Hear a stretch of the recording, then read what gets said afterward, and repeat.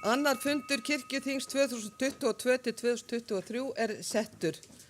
Ég ætla að byrja á því að þakka fyrir þessa fallegu stund sem við áttum hér með biskup Íslands og þakka fyrir hönd kirkjuþings fyrir sálmabókina og óska okkur öllum leið fyrir að fengi þessa nýju sálmabók og hvað hún vönduð og hefur verið lagt mikil vinna í að gera hana svo vel úr garði eins og hún Bara til hamingju segi ég okkar öll. Þá tekið fyrir þriðja mál til fyrri umræðu. Það skýrsla fjármál kirkjunnar og fjárhagsáætlun 2023 flutt af Önnu Guðrúnu Sigurjónsdóttur og Einar Má Sigurðarsyni og tekur nú Anna Guðrún Sigurjónsdóttir til máls sem framsögumaður.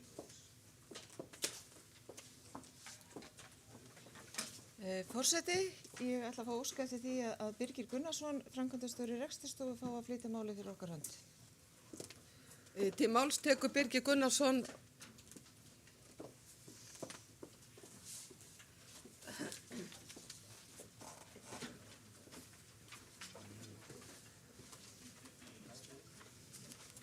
Forseti, Hermann, ég ætla að biðja að setja bara upp áætlunina. Ég ætla að renna hérna með ykkur aðeins yfir fjárhagsáætlun næsta árs og eins og þið sjáið í framsetningunni á henni að þá hún sett hann upp að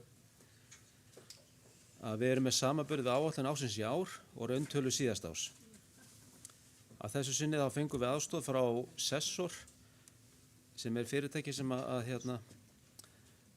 aðstoða okkur í uppsetningunni á áætluninni en auk þess þá mætti þessi vinna mikið á þeim Andreu Bjarnadóttur bókara hjá okkur og Jónu Finnsdóttur launafulltrúa og stóðu það sig afbarasvel við þessa vinnu. Það var aðeins komið inn á í gær varðandi mönnunin á fjármálasviðinu og ég get ekki deilt þeirri skoðun að það sé ofmannað vegna þess að við erum með einn bókara í fullu starfi, gjaldkera í hálfu og launafulltrúa í hlutastöðu. Þannig að það getur ekki minna verið í rauninni. En varðandi vinstun á áætluninni að þá kölluðum við eftir upplýsingum og gögnum frá þeim sem að koma að áætlanagerðinni hverju sinni og þegar að fyrstu niðurstöðu lágu fyrir að þá báðum við fólk að endurskoða sinn hluta þar sem að niðurstaðan var ómikill halli og það var tekið vel í það og allir reyndu sitt ítarasta til þess að ná niður kostnaði og ég verð að segja það að það eru allir sem að sýna mikla ábyrgð þegar hvað reksturinn áhrærir og þannig að við náðum þessari niðurstöðu sem að þarna Í rauninni allt inn í áætlunum sem var óskað eftir. Við þurftum að draga niður viðhaldsliðin sem auðvitað ekki gott en það náðist hagræðingi launakostnaði og þar var hægt að nýta starfsmannaveltuna. En stærsti sparnaðurinn í húsnæðisliðnum hérna í þjónustumiðstöðinni þar sem að við erum búin að semja við ríkið sem að framlegir á okkur Katrínartúnið og þar getum við sparað 40-50 milljónur á ári. Tímabundi verðum við á 2 stöðum eins og hefur komið fram. Það að segja í Grensáskirkju og Suðurlandsbraut og ég held við ættum ekkert að eyða alltaf miklum tíma á þessu þingi hér að ræða þau mál. Það búið að gera samninga leigu á því húsnæði á báðum stöðum þannig að það mál fer bara í ágætis farveg held ég með þá tillögu sem liggur fyrir þinginu. En samstarfið við gerð þessara fjárhagsáætlunar var bara mjög gott. Það tekur auðvitað tíma að fóta sig í nýju skipulagi og það þarf að gefa því ákveðin tíma. Rekstur kirkjunnar hefur verið þungur undanfarin ár og umtalsverður halli hefur safnast upp og það mikilvægt að stöðva hallareksturinn og það held ég að sjáist merki í þessari áætlun sem að hér liggur fyrir. Það enginn sem að gera þetta fyrir okkur, við þurfum að sameinast í því að koma reksturinnum á rétt ról. Rekstur kirkjunnar ekkit öðruvísi heldur en annar rekstur að því leytinu til að tekjur verða að dekka útgjöld og við þurfum að fara vel með það fjármagn sem okkur treyst fyrir. Þannig að reksturinn verður að vera sjálfbær. Það kom líka aðeins fram hérna í gær varðandi eignasölu, hvort það væri tekið tillit til hennar inn í tekjunum á næsta ári, en það ekki. Og ég deila alveg þeirri skoðun að það mjög mikilvægt að við höldum eignasölunni svona til hliðar við almenna rekstur. En ef við rennum aðeins yfir fjárhagsáætlunina og byrjum bara á tekjunum, að þá og ég þakka fyrir ábendingunum sem kom hérna fram í gær varandi sko framlagið. Ég skrifa það algjörlega á mig að ég hef notað þetta framlag ríkisins en við munum bara breyta því og nota þá gaggjald ríkisins sem þá 4,1 milljarður. En gott að fá ábendingunum þetta. Ég þekkti bara ekki þessa sögu en framlag ríkisins hækkar sem stendur 2% á milli ára. Já, gaggjald. Þetta er smá síast inn. En gott að fá ábendinguna. Og aftur að samninginu við ríkið að þá það mitt mat að samningurinn algjört afrek að hafa náð svona samningi til svona langs tíma og með ákvæði inni sem að tryggir okkur það að við fáum launabætur í samræmi við þá samninga sem að ríki gerir afar mikilvægt. Þannig að ég held að þetta hafi verið algjört afrek á sínum tíma að ná svona löngum samningi. En varandi aðra tekjur sem áætlaðar 113 milljónir að þar stærsti hlutinn af þeim tekjum eru leigutekjurnar sem eru 80 milljónir. Þannig að tekjurnar eru áætlaðar samtals 4,2 milljarðar. Varandi rekstrargjöldin að þá efsti liðurinn fastu kostnaður fasteigna í útleigu 51,4 milljónir og stærsti einstaka liðurinn þar eru fasteignagjöldin sem eru rétt 30 milljónir, annað rafmagn og hiti og almennur rekstrarkostnaður. Síðan það viðhaldskostnaður fasteigna í útleigu, hann áætlaður rétt 190 milljónir. Við hefðum viljað hafa þennan lið hærri, viðhaldsþörfin meiri, en það bara ekki svigrúm í meira en þetta. Þetta svipuð upphæð og í áætlun ársins í ár, en ef að leigukjörum verður breytt til samræmis við markaðslegu þá skapast svigrúm til þess að setja meira í þennan lið. Samtals kostnaður í tengslum við rekstur fasteigna 241 milljón. Og síðan það laun og launtengt gjöld, þau eru áætluð 3,1 milljarður sem rétt 75% af útgjöldunum og það búið að taka tillit til hækkunar upp á 2% sem að fjárlögin fela í sér. Síðan eru kjarasamningar lausir í mars og það kemur svo bara í ljós hvað verður samið þar en það náttúrulega að passa sig á því að fara ekki fram úr þeim samningu sem að ríki gerir því að ef við semjum meira heldur en að ríki gerir þá fáum við það ekki bætt og verðum þá að mæta því með niðurskurði á öðrum liðum. Síðan liðurinn sölu og stjórnunarkostnaður 761 milljón.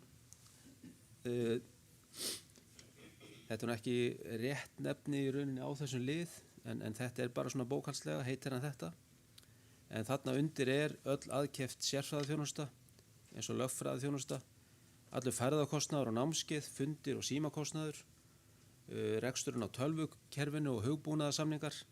En stærsti einstaki liðurinn þarna undir framlagið í jöfnunarsjóð og kristnisjóð sem samtals 505,8 milljónir. Sem sagt langstærsti liðurinn í þessum lið sem heitir sölu og stjórnunarkostnaður. Nú síðan það húsnæðiskostnaður þjóðkirkjunnar sem áætlaður þarna 50,5 milljónir, lækkar úr 94 milljónum, en þetta munar mestu lækkunum á húsalegunni hérna í Katrínartúni. Samtals húsalega á Suðurlandsbraut og Grensás innan við 20 milljónir á næsta ári. Bifreiðakostnaður 7,7 milljónir áætlaður. Þetta aðalega vegna bíla sem við erum með á langtímalegu en þarna líka skammtímalega á bílum. Þannig að samtals almennur rekstrakostnaður 819 milljónir. Nú áætluð rekstra afkoma fyrir afskriftir og fjármagnsliði jákvæð 5,2 milljónir. Liðurinn afskriftir og fjármagnsliðir nettó samtals 21,5 milljón sem að skiptist þannig að afskriftir 39,5 milljónir og vaxtaliðurinn jákvæður 18 milljónir. Þannig að nettó þetta 21,5 milljónir. Rekstrarniðurstaðan áætlaður halli upp á 16,3 milljónir og ég held að þetta sé viðunandi niðurstaða og ákveðin viðspyrna í rekstrinum og eins og ég sagði okkur áðan að þá ekki gert, það ekki reikna með eignasölu í tekjum næsta árs eignasalan, hún samt tekjufærð en það þarf alltaf að hafa hana fyrir utan svega þegar reksturinn skoðaður. Og það enda misritun í skýrslunni sem fylgir með að halli sé áætlaðar 18 milljónir, hann áætlaður 16,3. En það mikilvægt að afkoman verði í framtíðinni jákvæð og það mikilvægt fyrir okkur að eiga í varasjóði ef eitthvað óvænt kemur upp á. Þannig að við þurfum áfram að leita hagræðingar í skipulagi og starfsemi og mönnun þjóðkirkjunnar og mikilvægt að hafa það í huga að þetta áætlun. Rekstraráætlun ekki skuldbindandi loforð það að allt sem í henni gangi eftir. Ef að reksturinn ætlar að fara eitthvað úrskeiðis þá þarf að bregðast við því. Þannig að við þurfum að vakta reksturinn frá mánuði til mánaðar. En þetta allavega eins og við leggjum upp með reksturinn á næsta ári. Ég deili líka þeirri skoðun sem kom fram hjá Gísla Gunnars í gær að við eigum að fara varlega í því að selja jarðir og ég held að við eigum að vera mjög íhaldssöm í því að halda jarðirnar okkar og reyna þá að leita leið að fá meiri tekjur heldur en við erum að fá í dag en fara varlega í því að selja þær. Það afar mikilvægt að þjóðkirkjan skuldlaus og í rauninni það alveg ómetanlegt í þessu árferði eins og núna þegar verðbólgan í hæstu hæðum að við erum ekki meira en að skuldir sem við þurfum að burðast með.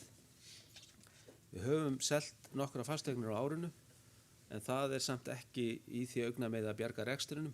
Við sáum í 6 mánaða uppgjörinu að þar var afkoman jákvæð 20 milljónir en áætlun gerir ráð fyrir halla á þeim tíma. En 40 milljónir voru rauninni tekjur af eignasölu. Þannig rauninni var afkoma neikvæð 20 milljónir eftir 6 mánuðina. Þannig að við þurfum bara að halda því til haga hvað við erum að fá fyrir eignirnar okkar. En hvað sem öllu líður þá verðum við að stefna því að reksturinn sé sjálfbær og ég kalla bara eftir góðu samstarfi og það afar mikilvægt að það leggist allir á árarnar til þess að þessi áætlun gangi eftir. Við erum öll í sama liði og berum öll ábyrgð á því að starfsemi kirkjunnar vaxi og dafni og að reksturinn sé á öllum tímum í samræmi við áætlun. Ég þakka fyrir.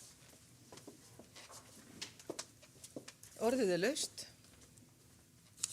Elín Bór Sturludóttir tekur til máls.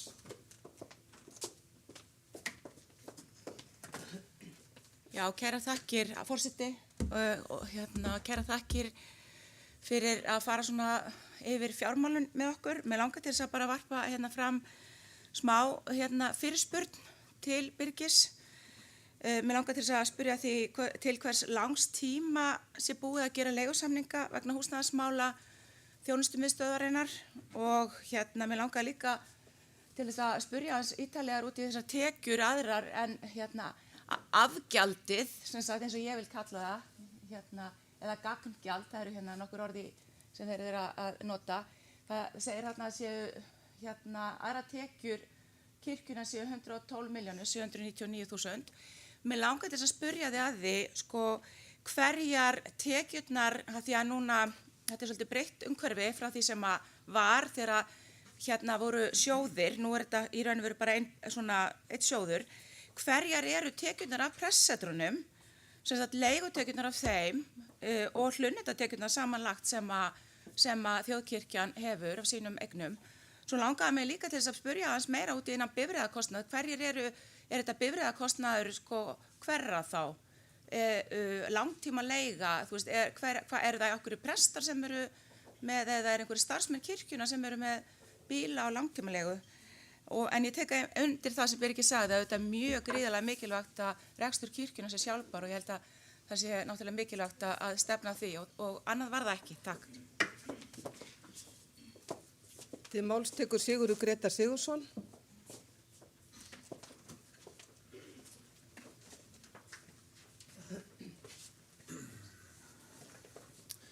Forseti, ég ætla að fá að þakka fyrir birtingu þessarar áætlunar sem að gefur tilefni til mikillar bjartsýni og gefur mikla von að mínu mati og sem að þó má ekki vera til þess að við förum eitthvað fram úr okkur. En mér finnst þetta sýna það ef þetta stenst, það ýmislegt hægt og það náttúrulega kom fram í skýrslu biskups hér í gær að það er náttúrulega fækka verulega stöðugildum eins og hér, þannig að það er náttúrulega ýmsir búnir að taka á sig ýmsar fórnir til þess að ná þessum árangri sem að ekki má horfa framhjá. Það sem ég langar að spyrja og ég fagna því að tekjur og eignasölu eru ekki inn í þessum tölum þegar miðað við 16 milljón króna halla. Nú það kom fram í máli Birgis að kirkjan væri skuldlaus, sem er náttúrulega bara frábært. Það er bara rosalega mikilvægt og gott. En rauntalan til dæmis fyrir 21, hérna þá var 290 milljón króna halli og áætlun fyrir 22 er 176 milljón króna halli. Er þá sá halli, hvernig er hann greiddur? Er hann greiddur með eignasölu eða munum við þurfa að steypa sér út í einhver yfirdráttarlán hérna til dæmis fyrir yfirstandandi ár? Já, svo langaði mig að spyrja aðeins þegar við erum að tala um fastur kostnaður fasteigna í útleigu og þú taldir þar upp rafmagn og hita nú, ég veit ekki hvort að það var eitthvað mismæli en eins og með pressetrinni, það er náttúrulega prestarnir sem borgar rafmagn og hita, það verið aðeins forvitnilegt að fá skýring á þessu ef að hún er á reiðum höndum. Til máls tekur Axel Árnason Njarðvík og eftir honum talar Stefán Magnússon.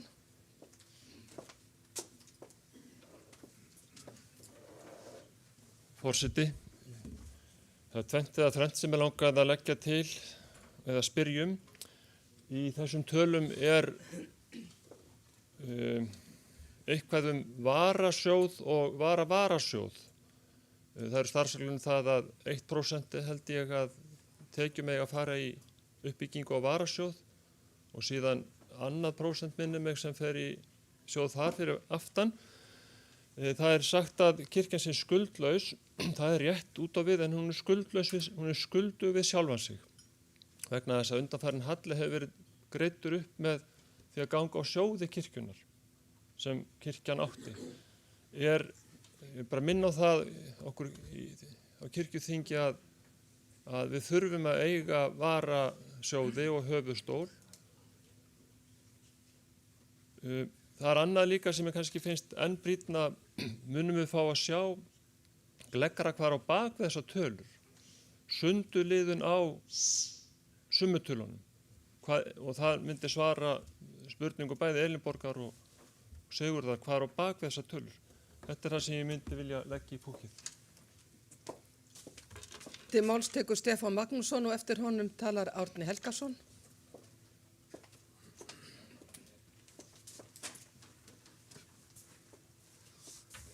Forseti, það er sannarlega ánægjulegt að við skulum hafa fyrir fram á okkur áætlun sem er nálægt núllinu. Þetta er ekki hátt hlutfall af heildarveltu sem að við erum mínusmegin. Og ég vil þakka framkvæmdanefndinni og rekstrarstofu fyrir þessa vinnu og þessa skýrslu sem hér er.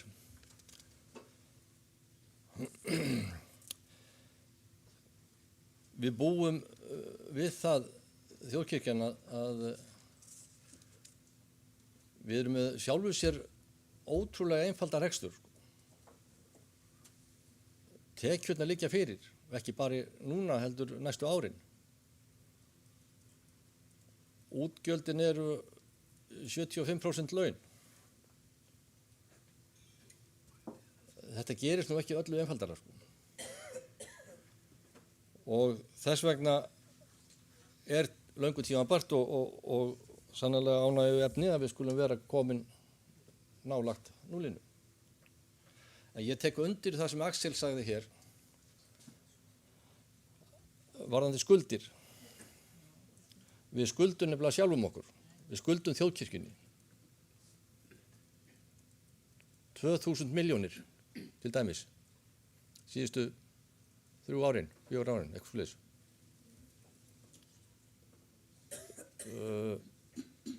Ég hefði viljað sjá þessa upphæð í eitthvað uppbyggilegt og framsæki starf innan kirkjunar. Frekar heldur hann láta það fara eins og fór. En við breytum því ekki úr þess komið En við þurfum að byggja upp höfustól aftur til að geta farið í átak af hinu og þessu tagi sem við teljum nauðsynlegt innan kirkjunar. Þannig að punkturinn þessi, ég bara leggja áherslu á það að þrátt fyrir það að niðurstaða hér rekstraráætlunar sé í ljósi sögunar ágætt og bara jákvæð, þá vantar okkur heilmikið upp á.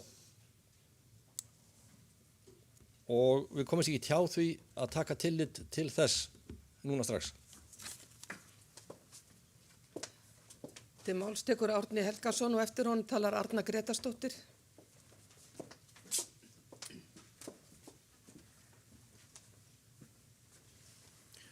Forseti, ég vil byrja á því að þakka fyrir þessa skýrslu frá rekstrarstofu og framkvæmdanefnd og ég verð að segja að mér finnst þetta stórkostlegur árangur.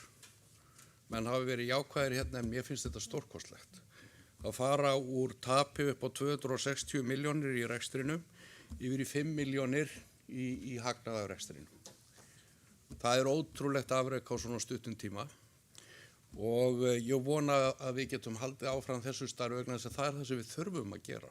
Okkur eru skaffaðar tekjurnar, við höfum ekkert það að segja, það hefur verið samið og við munum fá þær eins og þær koma á hverju ári og við þurfum að miða rekstur okkar við það hvaða tekjur eru að koma inn. Og við þurfum að skila afganga hverju ári. Það eru þetta mínustalarnir ekstra niðurstöðin en fjárstreymið er jákvætt vegna þess að þetta eru að stærstu hluta afskriftir sem að skapa tapið. Mér langaði aðeins að spyrjast fyrir áætlunina 2022. Það kom fram að í 6 mánaða uppgjörinu væri hagnaður sem að væri skapaðist vegna eignasölu.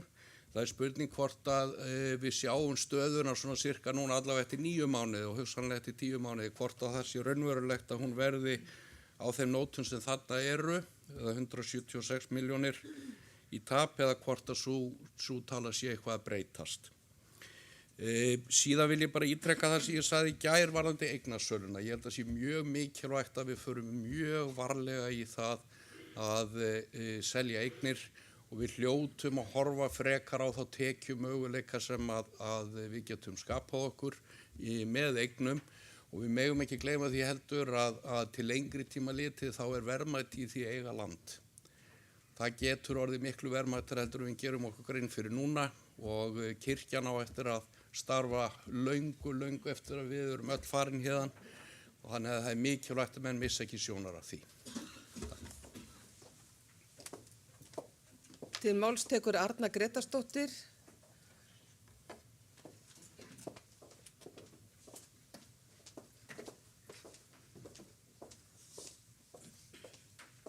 Forseti. Já, hjartans þakkir fyrir góða rekstraráætlun og þetta háleita markmiði sem að ég vil fá að kalla næstu kraftaverk. Eða hvað. Það eru margir sem hafa komið að því að reyna að finna alla þessa móla til þess að ná þessari niðurstöðu sem við erum að sjá núna í áætlunum fyrir 2023. Þannig að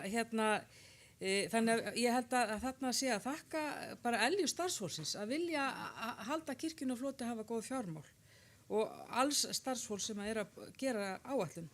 Það sem að mig langar aðeins til þess að því að nú hef ég verið að rýna tölur síðustu árin í kirkjunni og ég á rosalega erfitt með að taka þessa rekstraráætlun og þessa liði sem að heita eitthvað annað heldur en ég vön og þarna þarf ég bara að fóta mig upp á nýtt. En það er til dæmis eins og Birgir kom inn á svo réttilega liður sem að heitir sölu og stjórnunarkostnaður, hann er ofboðslega óræður og mér finnst þessi rekstraráætlun mjög ógagnsæ. Og við höfum þá ábyrgð berum þá ábyrgð algjörlega á fjármálum kirkjunar og mér finnst ég ekki geta það með þetta skjal. En ég gerir ráð fyrir því inn í fjárhagsnefndinni að fáum betri tölur og fleiri gögn. Það sem að hefði verið svo gaman að fá og upplýsandi, ekki bara fyrir okkur hér, heldur líka bara fyrir almenning. Hvað kostaði þessi breyting okkur? Hvað kostaði kirkjuráð með við hvað kostaði framkvæmdanefndin? Við hefum getað fengið 6 mánaða uppgjör hérna til dæmis, hvað stöndu við 6 mánuði þessa ástæðan fyrir að fá bara áætlun. Þannig að ég hefði gjarnan vilja fá, og ég reyna að vera samt jákvæð, fá betri tölur. Svo langar mig til þess að spurja viðhaldskostnað sem hérna áætlun upp á 190 milljónir. Er Skálholt inn í því og hvar stendur viðhaldsframkvæmdir varðandi Skálholt og hversu stórt hlutfall gert ráð fyrir þessum 190 milljónir? Þannig að það sé alveg ljóst að þetta sé ekki viðhaldskostnaður upp á 190 milljónir sem að fer í að gera við pressetrin sem eru örfá eftir, bara svo það sé alveg sagt. Það búið að selja þau síðustu 20 árin. Hvert að fætur öðru. Við erum búin að vera að selja eignirnar okkar og ég tek undir það með þeim sem hafa sagt það. Við þurfum að stoppa núna. Bara hreinlega að stoppa. Það er bara svo leys. Þetta er alvarlegt mál fyrir næstu kynslóður að taka við á okkur. Og svo bifreiðakostnaður. Af hverju er bifreiðakostnaður sérliður? Það er svo margir aðri liðir sem ég hefði viljað hafa sér. En bifreiðakostnaður bílalögur er einhvern veginn sérliður sem ég skil ekki alveg af hverju ég dregin út, en ekki eitthvað annað. Ég ætla bara að láta hér gott heita og bara gera ráð fyrir að ég fái frekari gögn síðar. Takk. Til máls tekur Einar Már Sigurðarsson og eftir honum talar vígslubiskupinn á Hólum, Gísli Gunnarsson.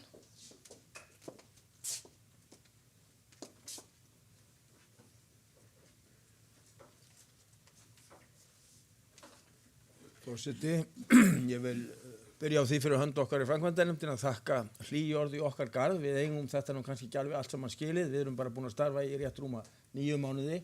Tek undir með Örnu. Ég held að það séu allir starfsmenn og aðrir sem af þessu hafa komið sem hafa verið í liðinu. Svo ég sagði í gær, við erum í sama liði. Það er auðvitað eðlilegt að sumir séu kannski hrættari innan gæðsannlega bennaðrir, en ég held að það séu allir komnir á þessa leið. Hins vegar, eins og eðlilega er spurt hér sundurliðanir og annað þess áttar. Ég held að við höfum kafnað hér í tölum ef við höfum alltaf að fara í gegnum það allt saman hér, að sjálfsögðu fær fjárhagsnefndin allt þetta til skoðunar og ég gerir ráð fyrir því að þær nefndir sem eftir því óska get einnig fengið Birgi á sinn fund og farið í sundurliðan. Þar er allt saman bak upplýsingarnar allar í tölur og það er hægt að skoða þetta fram og tilbaka. 8 mánuðir Arna, ekki bara 6, heldur 8 eru líka nokkurn veginn klárir og það er búið áætla svona sinnum 1,5 skiljiði áfram þannig að við eigum að geta svona áætlað niðurstöðuna. Hún er ekkert voðalega langt frá áætlunni sýnist okkur en við förum auðvitað nánar í þetta í fjárhagsnefndinni vegna þess að fjárhagsnefndin er auðvitað treyst fyrir því að skoða þessar hluti.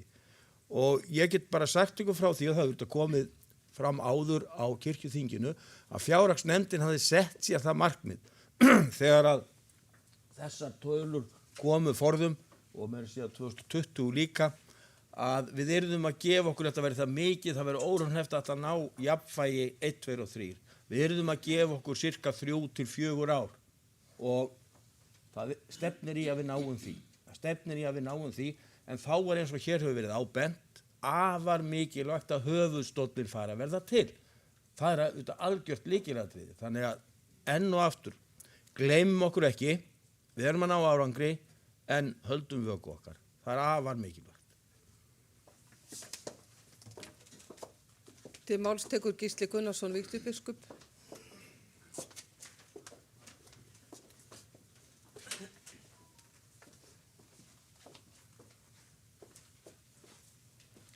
Forseti, ég vil eins og aðrir sem hér hafa talað þakka fyrir þessa fjárhagsáætlun og það er greinlega orðin er að verða viðsnúningur og við þurfum vissilega öll að taka þátt í því og nú erum við svona að færa okkur til þess horfs sem áður var að það væri ákveðin jöfnuður í tekjum og gjöldum og eins og Stefán sagði hér áðan þá er þetta býsna auðvelt reiknistæmi þar sem þetta er bara ákveðin tala sem við fáum inn, gaggjaldið og við þurfum að stemma það af með útgjöldin. Og við erum skuldlaus vegna þess að hér fyrir nokkrum árum þá var alltaf afgangur á hverju ári. Síðan bara fyrir örfáum árum að svona fórum að færist á þessu ógæfu hlið að eyða efni fram og nú erum við hérna aftur að stemma þetta af. Og það náttúrulega eins og hér hefur komið fram mjög mikilvægt að þjóðkirkjan með stóru skuldlaus og ég vil þakka kirkjuráði sem fyrrverandi fyrir það að það var ákveðið að borga þá litlu skuld sem þó var, einhverja 300 milljónir, að borga það upp þannig að engar skuldir eru. Varðandi sölu fasteigna, þá hef ég nú talað frá þessum ræðustól og varað við því að selja mikið og sérstaklega ekki jarðir. Og bara sem dæmi, ég þekki aðeins til skosku kirkjunar. Skoska kirkjan hefur engan samning við ríkið. Allar hennar tekjur eru af jarðeignum og eignum kirkjunar í Skotlandi. Þeir sem sagt eiga mikið af jarðeignum út um all land og kirkjan hún sem sagt hefur tekjur sínar af því. Og við vitum ekki hvað við höfum lengi samningin, við vitum svo sem að núgildandi samningur var gerður til 15 ára en eftir þann tíma erum við ekkert örugg með framhaldið. En við höfum ákveðið hér á kirkjuþingi að tekjur af sölu fasteigna þær sem sagt fari inn á fasteignasviðið og þær tekjur séu notaðar til þess að viðhalda þeim fasteignum sem við eigum. Og ég tek undir með Örnu að við sjáum alltaf þessa háu viðhaldstölu í reikningunum en það í raun og veru bara lítið hluti af þeirri tölu sem fer til viðhalds presidrana. Og að því að vígslubiskupinn í Skálholti ekki hér, þá ætlum ég nú bara að segja það að það fer gífurlegu kostnaður hverju ári til viðhaldseigna í Skálholti. Og það getur vel verið að það sé eðlilegt, þetta eru miklar eignir og hérna, já, formaðurinn hérna, formaður stjórnar Skálholts. En þetta bara þannig að það kostar mikið að hérna náttúrulega eiga svona miklar eignir. Mér þykir vænt að sjá þarna jöfnunar og kristnisjóð inni bara að viðhalda þessum hérna nöfnum þó að þessi sjóðir séu í raun og veru ekki beinlínis til í sama form og þeir voru áður. Því að áður en þetta kirkjujarðasamkomulag var gert sem nú í gildi, þá greiddi ríkið okkur sem sagt til launana og síðan í 3 sjóði, jöfnunarsjóð, kristnisjóð og kirkjumálasjóð. Og við skulum halda þessu til haga og sérstaklega jöfnunarsjóðnum.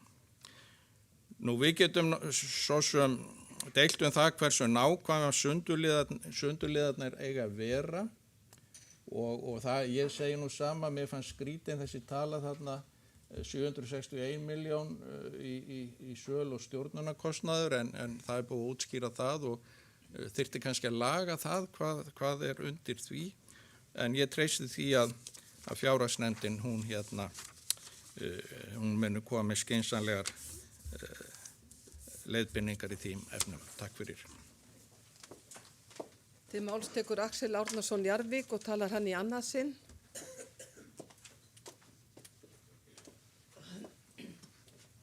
Forseti, ég vil ítrekka aftur það sem ég sagði baksvið talnanna þrátt fyrir sem Einar sagði að við myndum kafna í tölum. Án talnanna getum við ekki gert okkur grein fyrir því hvað við ætlum að samþykja.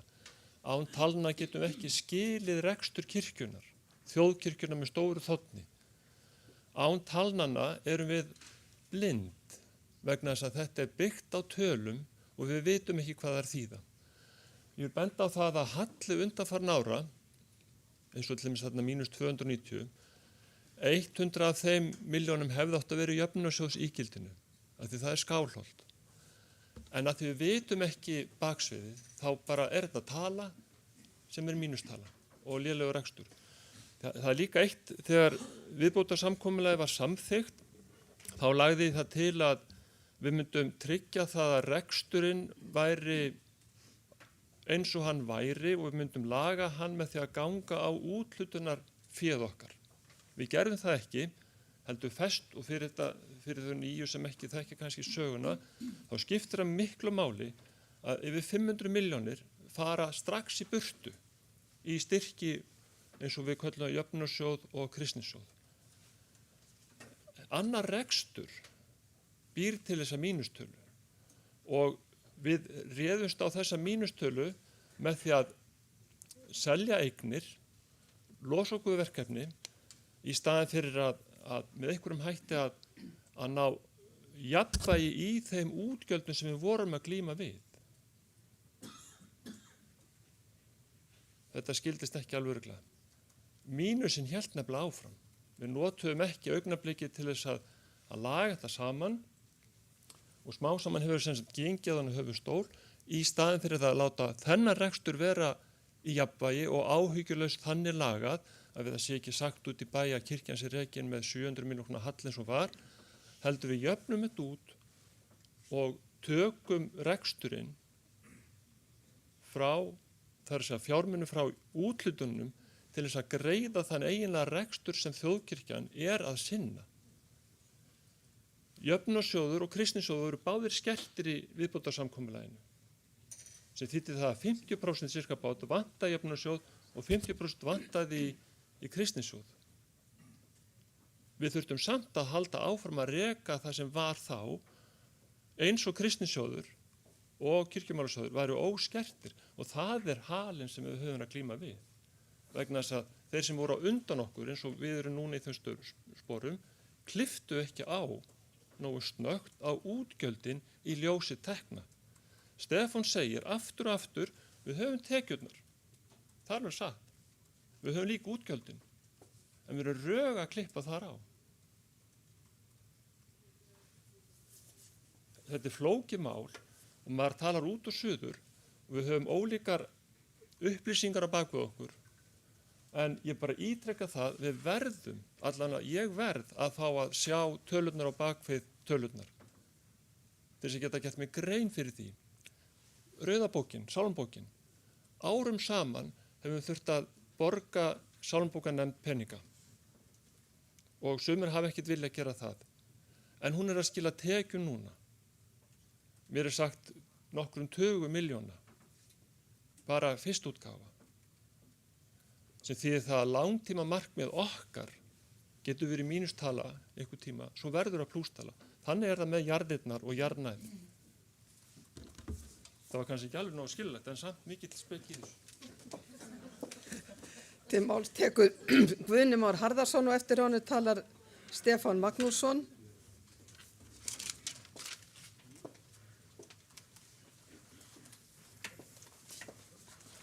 Forseti, ég vil líka byrja á því að þakka fyrir að þetta lítur svo miklu betur út núna en hefur gert og mér langar sérstaklega að þakka fyrir að við séum að fara úr þessu afskaplega dýra húsnæði. Þó ég held að við þurfum sem fyrst að hætta að leigja nokkuð og koma í endanlegt form. Það var gríðarlegur niðurskurður, það var gríðarlegt tap upp á alltaf 600 milljónir þegar við förum í þetta nýja fyrirkomulag. Og það er ofboðslega gaman að sjá hvað hefur mikið náðst og við skulum ekki gleyma því að það er gerðir samningar sem miðuðu við 139 presta í upphafi. Er það ekki rétt? 138 fyrirgefið, við skulum hafa þetta rétt. Ég kallaði eftir tölum bara því ég er búin að vera að skoða þetta mikið og velta þessu fyrir mér. Árið 2020 vorum við að greiða 146,5 prestum. Það gefur auga leið ef þú ert að fá borgað fyrir 138 en borgar samt laun fyrir 146 að þá gengur það ekki upp og það skilar stórri mínustölu árlega. tölurnar sem ég er búinn að kalla eftir núna og verða hrósa mannauði sviði og biskupsstofu fyrir að hafa gengið í þennan veruleika að þetta gengur ekki upp, að það verði á næsta ári 138,5 prestar á launum. Þannig erum við búin að skera niður 8 preststöðugildi á einungis 2 árum og ég held við höfum gert það vel og ekki eins sársauka lítið og hægt verður. Það mitt mat sem einn af þessum prestum. Svo langar mér líka að benda á að eftir því sem ég kynst að þegar þetta húsnæði er leigt þá voru 30 starfsmenn biskupsstofu sem var verið að leita eftir húsnæði. Á næsta ári verða þeir samtals biskupsstofa og rekstrarstofa 20,3 eftir þeim tölum sem ég hef kallað eftir og það 20,3 þá erum við farin 10 þar, þannig að þetta auðvitað grunnurinn að því að við erum að kynna svona góðar, þetta ekki eitthvað hókus sem að gerast á þess ári, þetta löng og góð vinna og mér finnst líka eftir því sem að ég svona eyrum í segja þá að verða betra og betra andrúmsloft innan biskupsstofu, það hef ég svona skynjað. En varðandi sjálfa áætlunina þá held ég að því meira sem við setjum að liðum þarna inn, því meira aðhald er. Ég get alveg sagt ykkur það að það standi allt inn þarna að það séu 7,6 milljónir í bifreiðakostnað, setur aðhald á þann sem að ákveða bifreiðakostnaðinn, af því að þannig vill ekki að þessi allt inn komi upp í 9 á næsta ári. Ef það væri þarna inni til dæmis bara Skálholt, af því að það eina kirkjan sem við ættum, ef það væri bara alltaf þarna, Skálholt, ein tala og kemur svo næsta ári, hvað erum við að gera þar? Það væri mjög gagnsætt.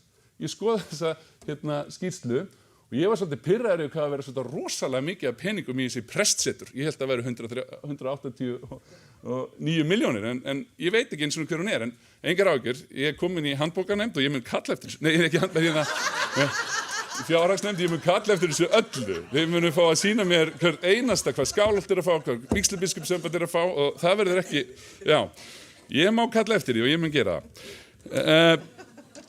En hitt langar mér síðan líka að segja og það ég vil taka undir það að við megum ekki selja jarðir. Ekki. Ég mun aldrei samþykkja það. Og ef að börnin mín eða barnabarnið þegar einhver afkomandi eftir 150 ár mun sjá að ég hefi samþykkt að selja jörð eins verðmætt og jarðnæði verður þá langar mér bara að horfa í myndalinn og segja ég samþykkti það ekki, kæru afkomendur. Og eitt í viðbót og það það að ég held að það sé ofboðslega mikilvægt og kannski þurfum að finna einhvers konar kerfi leið og við seljum núna eign þá má hún aldrei fara í reksturinn og helst ætti að vera eitthvað sem heitir bara höfuðstóll eða tekjur af höfuðstól af því að það bara einhver megin regla við seldum eign núna hún fer í höfuðstól og hún má ekki snertast af reksturinnum það má hins vegar taka mögulega tekjur af þeim það mín skoðun og ég held að það sé bara góð megin regla. En þetta var svona það sem að mér langaði að innbræða en fyrst og fremst hrósa rekstrarsviði og biskupsstofu sem hafa verið að vinna þetta. Jú, ein spurning viðbót sem ég er að gleyma. Það ég held að vera líka betra að það stæði bara jöfnunarsjóður af því að það hann alltaf fastu tala, þannig að það væri 500 því það að fara mikil hagræðing í gang þarna því að við tökum töluna sem heitir sölu og stjórnunarkostnaður og mínusum jöfnunarsjóðin þá standa bara eftir 337 milljónir cirka sem við erum að fara með niður í 260 milljónir vel gert að ætla að skera þetta niður næstu í 30%. Það væri gaman að heyra aðeins kannski hvernig á að skera þetta. Þetta duglegasti niðurskurinn öllum. Já, þetta var það sem ég langaði að segja. Takk. Það fer svona styttast í að við tökum þetta út af dagskrán. Það eru 3 enn á mælendaskrá fyrir utan Birgi og það Stefán Magnússon núna næstur sem tekur til máls. Já, viltu koma inn í núna? Nei, ég með þig hérna. Síðan Konráð Gylfason og síðan Agnes M. Sigurðardóttir. Stefán Magnússon tekur til máls.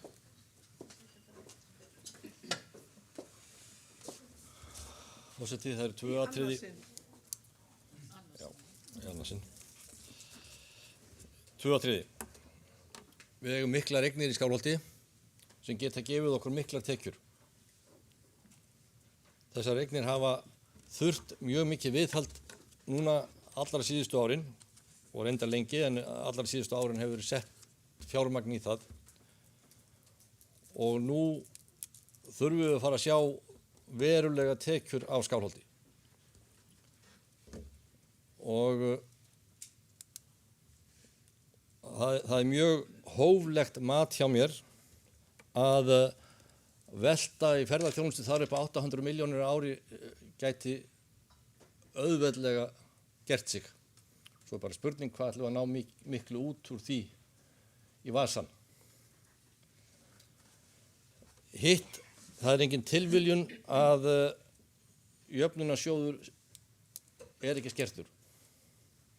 Það er bara kirkjupólitísk ákvörðun. Við ætlum ekkert að skerða jöfnunarsjóð. Þess vegna er hann ekki skertur.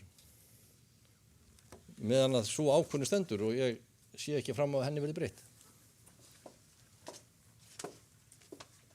Til máls tekur Konráð Gylfason og eftir honum talar Agnes Sigurðardóttir biskup. Ég ætla að biðja menn ef einhver ætla að taka fleiri til máls að láta mig vita strax, ég fer svo bara að loka í mælindaskrá. Við getum ekki, verðum að halda dagskráni áfram. Forseti, ég kem nú eiginlega einn hérna síðastur en ég er eiginlega sammála eiginlega bara öllu sem hefur komið þetta fram. Þetta er mjög metnaðarfull rekstraráætlun. Ég er hjartanlega sammála, hún þarf að vera ítarlegri, fleiri línur í henni. Við þurfum þá bara að hjálpa Birgi eða rekstranefndin að koma þessu til okkar í ítarlegra formi. Mér finnst mjög gaman af Excel-skjölum og gaman af svona tölum og fyrir mig þegar ég sá þetta fyrst þá sá ég ekki raunverulega hvað máli snýrist annað en að niðurstaðan er bara betri í áætlun heldur hún hefur verið síðustu árin. Og vitandi það að rekstrartap þjóðkirkjunnar er búin að vera 1,2 milljarður síðustu 3 árin þá er þetta rétta átt hvað varðar reksturinn. En þá hef ég áhyggjur af þar sem ég er hér nýr þá veit ég ekki alveg hvar fjármagnið fer og það sést ekki glögglega í þessari fjárhagsáætlun. Því að í mínum huga þá á þjóðkirkjan með stóru þókni að efla kynningar og fræðslumál og það hefur komið fram í okkar umræðum og viðræðum og það á og æskulýðsmálin. Við þurfum að efla æskulýðsstarfsemina. Hvort að hún kom í gegnum sóknirnar eða kemur fyrst hér, ég bara er ekki sjálfur með alveg þessa þekkingu. En ef það er héðan, þá finnst mér vanta þessar tölur hérna inn í okkar áætlun. Því ég vil sjá verulegt búst frá okkur inn í æskulýðsmálin, fræðslu og kynningu og lyfta þjóðkirkjunni ofar í vitund allra landsmanna. Þannig náum við fleiri, ég ætla að vera að segja iðkendum, en við náum fleiri sóknarbörnum inn. Svo þetta með sem Guðni kom inn á með fjöldi presta, þegar ég hafði líka fengið þessa vitneskju að við værum kannski að borga laun til fleiri presta heldur fáum frá ríkinu. Og svo er spurning hvort við höfum einhverja óvirka presta út af einhverjum ársökum. Þetta þarf alltaf að skoða. Og maður hefur áhyggjur af þessu því að þetta, eitt stöðugildi er bara cirka 20 milljónur á ári eða hvað það er. Þannig að ef við ætlum að spara 20 milljónur þá er eitt starfskildi mjög mikilvægt að skoða. Hvaða output það stöðugildi er að gefa okkur, þjóðkirkjunni. Það snýst allt birtingarmyndina inn í sóknunum. Svo er varðandi, við eigum alveg fjöldan allan eignum og við vitum það að það kostar alveg hellingsfjármagn að viðhalda þessu og ég held hreinlega að við erum ekki með nógu stóra tölur í okkar áætlun í allt þetta viðhald. Ég held það. Safnaður uppbygginguna, sóknirnar, við þurfum að efla jöfnunarsjóðina, hann þarf að stækka, það þarf stærri tölur þarna inn. Við þurfum að miklu meira fjármagn inn í sóknirna til þess að viðhalda öllum eignunum. Og gera allt sem sóknirna vilja gera í stækkun kirknanna og þess áttar. Þannig að niðurstöðutalan við erum að detta þetta niður í núllið, gott og vel, en okkur vantar stórkostlegt fjármagn inn í okkar rekstur. 4 milljarðar frá ríkinu engan veginn og við þurfum ábyggilega 2-3 milljarðar til viðbótar. Bara face it, það er bara þannig. Við þurfum miklu meira fjármagn. En ég ætla svo sem ekki að hafa þetta meira en áætlunin er góð og ég samþykja hana þannig fyrir mitt leyti en við þurfum meiri sundurliðun og svo þurfum við að finna leiðir til þess að fá meiri tekjur. Og það gerist þarna í gegnum þá væntanlega þessar jarðir sem við eigum og þess áttar. En það er kannski eitt svona í lokin að sem hefur komið fram svona milli manna að það er ábyrgðin á þessum rekstri. Hvar liggur ábyrgðin? Og ábyrgðin liggur hjá Birgi að stórum hluta á rekstrarstofunni en útgjaldaliðurinn fer í gegnum biskupshlutan. Og það er eitthvað sem við þurfum að skoða þá þarna í máli 14 eða 15 sem verður hér síðar á þinginu. En það er þessi hver ber ábyrgðina og hver þarf að kvitta upp á alla ráðningar og slíkt. Og það þurfum við að ræða máli nýtarlega. Þannig að Birgir eða rekstrarstofan þarf að hafa meiri heimildi til þess að synja fjárútlátum til þess að viðhalda þessu. En við komum síðar að því. Takk. Þá tekur Agnes, Einar Már kannski bara örstutt áður en Agnes tekur til máls og síðan er það Birgir og þá ljúkum við umræðunni.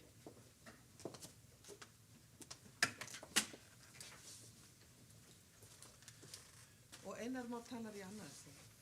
Forseti, já, bara örstutt, bara vorandi til að skýra eða velta aðeins fyrir okkur möguleikum eins og ég sagði áðan varandi sundurliðina sem ég tek undir, það eru þetta afar mikilvæg. Það var ákveðið að fara þessa leið hér svona í meginkynningu.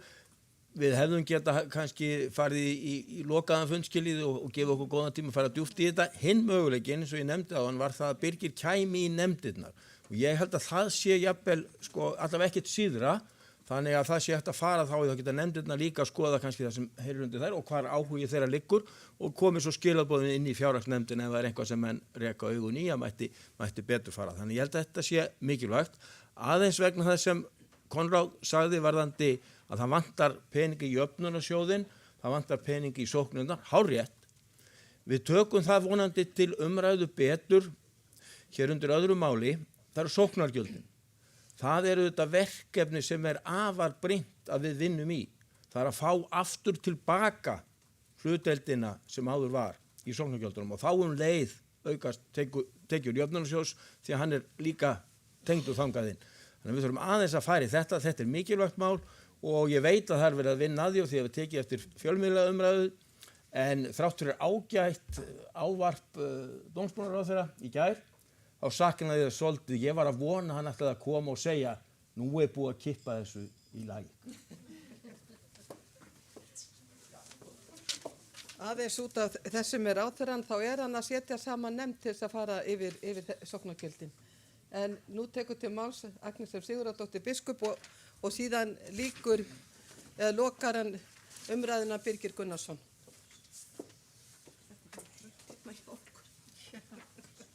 Forseti, ég þakka framlagða fjárhagsáætlun og þá vinnu sem hefur farið fram. Það vantaði í skýrsluna mínum dómi að taka það fram að fjárhagsáætlunin byrjaði ekki í september heldur ágúst og jafnvel fyrra á árinu í vor að einhverju leyti og starfsfólkið hérna allt á hæðinni hefur komið með sitt input í það.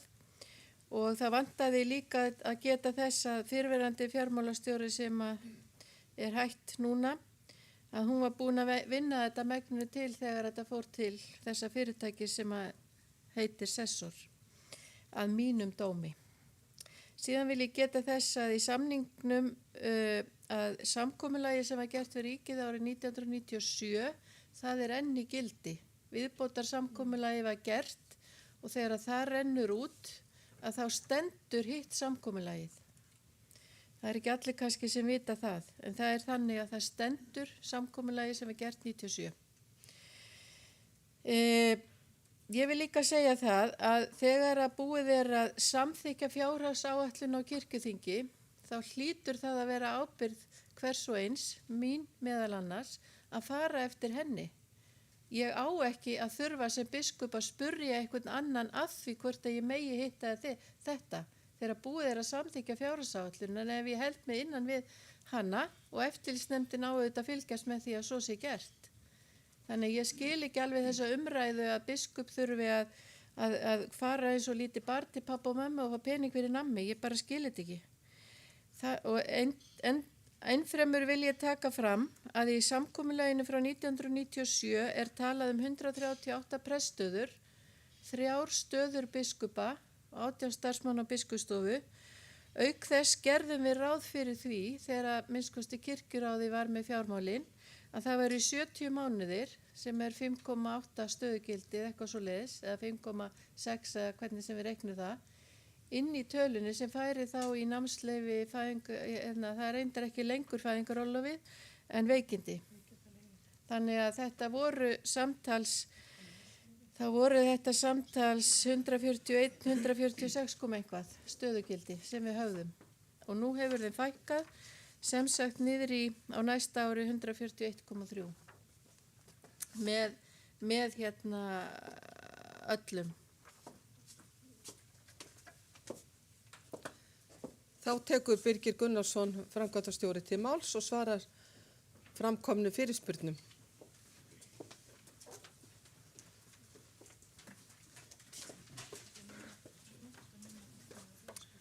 Forseti, fyrst aðeins varandi framsetninguna á áætluninni að þá tekið þið algjörlega á mig að hún er framsett með þessum hætti. Ég taldi heppilegra að hafa hana svona frekar samaþjappaða og skýra og fara síðan yfir svona helstu liðina sem er á bakvið, en það er alveg sjálfsagt mál að þið fáið aðgang á öllum gögnum sem er þarna bakvið og það er alveg sjálfsagt mál að koma inn í nefndirnar og fara yfir áætlunina í dítil. Það var spurt aðeins út í leigusamningana fyrir Grensás og Suðurlandsbrautina að þar er ótímabundna samninga að ræða í báðum tilvikum, þannig að það er hægt að segja þeim upp hvenær sem er. Við erum ekkert bundin þannig einhver ár fram í tíman. Það var líka spurt út í sundurliðun á öðrum tekjum sem eru þarna áætlaðar 113 milljónir, 80 milljónir af því eru leigutekjur. Þannig að það eru uppistaðan af þessum lið sem eru leigutekjur.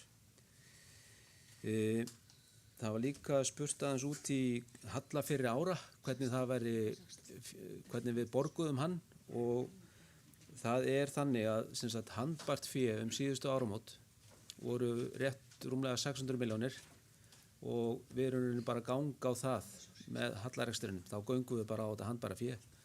Þannig að ennþá erum við réttu megin, þannig að mikilvægt að við pössum upp á það í framtíðinu að það sé afgangur af rekstrinum. Síðan var það, ég fór aðeins yfir það varandi rekstrakostnað fasteignanna sem er 51 milljón, að við erum að borga í rauninni fasteignagjöldin á okkar eignum sem eru rétt 30 milljónir, þannig að það er uppistaðan í þeim lið. Svo er ágætt að halda því til haga að það er náttúrulega búið að hagræða mikið í mannahaldi hjá okkur á undanfarnum árum. Bæði á þjónustumiðstöðinni og einnig hefur verið fækkað í hópi presta 8,4 stöðugildi á síðustu 2 árum. Þannig að þetta er að skila sig bara inn í reksturinn hjá okkur núna. Það var spurt út í afkomin á þessu ári að áætlun þessa árs gerir ráð fyrir því að hallinn á reksturinn sé 176 milljónir. En vísbendingar varandi bæði 6 mánuða uppgjörið og núna eftir fyrstu 9 mánuðina. Launin eru alveg réttu megin við strikið, þannig að ég ger ekki ráð fyrir öðru heldur en að afkoman verði betri heldur en gert er ráð fyrir í áætluninni.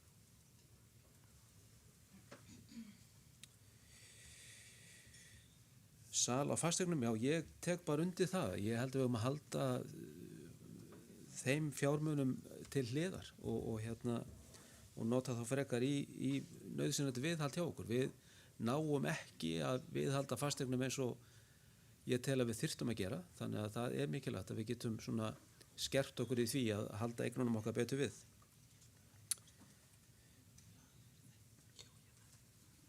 Ég held að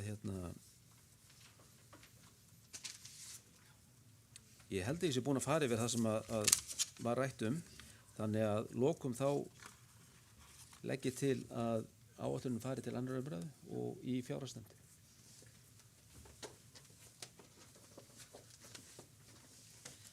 Fyrri umræðu lokið þriðja mál og lagt til að málið fari til annarar umræðu og í fjárhagsnefnd, þeir sem geta samþykkt, aðra umræðu fyrst, já, þeir sem geta samþykkt það, takk fyrir.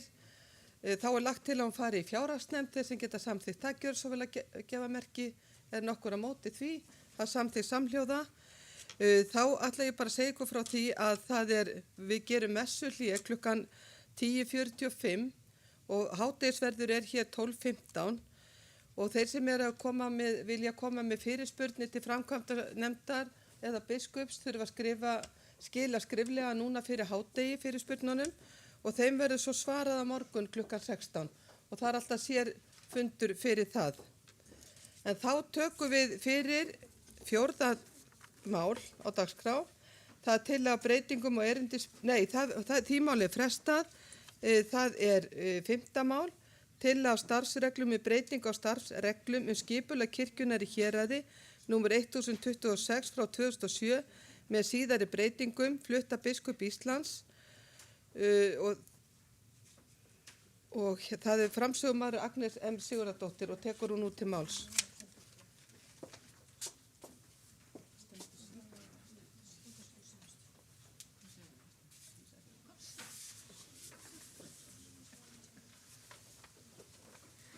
Forseti, flyt hér 5. mál kirkjuþings tillögu starfsreglum breyting á starfsreglum skipulag kirkjunnar í héraði. 1. grein eftirfarandi breytinga vera 12. grein starfsreglnanna. Lagt til að Húsavíkur, Grenjaðarstaðar og Skútustaðaprestakall, Eyjafjarðar og Þingeyjaprófastsdæmi sameinist í eitt nýtt prestakall.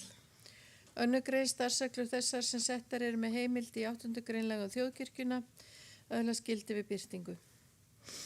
Og þetta skýrir sig að mestu leyti sjálft. Það að segja að eins og alltaf gert að það sendt út umsagnir frá biskupafundi varðandi tillögur sameiningu og það sem kom tilbaka frá þessum 3 prestaköllum, prestarsóknefndir, sendu jákvæðar umsagnir sem þýðir það að við settum þetta fyrir kirkjuþing og þess vegna þetta hér borið upp. Og ég vísa málinu til annar umræðu og til löggjafarnefndar. Orðið laust. Til máls tekur Þuríður Björg Víum og Jónína Jóhannsdóttir næst.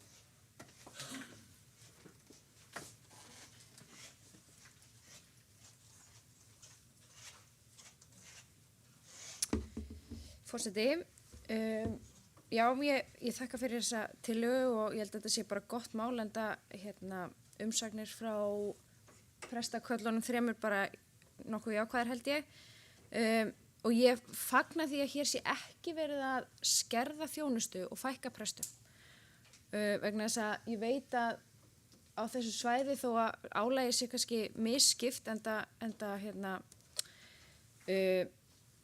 sóknarbörn mismörg í þessum 3 prestaköllum og þá álagið gríðarlega mikið á sumum svæðum þarna. En það sem ég að velta fyrir mér hvernig við getum tryggt það að þessir 3 prestar sem eiga að vera þarna verði þarna því að mér finnst þetta orðalega gert ráð fyrir því að 3 prestar þjóni. Mér finnst það ekki nógu sterkt, mér finnst þið verða að geta tryggt þetta því að það hefur gerst að við samþykjum svona sameiningar þar sem gert ráð fyrir 5 prestum og það eru 4 prestar í dag. Þannig að ég bara svona veltaði fyrir mig hvort það sé þetta orð þetta öðruvísi þannig að þetta sé alveg tryggt að það verði ekki fækkun. Til máls tekur Jóhanna Gísladóttir og síðan Sigurður Greta Sigurðsson.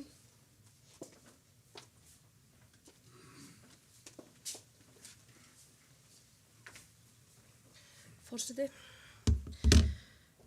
ég vil taka undir með fyrir ræðumanni Þuríði að þetta jákvætt skref að ræða og einhugur í héraði, þessi sameining.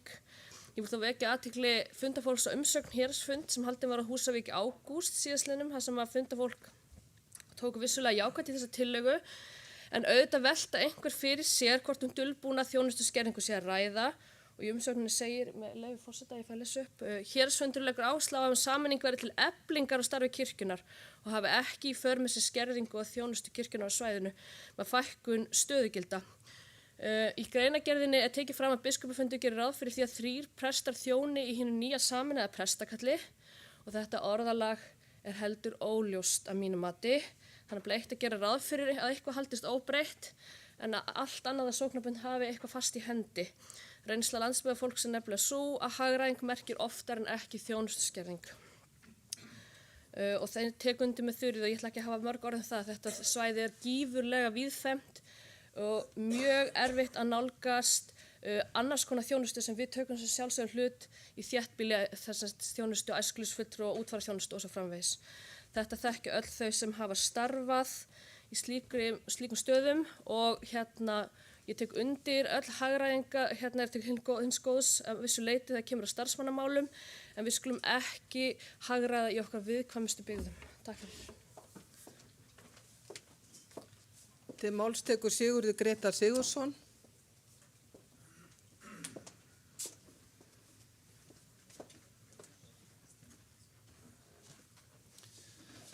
Já, forseti, ég ætla nú að taka undir sjónarmið þeirra kvenna sem voru hér á undan mér. Eitt af þeim málum sem ég flyt er að setja sameiningarnar svolítið á hold og láta svona kanna hvernig hefur gengið þar sem það hefur átt sér stað.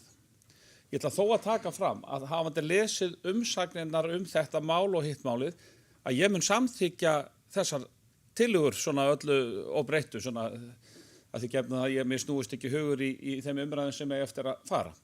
Þannig það er ekki markmið mitt að stoppa það sem er sátt heima í héraði. En þetta mál er rosalega stórt líka og ég deili algjörlega þessum áhyggjum sem þær að tala Það er svona þetta með verður fækkun presta og verið að gefa einhverjar gulrætur sem ekki alveg víst að verði staðið við. Og því miður, með fullri virðingu, þá hefur við fundist lyktin svolítið vera þannig í gegnum tíðina. Það er svona sagt eitthvað, fyrir nokkrum ára las ég eitthvað bréf þar sem var alls konar hugmyndir og sameiningar og ég hugsaði með mér, það er verið að lofa upp í ermina á sér. Það er verið að segja eitthvað hérna við söfnuðina sem ekki hægt að standa við. Ekki það sem einhver vilji, heldur það bara ekki hægt að standa við það. Og þegar maður sér svoleiðis, þá fyllist maður ákveðinu tortryggni. Mér langar til að, Hermann, ef þú getur skrolla aðeins það sem að kemur með markmiðið. Já, hérna. Aðeins ofar, takk, þetta hérna. Sko, kostir stærri prestakalla. Betri og fjölbreyttir þjónusta fyrir sóknarbörn sem fá aðgang að fleiri prestum. Og ég spyr, fólk hefur alltaf haft aðgang að fleiri prestum. Fólk hefur haft leyfið og það er sterk hefð fyrir því í íslensku samfélagi og kannski meira áberandi á höfuðborgarsvæðinu að fólk hefur getað leitað til þess press en það vill. Auðvitað á landsbyggðinni er fólk tryggara og bara landfræðilega leitar meira til þess sem er skilgreindur þeirra prestur. Þannig að ég hef alltaf lagt svolítið spurningar hvað minnst með sameiningu sem ekki næst með samstarfi. Það er svona hefur verið svolítið útgangspunktur hjá mér. Meiri sérhæfing prestþjónustunnar. Hvað þýðir það?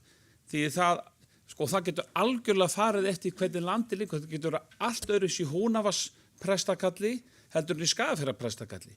Vegna þess að það eru 80 kílómetrar á milli presta í Húnavars prestakalli en kannski, ég man ekki hvað 20-30 eitthvað svona í Skagafirðinum kannski, milli enda Þannig að það eru svo óbáslega ólíkar aðstæður og maður hefur svona alveg heyrt, já, sá sem er flinkur á æskulýðsstarfinu, Siggi, þú hefur svo gaman á æskulýðsstarfinu, þú þurftir að vera bara í því öllu.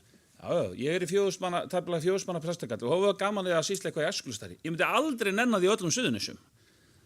En meiri sérhæfing prestþjónustunnar er líka meiri einhæfni prestþjónustunnar. Þannig að það þarf að horfa svolítið á það líka og vissulega betra starfsumhverfi presta með jöfnun þjónustubyrði. Þá kemur aftur, það hefur aukist opaslega mikið samstarf presta, samfélag presta og það er mikilvægt og við þurfum að passa það að það dægi engin uppi einhver staðar út á landi, betri nýting fjármuna á annar auðlinda og það væri gaman að átta sig á því hvernig það öðruvísi heldur en það að lækka laun presta. Því það náttúrulega hangir líka á spýtunni að prestur sem hættir í prestakalli og einhver annar kemur inn í preststöðu, það sem áður var sóknarprestur, hann bara fyrir einfallega ná lægri laun heldur en forverinn. Er það markmið, þá má bara segja það, sko. Og gleymum því ekki, það var einn umsækjandi Laufás sem var samt sóknarprestsembætti, það var einn umsækjandi á Austfjarðaprestakall síðast ef ég man rétt þegar það var auglýst. Mér skilst það var engin sótt á Höfn, er það ekki rétt? Það voru 44 sem sótt framkvæmdastjórastöðina. Við þurfum að hafa alveg áhyggjur að þessu. Þetta er ekkert sjálfgefið, við þurfum að hafa, það þarf að vera hvetjandi að fara út í þetta og sumum finnst þetta bara æðislegt. Þess vegna finnst mér umsagnirnar skipta miklu máli. Ég fer ekkert frá því það þarf að skoða þessi mál aðeins svona í kjölinn. Ég eftir að tala meira um þetta síðar. Fleiri hafa ekki hvatt sér hljós. Jú, það er Rúna Vilhjálmsson tekur til máls og síðan er það Agnes M. Sigurðardóttir nema ef einhver gefur sér fram 1, 2 og 3. Forseti, mér þykir þetta afar áhugavert málefni sem snýr að skipulagi þjónustunar í héraði og sem nýr fulltrúi á þinginu þá hef ég ekki fengið að mér finnst góða umræðu allar hliðar mála af þessu tagi. Nú kann að vera að svo umræða hafi verið tæmd á einhverjum fyrir þingum og mönnum finnist það óþarf að vera að fara yfir það en ég teku undir hér með síðustu ræðumönnum og kannski síðasta ræðumanni sérstaklega að það er mikilvægt að þetta sé ekki sjálfkrafa ávísun á þjónustu skerðingu í héraði og í sóknunum og það er líka mikilvægt að skoða nánar hvað vinst og hvað ekki vinst með prestakalla sameiningu.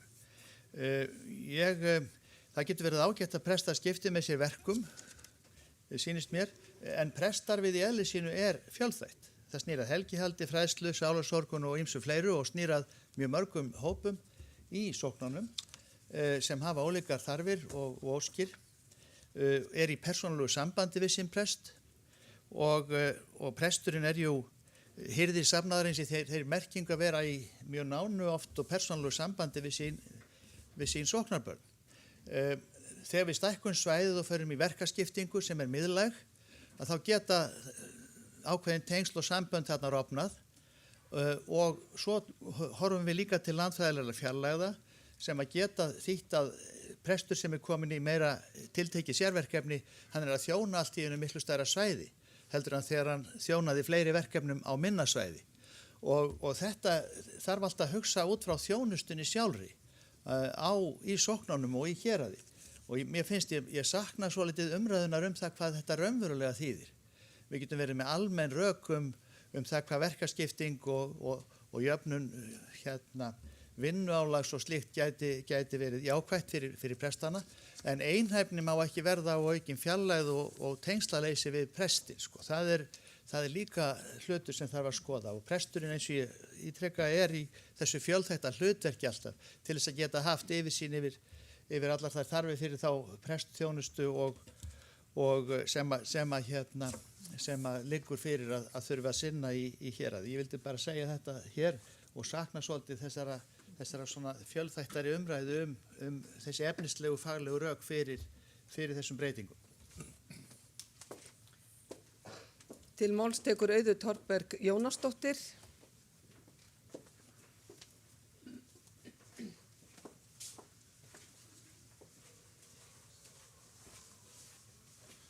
Forseti, mér langar kannski að koma með aðeins annan vinkil á prestaköllin og sameiningu þeirra af því að ég held að á landsbyggðinni séum við með svolítið annað sjónarmið heldur en hér og þar erum við, og af því að Sigurður nefndi Laufás, þar erum við með svolítið kannski einangraða starfsmenn sem hafa stórt svæði og eru sérhæfðir á sínum sviðum þegar þeir koma og vantar svolítið utanumhaldið. Og söfnuðurinn vill náttúrulega ánægðan prest og söfnuður er ánægðari með prest sem að líði vel í starfi og er öruggur í sínu og svona. Og þá held ég að sameining prestakalla geti verið mjög góð fyrir söfnuðinn vegna þess að þá er meira utanumhald og það er meira svona samvinna presta eins og ég hef skilið á mínum samtölum í héraði við presta. Að þeir hafa stundum fundist þeir vera einangraðir með sitt eina prestakall.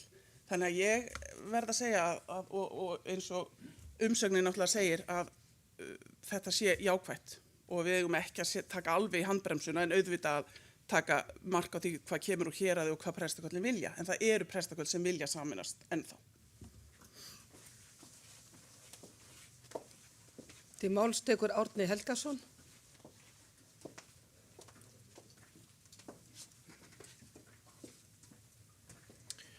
Forseti, það eitt sjónarmið sem að hefur nú komið svolítið fram í máli síðustu ræðumanna sem að mér langar til að leggja áherslu á. Það að ákvarðanir sem að teknar eru hér og hjá þjóðkirkjunum með Stóra-Þ kunna að hafa áhrif út í sóknunum sem að hafa áhrif á fjárhag kirknanna þar eða sóknanna þar. Og við megum aldrei gleyma því og það kann að vera í þessum, svo nú setjum ég ekki upp á móti þessari sameiningu prestakalla þar sem að það er greinilega vilji fyrir því í héraði, en við þurfum að passa okkur svolítið á því að ef að við erum að sameina og fækka jafnvel starfsmönnum að það hafi ekki neikvæð áhrif á sóknarbönnin sem að hugsanlega þá ganga úr kirkjunum sínu vegna þess að þau telja að þau fá ekki nægilega góða þjónustu eins og þeir höfðu haft. Og þetta er einn vandinn við þessa tvískiptingu kirkjunar í varðandi fjárhagsleg málefni. Við erum annars vegar með sóknirnar sem að við sem að störfum út í sóknunum vitum að það er mjög þröngur stakkur skorinn eins og nefnt hefur verið hér og það er nauðsynlegt að taka mjög fast á þessu sóknargjaldamáli og ég vona og þá stendur til að skipa hér nefnd sem að ræði við Alþingi það. En þetta er vandamál sem við megum aldrei missa sjónar af.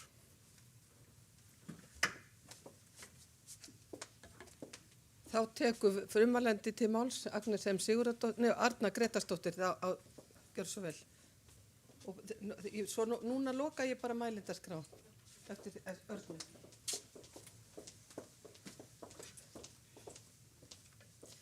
Forseti, ég langar bara til að komi fram að því þetta mál fyrir líklega ekki þá nefnd sem að ég sitt í, að ég er algjörlega sammála þessari stefnu biskupafundar að sameina prestaköll. Það er ný kynslóð að taka við og við sjáum það að við stefnum í prestaskort.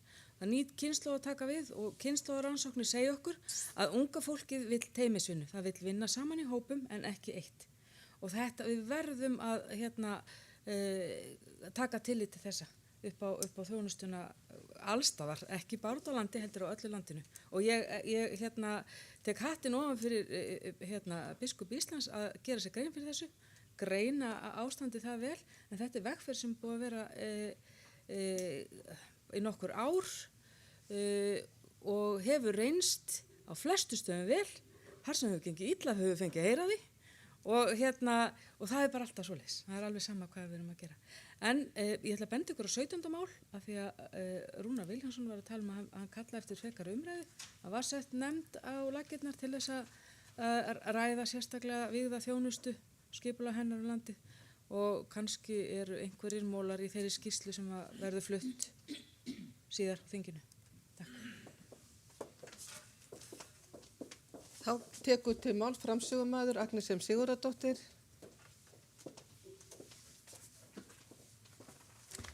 Forseti, ég þakka þessa umræðu sem hefur verið hér þetta mál.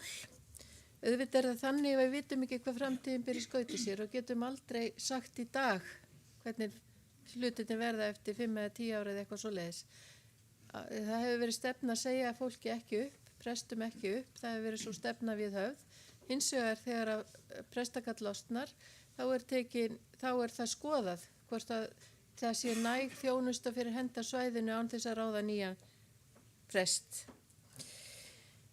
Það er ekkert dulbúið við þetta. Þetta er ekki dulbúið niðurskurðu. Það er ekki gert ráð fyrir því að, eins og ég sagði, að prestur sé sagt upp þarna. En við vitum alveg að við hugsun þetta í hverju einasta skipti sem að losna prestakalla, þá metum við það hvort það er þörf eða ekki. Vísitarsjur mínar gefa til kynna ástand og ég hef orðið vör við það að það er misjátt á stöðunum, þess vegna er ekki, þegar að prestaköllur eru saminuð, þá eru nokkur atriði, 10 eða 15 eða 20, ég man ekki hvað listin er, ferlið við þessa saminningu sem fólk getur farið eftir og ræður hvort það gerir þetta sjálft heima fyrir eða fær utanaðkomandi aðstoð, annarkvæmt frá biskupsstofu eða öðrum. Og þess vegna er það þannig að í hverju einasta saminaða prestakalli að þá er þetta ekki eins í öllum og sumi prestar hafa ákveðið að skipta þessu algjörlega jaft á milli sín, þannig að þeir eru bara svona eins og í vaktavinnu og setja upp nokkra mánuði fram í tíman hvað hver á að gera og hver ber ábyrgð á þessu og aðrir hafa þetta öðruvísi að þeir eru bara að sinna því sem er á sínum stað, þeir eru áfram á sínum stað og síðan eru sameiginleg verkefni sem að þeir sinna. Þannig að þetta er svona misjafnt eftir stöðunum hvernig þetta er. Ég held að við höfum nokkuð góða yfirsýn yfir þetta hvernig þetta er vegna þess að vígslubiskupar, biskup og prófastar, þeir hafa á hendi vísitasjur og fylgjast mjög grannt með hvernig málum er háttað og svo sjáum við líka eins og Arna sagði í 17. málinu þetta. Munur á sameiningu og samstarfi, það hefur borið aðeins á góma. Samstarf er valkvætt, sameining er ekki valkvætt. Ef að það er sameinað þá verða prestar að vinna saman, þeir sækju prestakalli vita þeir það, að þeir verða að vinna með þeim sem fyrir eru. Þeir geta ekki sagt nei við því. En þegar samstarf er að ræða þá ráða þeir því sjálfur og geta bara sagt nei, ég ætla bara að vera hérna þar sem ég er. Og ég get alveg sagt ykkur það að þegar maður er búin að vera mörg ári í sama prestakallinu og við hafa komið upp ákveðnu kerfi, að þá er töluvert átak að venja sig á eitthvað annað.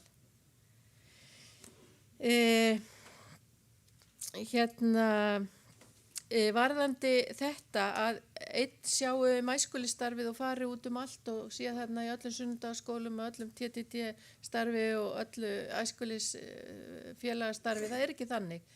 Þetta er spurning ábyrgðina á málaflokknum og að styðja þá sem er út í söfnuðunum í þeim málaflokki.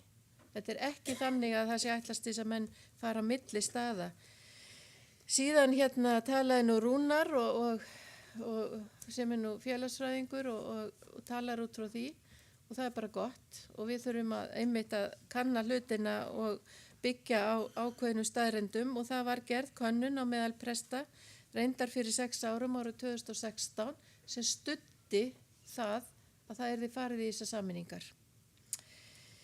Síðan er það rétt sem hér kom fram að ný kynslóð presta er alin upp við það að vinna saman. Mín kynslóð er ekki alin upp við það í skóla að kenna mann að vinna með öðru fólki.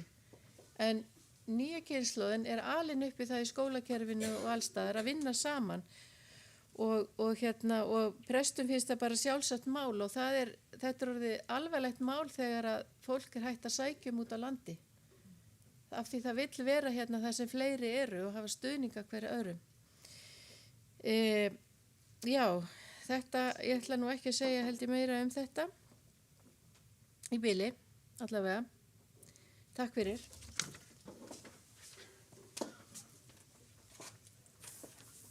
Fyrri umræðu er lokið 5. mál og lagt til að máli fari í aðra umræðu þeir sem geta samþykkt það gjöru svo vel að gefa merki. Takk fyrir, þessi allir sem að gefa því merki og lagt til að máli fari í löggjafarnefnd sem geta samþykkt það gjöru svo vel að gefa merki. Takk ykkur á móti, það samþykkt samhljóða og fer í löggjafarnefnd. Fyrir tekið 7. mál, tillaga starfsreglum með breyting á starfsreglum með skipulag kirkjunnar í héraði, númer 1026/2007 með síðari breytingum, flutta biskup Íslands. Það er fyrri umræða og framsögumaður Agnes M. Sigurðardóttir og tekur hún út til máls.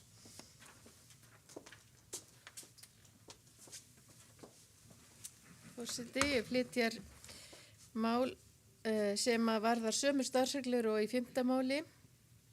Og þetta fjallar það að 12. greinin breytist með þessu orðum.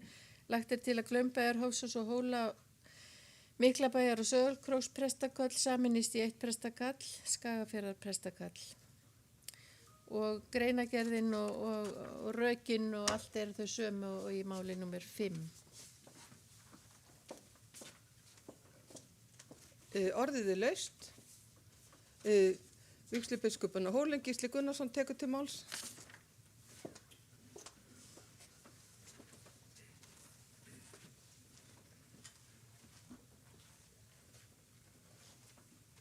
Forseti, nú er ég þakkláttur fyrir það að hafa ekki lengur atkvæðisrétt hér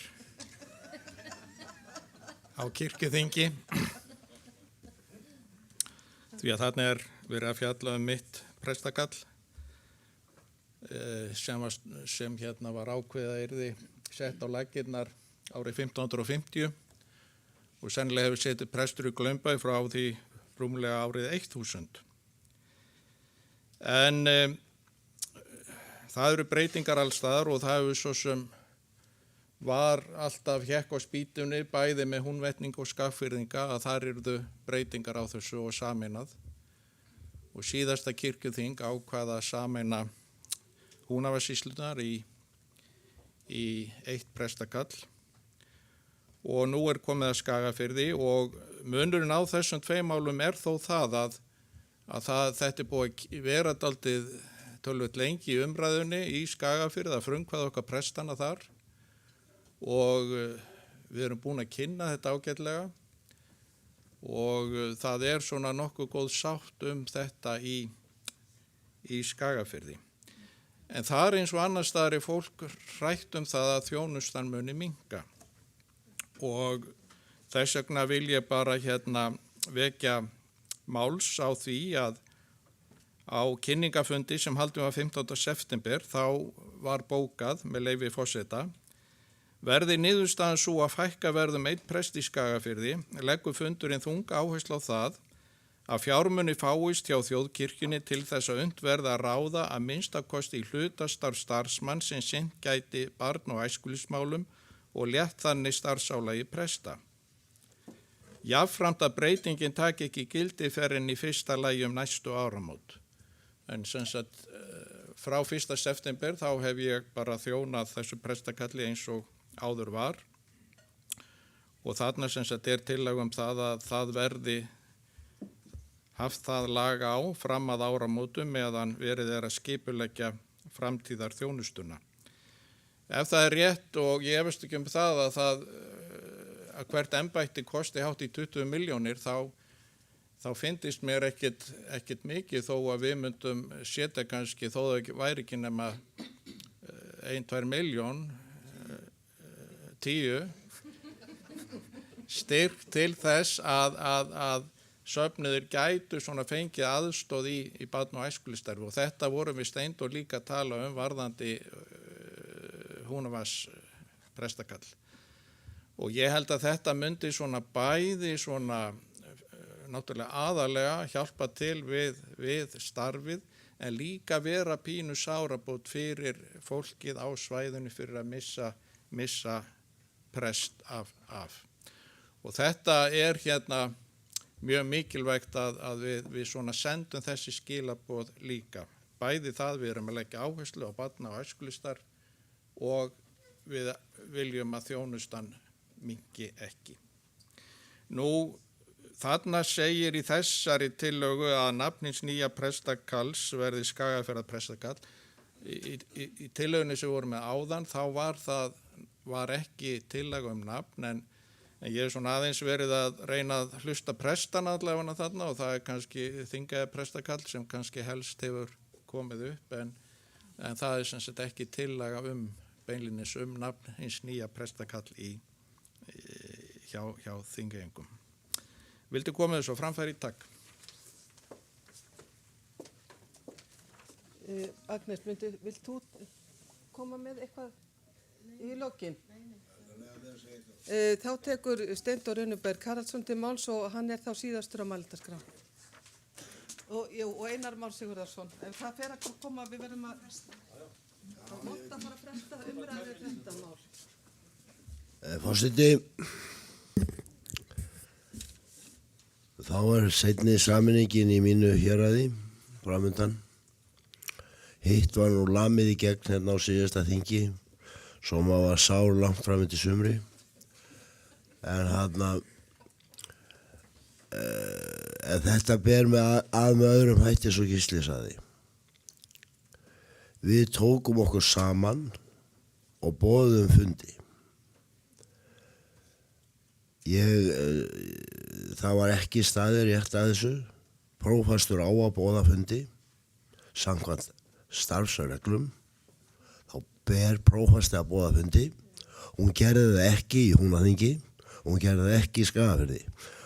Og mér finnst þetta til vansa. Og það engum öðrum að þakka nokkuð Gísli það að það komin sæmileg sátt í þetta hérað.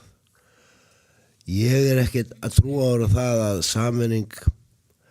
sameiningi prestakvöldin sé alls það til góðs. Þetta ekki einhver regla sem að alltaf góð, en oft það svo. Í Skagafirði hagar það þannig að því að þeir eru að tala teymisvinnu, það búið að vinna teymisvinn á milli presta í Skagafirði í áratugi. Hvaða vitleysusgangur þetta eiginlega? Heldur að prestar geti ekki unnið teymisvinnu þó þessi ekki sama prestakalli? Takk fyrir. Síðastur tekur til máls Einar Már Sigurðarsson.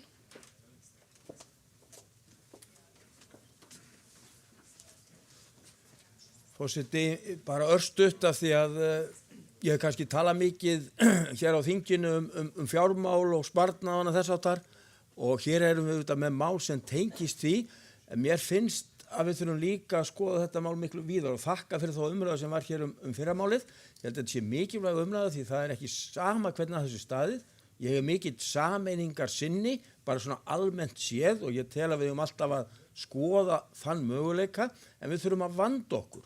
Og mér finnst þessi hugmynd sem að Gísli hefur komið áður og Steindór og fleiri, eitthvað sem við þurfum að skoða, en ég held við ekki að skoða svona bara í einstökum tilfellum, heldur yfir sameiningarlínuna, yfir landið, að við finnum einhvern farveg, þannig að við getum haft til dæmis, það var vinsælt að stofna einhverja sjóði sem menn getur þá sótt í eftir verkefnum vegna þess að æskulýðsstarfið þarna, það getur að sé einhvað annar staði skiljiði. Þannig að við þurfum aðeins að velta þessu fyrir okkur. Þetta mikilvægt að við vöndum okkur við þetta og það má ekki vera upplifun sóknarbarnanna að þetta sé bara gert í sparnaðarskyni og ekkert annað. Vegna það sannarlega fleira sem þarna kemur til, eins og náin samvinna og eins og biskup benti á að við erum nú svo heppin að vera með mikið að ungum og efnilegum prestum sem að koma til starfa sem vilja svo sannarlega vinna saman. Þá fyrri umræðu 7. mál lokið. Lagt til að máli fari til annarar umræðu þeir sem geta samþykkt það, gjörðu svo vel að gefa merki. Takk fyrir. Lagt til að máli fari í löggjafarnefnd sem geta samþykkt það, gefi merki. Takk fyrir. Og þá gerum við nú messuhlé og síðan hádegisverður hér messuhlé. Já, og fundur hefst aftur hér klukkan 1. Fundi frestað.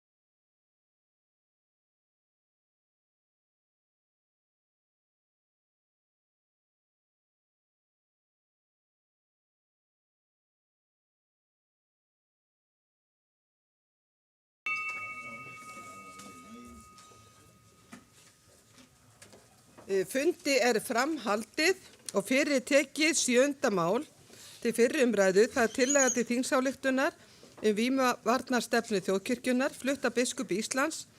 Framsögumaður er Agnes M. Sigurðardóttir biskup og tekur hún nú til máls.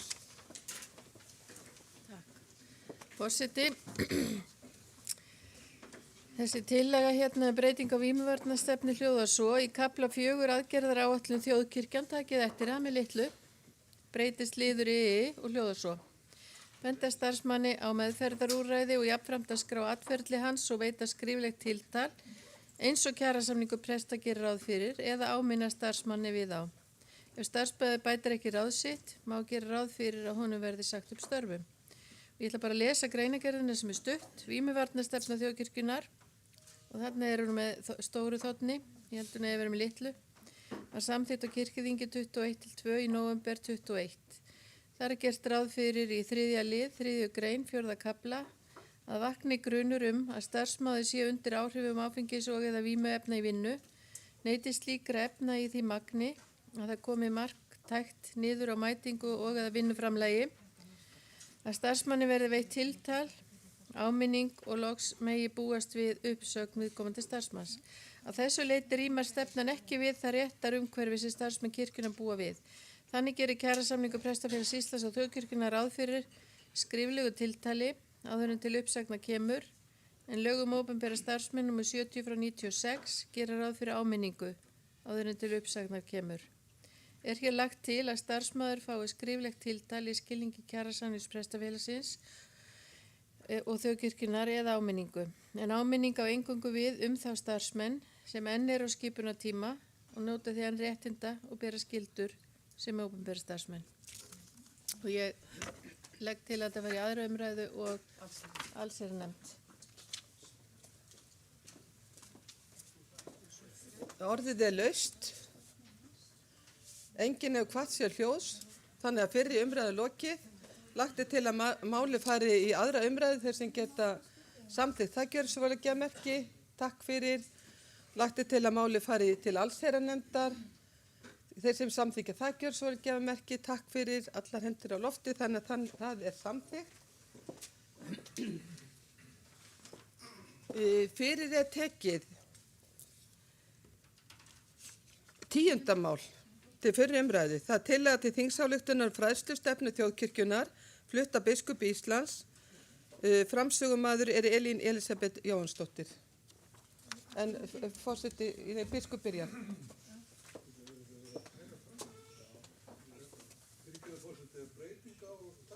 Já. Nei, já. Sko, málið er að ég þarf að halda fundi forsætisnefnd áður en að við getum, að því að forsætisnefnd er komin í forsætisnefnd og það þarf að leggja fyrir forsætisnefnd mál sem að þið tekið samhengi við þarna 2 saman. Já, nei, þetta er bara, forseti má. Já.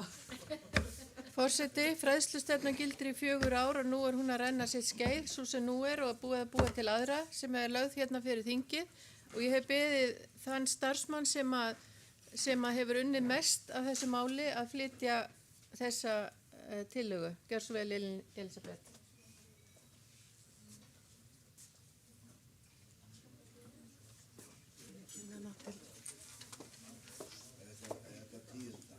Já, þetta er 10. dagskrármálið og til máls tekur Elín Elísabet Jóhannsdóttir.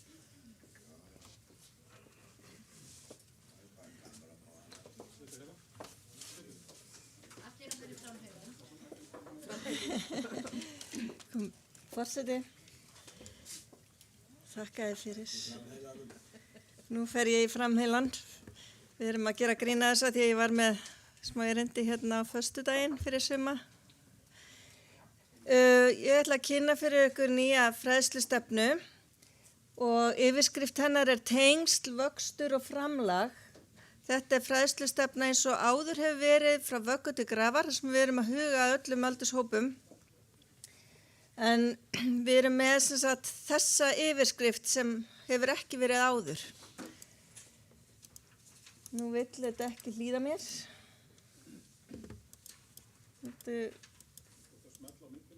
Við þurfum samt ekki framlag, við segja gagngjald.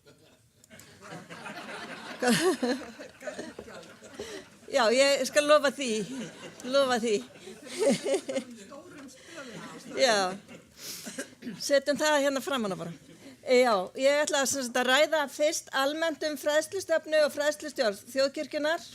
Síðan ætla ég að ræða markmið og leiðaljós fræðslustefnunar í efnisgerð, námskeiðahaldi og framkvæmd fræðslu- og safnaðarstarfs og hvernig þessi markmið þjóna kirkjunni sem að þessi fræðslustefna með. Og síðan ætla ég aðeins að fara í hugtök og hugmyndafræði því ég held að það sé mikilvægt og matsaðferð, hvernig metum við þetta allt saman. Og síðan ætla ég að sýna ykkur bara nokkur dæmi úr aðgerðaáætluninni sem að, ég myndi vera með ykkur í allan dag, ætla ég að fara í gegnum það allt saman. Ég ætla ekki að vera í allan dag, en sem sagt, það sem er óbreytt í þessari fræðslustefnu er í rauninni hvað að hverju snýr þetta allt saman. Þetta snýr náttúrulega að því verkefnum sem að þjónustumiðstöðin er með á sínum snærum eins og til dæmis bara að fylgja eftir fræðslustefnunni og vera með námskeið fyrir starfsfólk og lærða og leika og efnisgerð, kynningamál, allt mögulegt svoleiðis. Fræðslustarfið sjálft, það fer hins vegar fram í prófastæmum, á samstarfsvæðum, í sóknum og líka á námskeiðum fyrir ákveðna hópa, hvort sem að þau námskeið eru haldin á vegum prófastæma, sóknar eða á vegum þjónustumiðstöðarinnar og hvort sem það er fyrir þá starfsfólk kirkjunnar eða aðra. Það sem er breytt er þetta græna hérna. Fræðslustarfið er nefnilega fer einnig fram nú orðið á samfélagsmiðlum, á vefsíðum og hlaðvörpum. Nú er þetta bara breyting sem að hefur aldrei verið í fræðslustefnu. Nú tökum við þetta inn.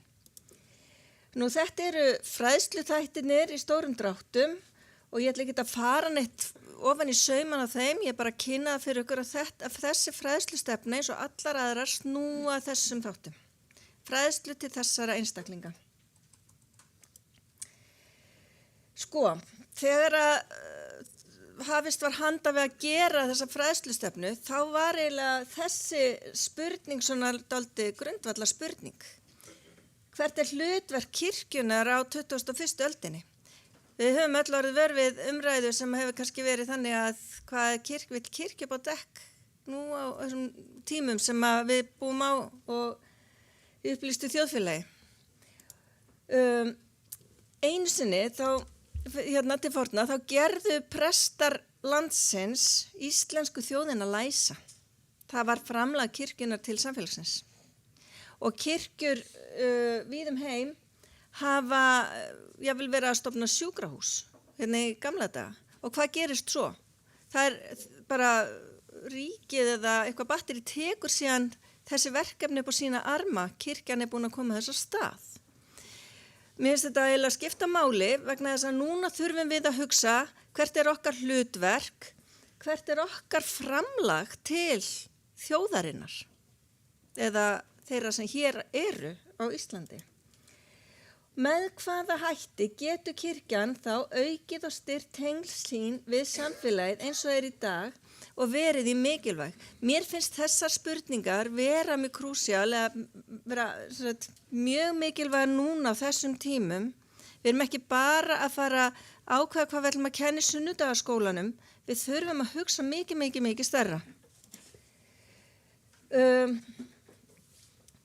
Það er sem sagt hort til þessara þáttum sem kom fram í ræðu forseta kirkjuþings í Háteigskirkju í gær að við erum að horfa þarna til þess ástand sem ríkir í samfélaginu vegna langvarandi ágjafar og afleiðinga völdum heimsfaraldurs, stríðsátaka og þeirra ógna sem stafar af loftslagsbreytingum. Þetta er bara hlutur sem við þurfum að taka með í reikningin.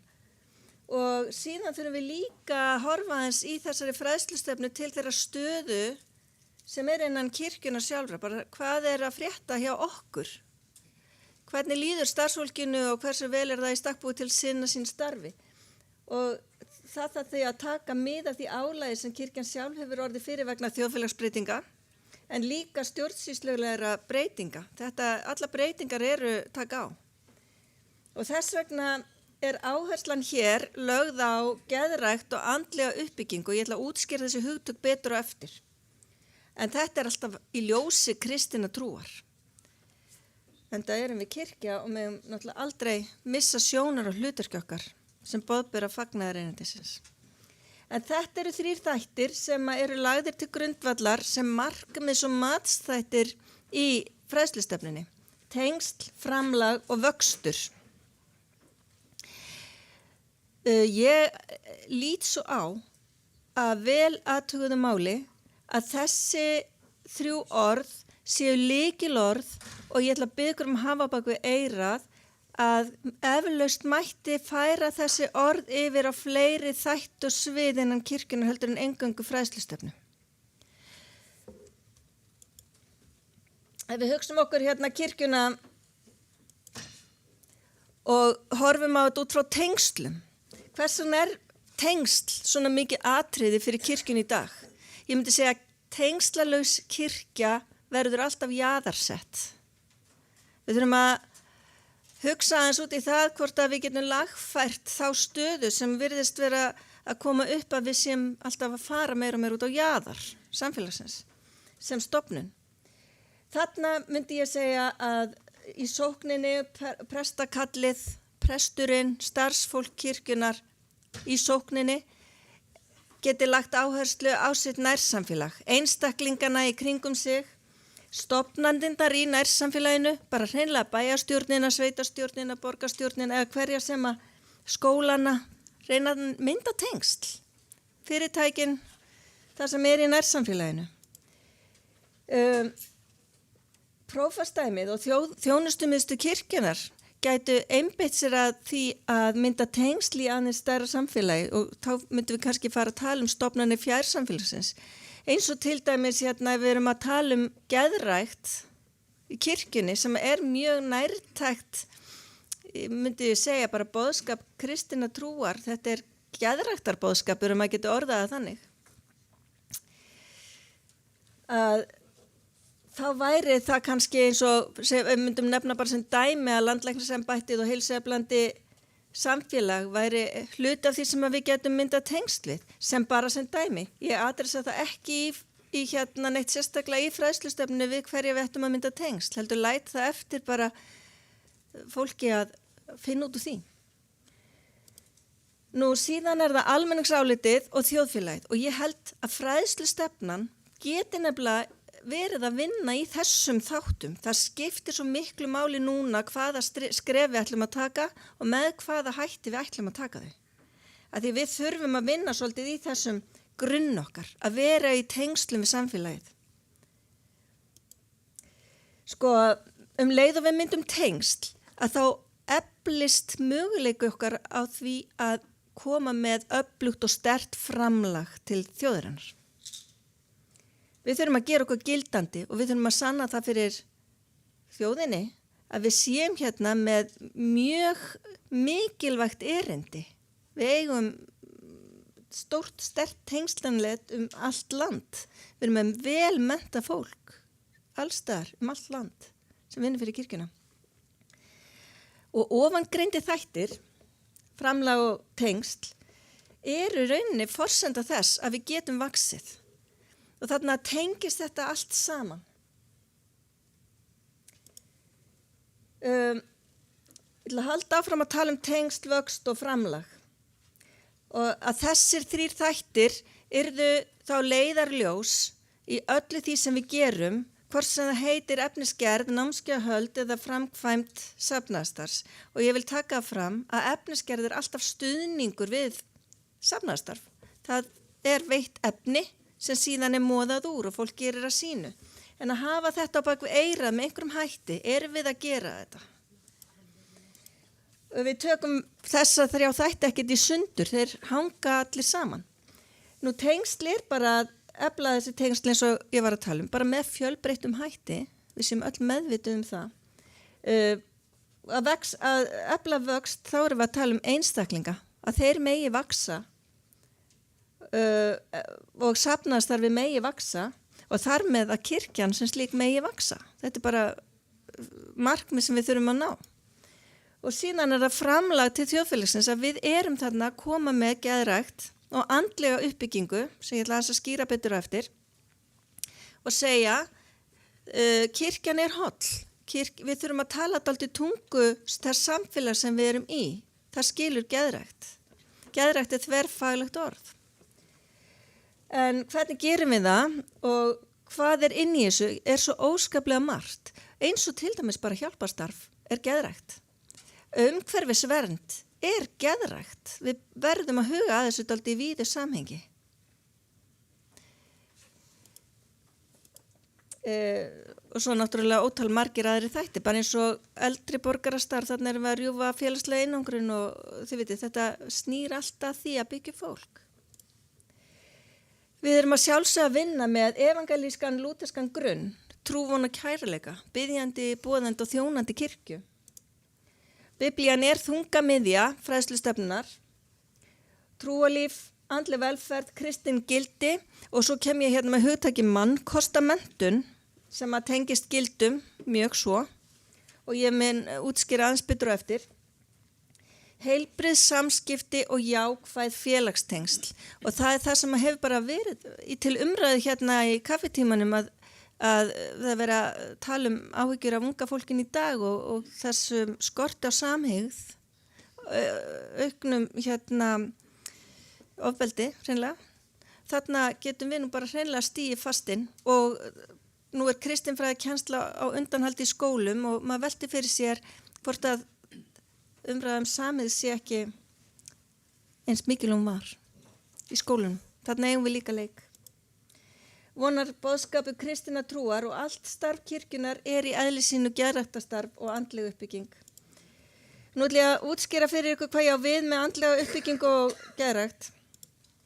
Með andlegri uppbygging er átt við að trúarleg uppfræðsla byggja þáttum sem snúa andlegri heilsu og velferð fólks. Geðrækt er þverfaglegt hugtak en inn í því eru fólgnir þættir sem ýta undir jákvæða sjálfsmynd, góð samskipti og vellíðan í leik og starfi, félagstengsl eru styrt og unni gegn félagslegri einangrun, svo dæmi sér tekið. Mannkostamenntun. Með mannkostamenntun er átt við eflingu siðferðisþroska og dygðalæsis og þetta getum við gert fyrir alla aldurshópa. Í því falin sú hæfni að þekkja og skilja dygðir og geta hugsa á gagnrýninn hátt siðferðislega álitamál. Takmark mannkostamenntunar er að efla fólk í því að vaksa og þroskast sem góðar manneskjur sem eru færar að taka skynsamlegar ákvarðanir í lífinu. Eru þið sátt við mig? Þá ætla ég að spyrja hugtökin. Kynna fyrir ykkur hugtökin. Fræðsla og boðun. Ég man eftir því þegar ég er nú búin að vera að vinna fyrir kirkjuna síðan þegar kristnitakkan var. Þetta er svolítið langa tími. 1000 ár. Fræðsla og boðun hefur verið hugtök sem hafa verið að velkjast og vefjast fyrir fólki. Hver er munurinn? Við þurfum nefnilega að geta búið til efni sem skólarnir geta nýtt sér. Og það er mikilvægt. Og það er á prjónunum. Miðað við þessa fræðslustefnu. En hver er munurinn á fræðslu og boðun? Með fræðslu er átt við þann þátt sem snýra því að efla almennt þekkingu fólks á kristinni trú og boðskap hennar. Það við erum að efla þekkinguna. En boðun, að þá eru við með fræðslu sem byggir upp persónulega tengingu fólks við kristna trú og boðskap hennar, þannig að það eflist í trúsinni. Þið sjáuð að þannig er bara grundvalla munur og þegar við erum með þetta svona teiknað upp svona skýrt, þá er engin vandi fyrir þá sem ætla nú að fara að búa til eitthvað efni eða fara að vera með eitthvað fræðslu að segja, er ég að efla hérna trúna eða er ég að efla hérna þekkinguna? Svo stundum erum við bara að gera þetta alltaf bæði og það er bara allt í lagi, en við þurfum að kunna þennan mun. Þetta eru lykilþættir. Kennslufræði kemur við sögu í þessari fræðslustefnu og með kennslufræði er átt við bara gerð fræðslefnis og þróun góðra kennsluaðferða og leiða til þess að meta árangurinn. Af því við þurfum nefnilega líka að meta árangur með einhverjum hætti. Mikilvægt er að nálgast bæði fræðslu og boðun með fjölbreytilegum hætti og ólíkum leiðum. Það er ekkert sem heitir one size fits all í þessum málum. Kennslufræðileg uppbygging fræðslustefnunar er þessi. Hún er í rauninni frekar hefðbundin. Það eru markmið, hvert ætlum við að stefna og hverju viljum við ná. Það er bara þessi 3 þættir, efla tengsl, auka vöxt og vera með framlag sem er boðlegt og þörf fyrir í þjóðfélaginu. Leiðir, það er náttúrulega bara efnisgerðin og námskeiðahöld og kynningamál og öll þessi mótun fræðslustarfs og safnaðarstarfs sem á sér stað bæði hér á þjónustumiðstöð og úti í söfnuðinum, prófastæminum. Og þarna set ég þetta undir, þarna geðrækt og andleg uppbygging sem við erum alltaf með á bak við eyrað. Erum við að byggja fólk örugglega? Erum við að hlúa fólki örugglega? Er það þess verið að koma til okkar af því að nú veit fólk að það er að koma hérna til að byggja sig upp. Og svo kemur það, með hvaða hætti ætlum við að meta þetta að við höfum náð markmiðunum. Það er nefnilega líka mjög mikilvægt að gera það. Og nú stígum við út fyrir ramma hins hefðbundna, af því það er svo spennandi. Nú ætlum við að nota sömu aðferð til að meta og setja markmið. Og sem sagt, í þessari stefnu er samsoðið módel af 2 til 3 þáttum sem að við höfum gefið nafnið lausnamiða símat. Lausnamiða símat er notað til þess að setja markmið og meta hvort markmiðinu hefur verið náð. Og ég ætla að útskýra svolítið fyrir ykkur betur á eftir. Inn í þessu er síðan aðgerðaráætlun sem er flókin vegna þess að þið áttu ykkur á því að við erum annars vegar að fjalla eldri borgar og hins vegar kannski skírnamálin og svo er ferming og þetta er svo mörg störf sem við þurfum að huga að. Þannig að eðli málsins samkvæmt þó við séum þessi 3 leiðaljós og geðræktin og andlu uppbygginguna að þá er sem ofboðslega ólíkt hvað við erum að fara að gera og hvernig náum til fólks. Við þurfum annars vegar að hugsa inn í kirkjuna og fræðslustarfið þar. Við höfum möguleika núna í gegnum samfélagsmiðla og allt þetta net að vera með öfluga fræðslu út á við sem presta geta líka nota til að vísa á. En þetta sem helst í hendur og þetta er eins og hringur á hjóli. Mat, markmið, leiðirnar, hvaða leiðir ætlum við að fara. Ég ætla að útskýra þetta allt saman betur og eftir. Ég held að það sé mikilvægt að hver fræðslustefna lifir í 4 ár, alveg jafn lengi og þetta kirkjuþing. Og ég myndi segja að það væri faglegt að við myndum leggja mat á þessa stefnu eftir 4 ár. Bara viðhorfskönnun meðal presta, til dæmis, það mætti hugsa það mál betur. Ég held að það sé ekki sanngjarnt að fara að telja hausa. Hvað eru margir núna búin að bætast í kirkjuna því að þar eru allt og margar og flóknar breytur. Það getur bara eitt mál orðið til þess að margir segis úr kirkjunni og það verður ekkert með þessa fræðslustefnu að gera. Þá kemur þessu lausna með að símati. Þetta er ekki símaat sem að væri reyndar mjög skemmtilegt ef þetta verður svona lausna með að símaat. Við hringjum eitthvað og gerum mat. Þetta er sem sagt búið til úr 5 þátta líkani HAM, kannast ykkur við það? Þetta er hugræn atferlismótun í þessu samhengi en ekki hugræn atferlismeðferð og það er bara svolítið til munur þar á. Og við notum þetta 5 þátta líkan annars vegar. Síðan erum við með annað sem heitir lausnamiðuð nálgun sem er á ensku kallað Solution Focused Approach. Það er líka til úr meðferðargeranum alveg eins og HAM-módelið, en þetta er ekki meðferð. Þannig erum við að tala nálgun til mats á starfi. Og báðir þessi þættir hafa verið notaðir í starfi og leggja mat á starf. Þannig að það er sjálfsög ekkert nýtt í þessu nema kannski það að blanda þessum 2 þáttum saman. Síðan er eitt sem er ekkert beint inn í fræðslustefnunni nema ég hafi sett það inn á síðustu stundu og glemt því svo að ég hef sett þar. En það er þetta með aðferðin markþjálfunar. Þetta er allt nátengt og svolítið svona, þarna er í rauninni verið að bjóða prestum og öðru starfsfólki í kirkjunni að leita til þjónustumiðstöðurinnar og ef að það er vandi að fá þetta samtal út frá markþjálfunar spurningunum sem ég veit að margir innan kirkjuna þekkja vel og kannast vel við því að ég held að heilt prófastæmi hafa nú bara farið á slíkt námskeið að læra að vera markþjálfar. En þetta getum við boðið upp á hér. Þetta er 5 þáttalíkan ham. Það gengur út á það að maður er alltaf með einhverja hugsun eins og til dæmis það COVID er búið að eyðileggja kirkjustarfið. Hugsið ykkur. Ef ég myndi nú bara trúa því. Og hvaða tilfinningar eru þá? Ef þetta er nú bara lifibrauðið mitt, ég er prestur ykkur staðar og svo bara COVID búið að eyðileggja allt. Að þá er náttúrulega tilfinningarnar í rúst. Mér líður ekkert vel í starfi. Ég er vonlaus. Og hvaða hegðun fylgir því að vera vonlaus? Það er að leggja bara árar í bát. Þetta er hvort sem er ónýtt. Ég get ekkert gert. Hvaða áhrif hefur það á kirkjustarfið og kirkjuna? Þið sjáu þetta. Er það ekki?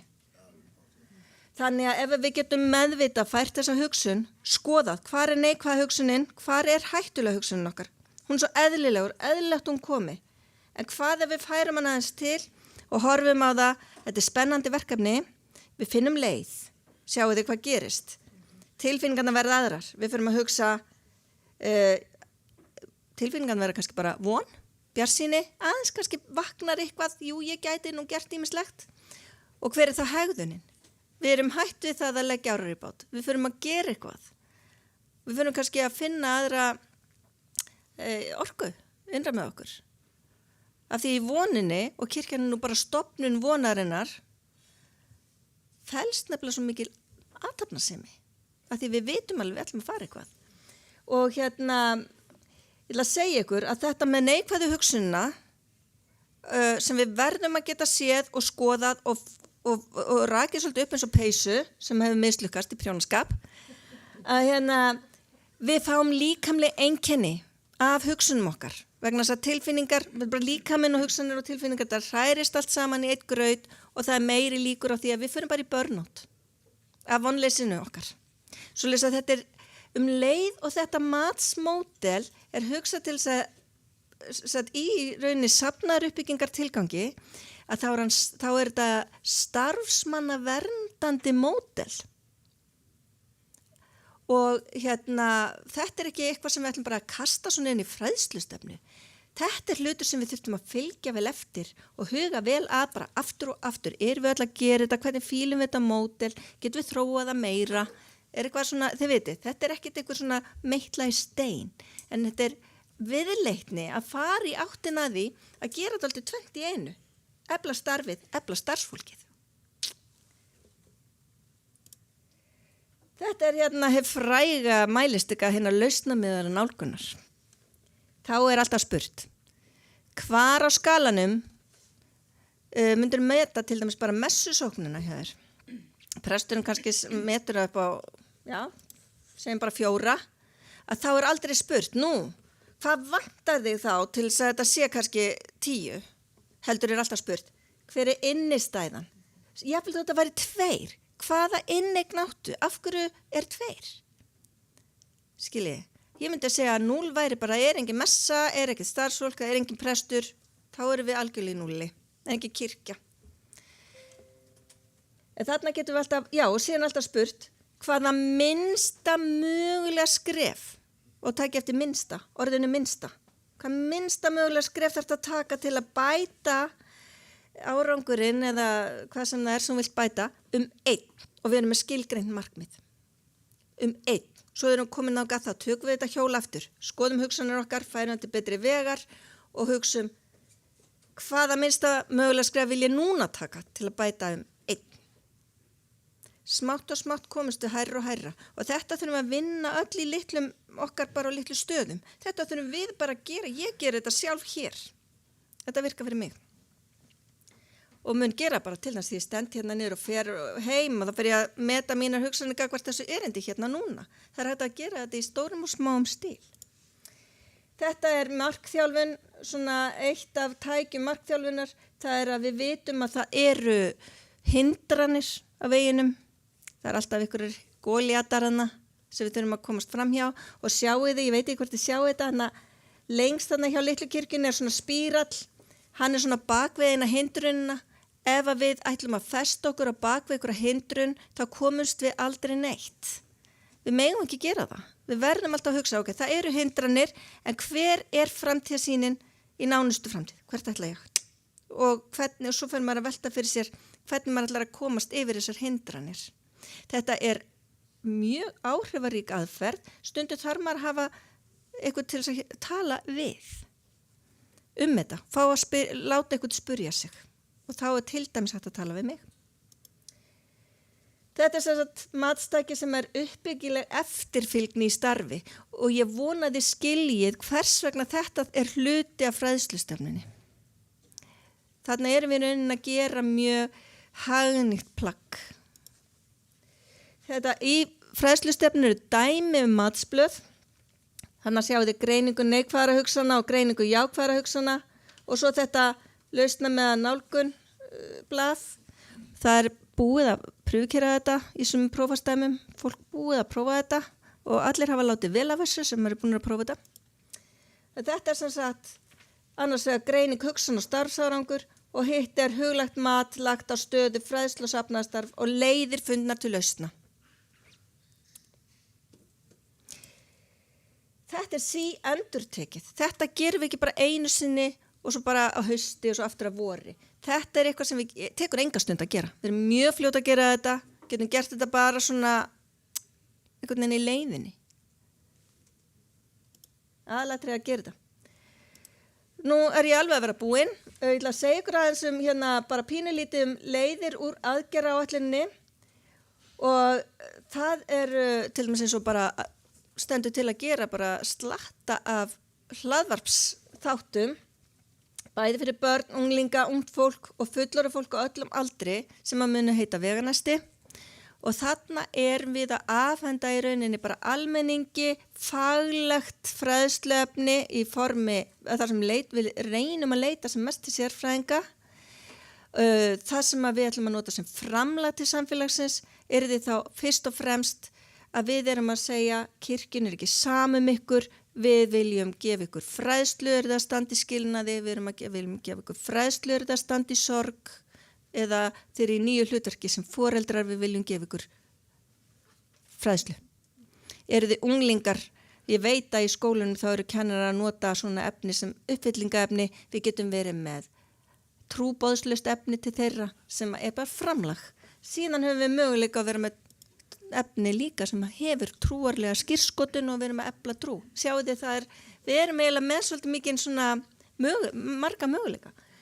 Nú, það er í þessari fræðslustefnu verið að leggja það til að við myndum búa til nýjan opinn fræðsluvef fyrir börn, unglinga og ungt fólk. Hann var svolítið svona víðan þar sem við værum bara með kristinfræði, það væri hægt að nota hann í skólum, þar sem við værum með mannkostamenntun, þar sem við blöndum saman biblíusögum og mannkostamenntun, það er mjög auðvelt að gera það, ég ætla ekki að fara út í einsinni. Áhrifaþáttur, þetta er spennandi, áhrifaþáttur biblíunar og íslenskt mál. Við getum farið þangað með þennan vef, hvað er Júdasarkoss? Hvað er úlfaldi gegn nálarauga? Þið veitum, biblían hefur mikinn þátt, hefur haft mikil áhrif á íslenskt mál og bókmenntir. Og þarna erum við bara komið með framlag til þjóðarinnar íslenskt mál. Út frá þessu sjónarhorni. Lífsleikni og mannkostamenntun væri að sjálfsög inn í þessum vef. Þetta væri vefur sem að við bara myndum hugsa okkur að búa til fyrsta áfangan, núna eftir þetta ár og svo fyrir við að bæta við. Við þurfum náttúrulega alltaf að haga svolítið seglum eftir vindi og peningum, þannig að við getum ekki alltaf gert allt bara strax. Við vitum bara það. Við gerum þetta bara eftir sem er hægt með við fjárhagsáætlun. Nú síðan er hérna bara mjög mikið gat í kerfinu, hvað varðar unglinga og ungt fólk, og við erum öll búin að vera að tala eineltismálin og það sem búið eru fréttum núna alveg nýlega, það er gat í kerfinu. Það er dýrt að setja barnið sitt á námskeið sem er eflandi fyrir það félagslega. Það bara kostar 100.000 krónur, skiljið, eða meira. Við getum búið til efni sem að dekka þetta. Við getum frætt okkar leiðbennendur inn í æskulýðsgeiranum, hvernig maður á að vinna með börn og hvernig maður á að vinna með það efni. Við getum bara auðveldlega gert þetta. Auðvitað kostar það eitthvað pening og við gerum ráð fyrir því þeirri naumu fjárhagsáætlun sem við setjum í þetta, að því við erum að reyna með aðhaldsaðgerðirnar, Við erum samt að gera þetta. Og bæta líðan og kenna börnum öryggi í trúnni. Skiljið, þetta er bara þáttur sem við eigum hana leik. Við skulum ekki missa þessu. En síðan erum við núna að byrja að plana nýtt efni fyrir foreldramótna sem að mun verða með það element að grípa mæður sem er ekki nógu þunglindar til þess að kerfið grípi þar en líður bara alls ekki nógu vel. Og það efni mun vera líka nota bara foreldramótnum. Skiljið hvað er að fara? Þetta er alltaf geðrækt andleg uppbygging. Þetta er mikil mannrækt og þetta er stórt framlag kirkjunar til þjóðfélagsins. Ekki satt. Barnastarfið, við þurfum alltaf að vera endurskoðun á eldra efni. Við erum búin að búa til að vera rosalega mikið efni, það stendst ekkert endilega alltaf tímans tönn, við þurfum alltaf að vera á tánum, við þurfum að halda starfinu spennandi og það þarf líka að vera með þetta á bakvið eirað. Við erum að mynda tengsl, við erum að vaksa, við erum með framlag. Það er alltaf þannig. Svo er þetta sem að mér langar bara til að benda ykkur á, að það koma upp mál á hverju einasta ári sem að var aldrei gert ráð fyrir fjárhagsáætlun. Eins og til dæmis nú kemur það bara upp úr einni könnun sem var gerð í Kjalarnesprófasdæmi, bara núna að þeir mæla þetta reglulega hjá sínum fermingabörnum og bæna þekking kunnátta barna, fermingabarna er orðin svakalega léleg. Nú var ég á þessari kynningu, þessari könnun og ég náttúrulega tek þetta strax til mín. Ég hugsa, við getum gert eitthvað hér. Ég var ekki búin að gera ráð fyrir því. En þetta er dæmi að við þurfum að grípa boltan og við þurfum að hafa svigrúm til að geta gripið boltan og brugðist við svona málum að þess að það þurfa að bíða eftir næsta kirkjuþingi og næstu fjárhagsáætlun. Við þurfum, það er mjög mikilvægt. Þannig að ég ætla bara að kasta því hérna fram, ykkur til umhugsunar. Síðan náttúrulega er þetta bara partur af því sem við munum gera í barnastarfinu, hvað sem heitir sundarskóli, 6-9 ára starf eða 10-12 ára starf. Ég vil líka benda ykkur á eitt. Ég er ein á fræðslusviði. Með mjög góðri samvinnu við Skálholtsútgáfu sem ég gæti engan veginn verið á. Að lokum, og þetta er síðasta glæran, vil ég benda ykkur á að þegar að vinnan við fræðslustefnunu hófst, þá var ekki hjá því komist að kíkja á aðrar stefnur og sjá, er ykkur samhljómur þarna, þurfa þær að vera í samfloti og þetta var niðurstaðan. Stefnumótun kirkjunar, hún er með áherslu á æskulstarf og ungt fólk. Við auðvitað erum að grípa þann bolta og ég myndi segja þessar tvær stefnur þurfa algjörlega að tala saman. Við getum ekki verið að vinna sikkur lægi með þær. Sérstaklega ekki að sem snýra að fræðslumálum. Samskiptastefnan, hún er kynningamál líka. Við þurfum að geta kynnt það sem við erum að gera. Þetta skiptir máli. Vímuvarnastefnan, við erum ekki bara að tala vímu notkun starfsfólks eða eitthvað svoleiðis, við erum með forvarnastarf. Við erum með unglingastarf, við erum með forvarnastarf. Við erum með 12 sporin víða í kirkjum. Þarna gætum við sett ýmislegt kannski pælt í. Fjölskyldustefnan, hún týndist. Það vissi enginn hvað hún var. Ég vissi hún var. Það hefði verið gerð. Ég held eins og ná henni og Gía okkar skjalastjóri fann hana. Hún er svolítið úrelt því að hún var gerð 2006 og það var ekki búið að finna upp á samkynhneigðum hjónaböndum og alls konar svona mismunandi fjölskyldum og við þurfum að laga hana. En hún og fræðslustefnan verða líka haldast í hendur og kærleiksþjónustustefnan sjáu þið bara í hendi ykkar. Við erum að tala hérna geðrækt og andlega uppbyggingu, við erum að tala að koma til móts við fólk. Sjáu þið hvað fræðslustefnan og kærleiksþjónustan eru núna allt í einu komin í eina sængsoldið. Við erum mjög nálægt í þó að það sé líka verkefni sem eru ólík, algjörlega í sikkur áttinni, en svo erum við að sameinast þarna. Umhverfisstefnan, við erum með heilmikið samt umhverfismál og fræðslu umhverfismál. Starfsmannastefnan, sjáu þið matstækið á þann? Við erum að huga að starfsfólki. Tónlistastefnan. hvernig í veröldin ætlum við að vera með safnaðarstarfan tónlistar og hversu mikið fræðslustarf fer fram í kórum. Boðunin í sálmabókinni, hún þvílík. Við getum ekki tekið til sundur. Kristniboðsstefnan, já, hver munurinn á henni og fræðslustefnu, spyr ég nú bara. Jafnréttisstefnan, við verðum alltaf að hafa hann á bakveira og líka í efnisgerð. Það þarf að jafna kynrétt, það bara mjög flókið þegar lærisveinarnir eru allir kallar sko, og maður að reyna að segja biblíusögurnar. En það samt sem áður eitthvað sem við verðum að hafa bakveira. Jafna þessa stöðu. Og þá erum við komin út í mjög flókin mál í dag, eins og við bara öll vitum, að það ekki bara 2 kyn. Og í öllu orðalagi okkar þurfum við að taka tillit til þess. Það eru þessir 3 sem eru bara, eins og ég sagði við ykkur á föstudaginn, þetta verður sett á legsteinin minn, Kasper, Jesper og Jónatan, þeir gengu allir í sömu átt og það þurfum við að geta gert. Við þurfum svo mikið að gera það og í þessum stefnum öllum þá þurfum við að gera það. Og það með að enginn þeirra að vera þannig stefna við stingum henni svo bara undir stóla, gerum tjekk, búið að gera stefnu. Þurfum að gera, framkvæma.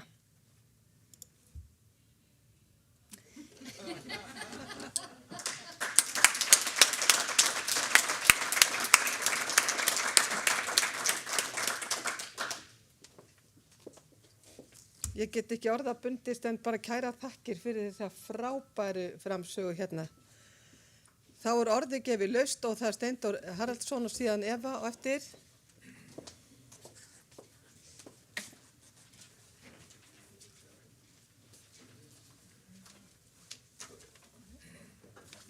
Forseti, ég þakka Elínu þessa kynningu sem að mér fannst bæði mjög fagmælega framsett og hárrétt hugsuð. Þetta gleður mig mjög að það skulle vera svona fagleg vinnubrögð hér sko. Og þetta ólangt að fara að telja þetta allt saman upp en þetta sló mig margt. Ég hef verið áhuga maður stefnumótun. Ég hef búin að flytja erindi tillögur hér stefnumótun held ég á hverju ári síðan 2012. Og það kom fram hjá Elínu áðan að þetta stefnumótun ekki eitthvað sem við gerum í eitt skipti fyrir öll. Þannig að það sem ég flytti 2012 var orðið úrelt 2016, þannig ég verði að breyta þessu. En þetta hafðist nú í gegn. Og við fórum í stefnumótun. Og það sem mér fannst skína í gegnum hjá henni, það að nálgast alltaf hlutina með jákvæðum hætti. Aldrei að segja að glasið sé hálftómt, heldur það alltaf hálffullt. Og þetta, ég vinn við þetta daglega og búin að gera í það 40 ár. Bara í aðeins öðru tilliti, ég vinn við nýsköpun og vöruþróun og ég hef eiginlega ekki gert neitt annað bróðurpartana mínu lífi.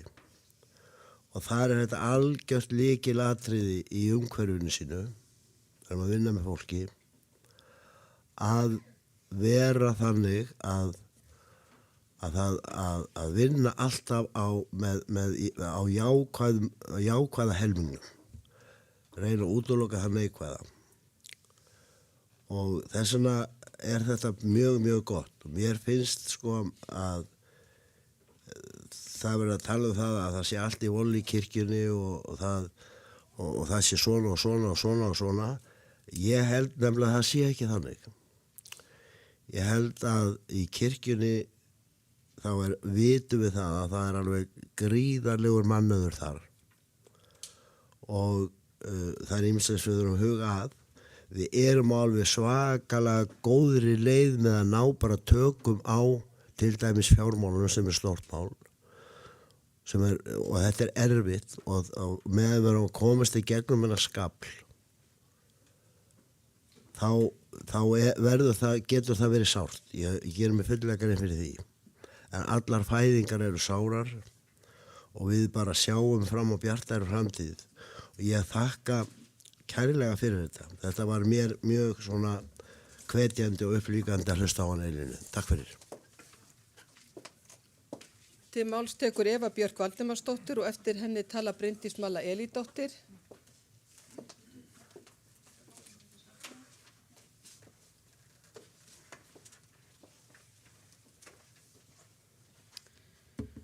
Forseti, ég vil fagna vandaðri fræðslustefnu. Hún er vel framsett með markmiðum, skýrum markmiðum og skýrri framtíðarsýn og það er það sem að ég gleðst mikið yfir og taki eftir að þetta er plagg sem er bara 16 blaðsíður en inniheldur samt áætlun og fræðslu frá vöggu til grafar. Nákvæmlega útlistað hver ber ábyrgð á hverju og inn í stefnunni er svo innbyggt mat á stefnunni og mér finnst þetta til fyrirmyndar. Í ljósi alvarlegra frétta af stöðu unglinga eftir heimsfaraldurinn, vísbendinga meira ofbeldi og einelti, fordóma gagnvart hinsegin ungmennum og rasisma, að þá held ég að það sé afskaplega mikilvægt að kirkjan gerir sig gildandi í málefnum barna og unglinga. Og þess vegna ættum við bara að setja kraft í þessa stefnu og fjármagn, tryggja það að það sé fjármagn þarna á bakvið. Og mér langar að grípa boltan frá Elínu Elísabetu þegar sem hún var að tala bænir á Spotify. Vitið þið hvaða listamaður, íslenski listamaður það er sem er mest hlustað á Spotify? Það er Hafdís Huld. Hún er svo sem að flestir hlusta á, flestir leita af. Hún á bænaplötu sem er ekki á Spotify. Ef ég leita á Hafdísi Huld á Spotify þá finn ég vögguvísur, barnavísur og sumarkveðju. Það eru plötunar. Þannig að það er eitt sem við getum gert bara vonandi fljótlega að fá þessa plötu inn á Spotify. Og þá erum við með öll þau börn sem eru að hlusta á þetta fyrir svefnin, geta þau hlusta á sálma. En allavega, ég vil fagna þessari vönduðu og vel framkvæmanlegu fræðslustefnu. Takk. Til máls tekur Bryndís Malla Elídóttir og eftir henni talar Jónína Rós Guðmundsdóttir.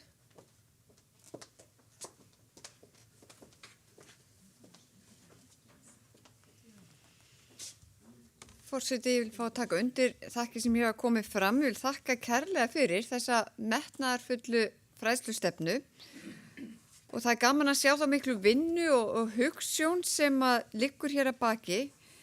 Og þetta er stefna sem hefur marga anga og tegið sig víða ef við verðum þar að segja dugleg að fylgja eftir. Og stefnan er eins og hérna kom greinilega fram vinnuplagg næstu ára með aðgerðar áætlun sem ég fyrir mitt leyti hlakka sannarlega til að fylgja eftir. Og það er svo gaman þegar við heyrum eins og sagði svo vel Elín hér áðan að við getum gert þetta og það er auðvelt að gera þetta og þá sýtum maður að hugsa bara já þetta er bara ekkert mál, við bara gerum þetta öll saman. Orðalagið í stefnunni er líka svo jákvætt og mér langaði aðeins að draga það fram. Það er svo gaman að lesa svona plagg þar sem að þetta er svona allt sett fram á þennan hátt að það er mælt með, það er boðið upp á, það er bent á ýmsa möguleika og bara að orðalagið með þessum hætti það er svo hvetjandi fyrir okkur að grípa þetta og taka með okkur. Og svo að sjálfsögðu er þarna líka svo skýrt og greinlegt í stefnunni að bænin er auðvitað þungamiðjan og biblían sömuleiðis að fá þessi orð þarna inn á svona afgerandi hátt líka að tala bæna iðkunna. Þetta skiptur okkur allt saman svo gríðarlega miklu máli. Og fyrir þetta allt vil ég þakka kærlega leið og ég hvet okkur öll til þess að vera nú dugleg og passa setja ekki stefnuna ofan í skúfu eða bara sem enn eina slóðina á netinu, heldur fylgin eftir, taka henni fagnandi og taka þetta veganesti sem við erum að fá hér með okkur út í söfnuðina og við erum dugleg þannig að þegar Elín ætlar að meta okkur eftir 4 ára þá verðum við nokkuð glöð með okkur. Til máls tekur Jónína Rós Guðmundsdóttir og eftir henni talar Sigurður Grétar Sigurðsson.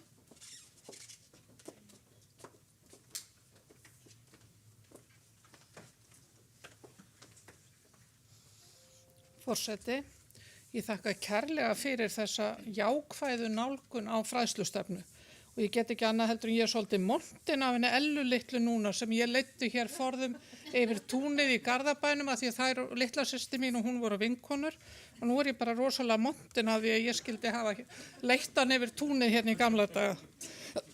En mér langar til að taka undir þessi jákvæða nálgun, hún skiptir svo rosalega miklu máli. Þetta er sett fram, þessi stefna er sett fram, hún er mjög metnaðargjörn og þetta er ekkert svona eitthvað rosalega einfalt.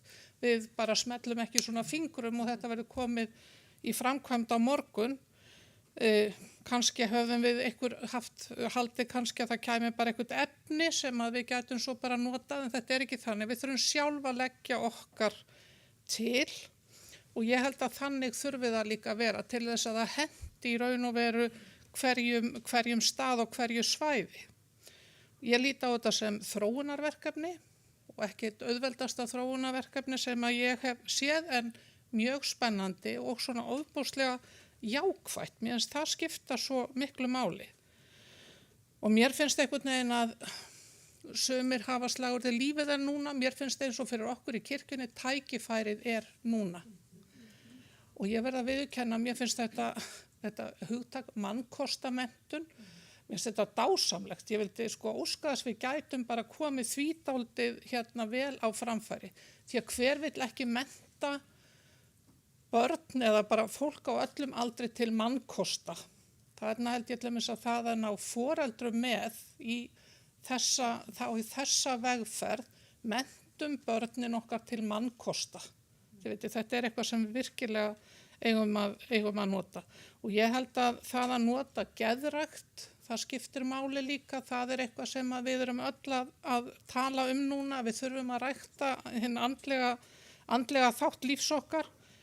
Og svo bara þetta með félagsfærnina, ég held að það skipti ofsalega miklu máli að leggja áherslu á það því að því miður þá eins og ungt fólk og börn í dag er dásamlegt, frjótt og yndislegt fólk að þá kannski titill Péturs Gunnarssonar ég mig frá mér til mín er kannski svona svolítið, það er bara þannig, það bara lífið er svoleiðis í dag að það er bara eðlilegast að hugsa allt út frá sjálfum sér og við þurfum kannski svolítið líka að kenna þeim þú þig frá þér til þín, þið vitið, og við okkur og allt þetta.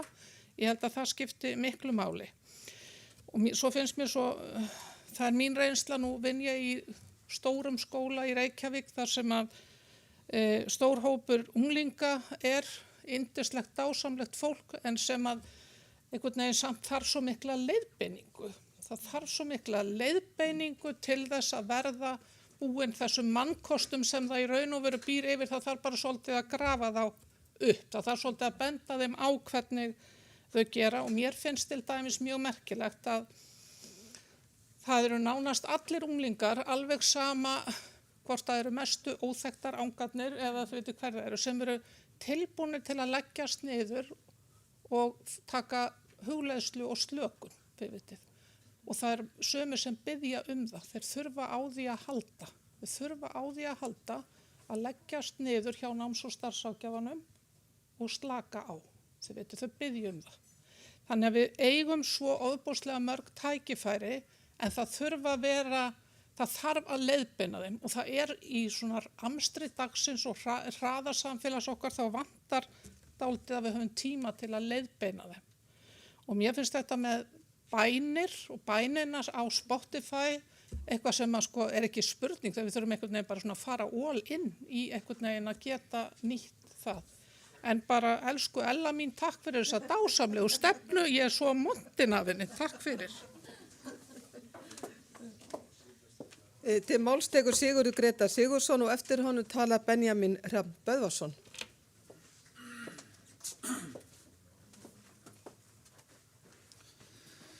Já, forseti og ég tek undir allar þær þakkir sem fram hafa komið varandi þessa stefnu sem þetta er svona að maður finnur alveg óbáslega mikið kjöt á þessum beinum og einmitt margt einhvern veginn, heyrðu, já, þetta getum við gert, við getum farið í þessa átt og við getum gert það saman.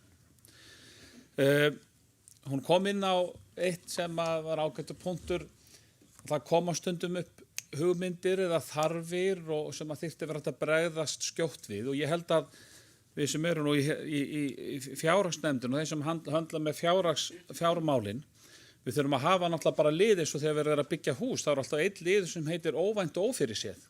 Það er bara einhver ákveðin tala sem að hægt er að hafa sem svona einhvers konar sveiflujöfnun og nú í stefnunni eru mörg falleg hugtök sem að fólk skilur, þetta talar svolítið mál nútímans.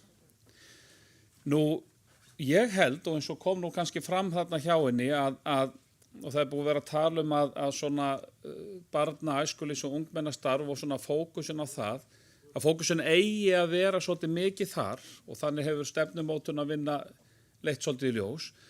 Og ég held að við verðum að reyna að tryggja það í til dæmis ráðstöfun fjármuna að sú hugsun nái algjörlega þangað inn að forgangsröðinni lúti svolítið að æskunni og yngri kynslóðunum í tengslu við mönnun, þjálfun starfsmanna, sem er nú í einu máli sem ég kem inn á síðar, allir umgjörð og aðstöðu, að við þurfum að vera með þessa hugsun þegar verið er að gera fjárhagsáætlanir, þegar verið er að úthluta og jöfnunarsjóði og öllum þessum fjármunum sem að eru þetta svolítið forsenda þess sem gera skal, sko. Til máls tekur Benjamin Hrafn Böðvarsson og eftir honu talar Áslaug Kristjánsdóttir.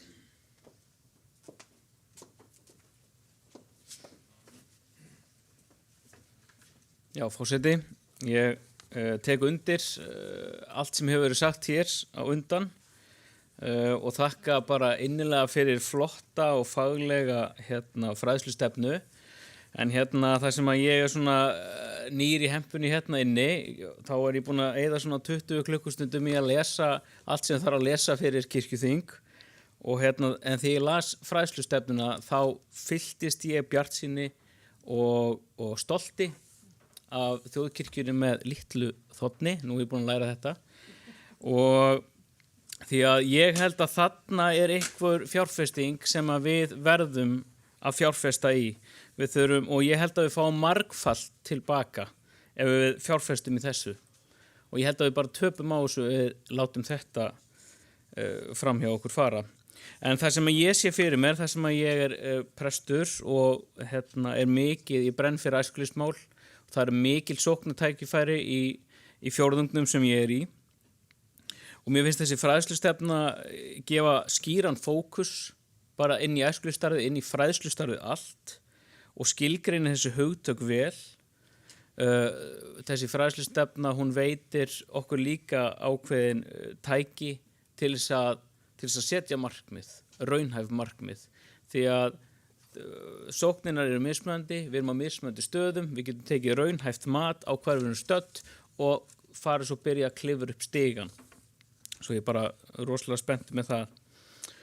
Og varðandi þetta með hlaðvarpsmálin, ég nú svolítið verið inn í hlaðvarpsmálunum og fengi að vera í teimum sem tengist því í þjónustuskrifstofunni eða biskupsstofu og það er í raun og veru ekkert flókið að framleiða hlaðvarpsefni, bænaefni og alls konar og við höfum rosalega mikinn mannauð og ég held að ef að það þarf ekki að kosta ómikið. Við getum nýtt fólki sem við erum með nú þegar, við eigum alltaf ykkur tímann lausan tíma og ég veit að þjóðkirkjan er tækin búin til þess að fara að byrja að framleiða og gefa út strax. Svo ég bara vil þakka aftur og er mjög spenntur og stoltur. Takk fyrir. Til máls tekur Áslaug Kristjánsdóttir, eftir henni talar Margrét Eggertsdóttir.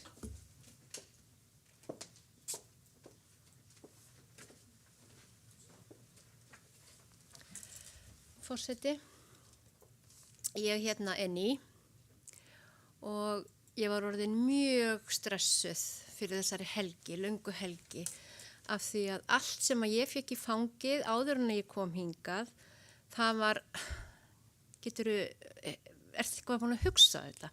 Veistu út í hvað þú ert að fara? Þetta er tómleiðindi. Já, ok, ég endist þá bara ekki lengur en einhver 4 ár ef ég næ inn og allt þetta, en ég var svo glöð þegar ég hitt hana Elínu á föstudaginn. hún fangaði mig gjörsamlega og ég hugsaði að þó þetta verði erfitt og leiðinlegt og streð að þá Elín Elísabet þarna og hún getur alltaf híft okkur upp. Ég held að ef ég hefði snúið mér við, af því ég nú kennarasleggja á fremsta bekk, að þá höfum við örugglega öll verið svona aðeins brosandi þegar Elín var að tala. Ég veit að við vorum það öll á föstudaginn þegar hún var að tala og við vorum ekkert heldur búin að fá, eða ég var ekki búin að fá nóg þegar hún var búið með glærurnar sína fínu. En ég bara full af áhuga og löngun til að gera gott betra og fræðslustefnan býður sko sannarlega upp á það. Takk. Til máls tekur Margrét Eggertsdóttir og eftir henni talar Arna Grétarsdóttir.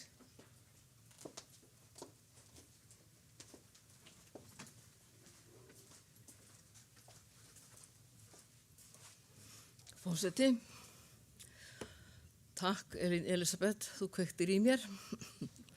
Þetta er frábær stefn og frábærlega framsett og gaman að hlusta og eins og ég segi, ég veðraðist öllu upp. En við tölum dálítið mikið börnin og úlingana, en hvað með foreldrana? Og ég hef svolítið verið einmitt þar með fólki, með foreldrunum. Það eru allt og margir foreldrar sem kunni ekki að biðja, hafa ekki sest niður til að biðja með foreldrum sínum,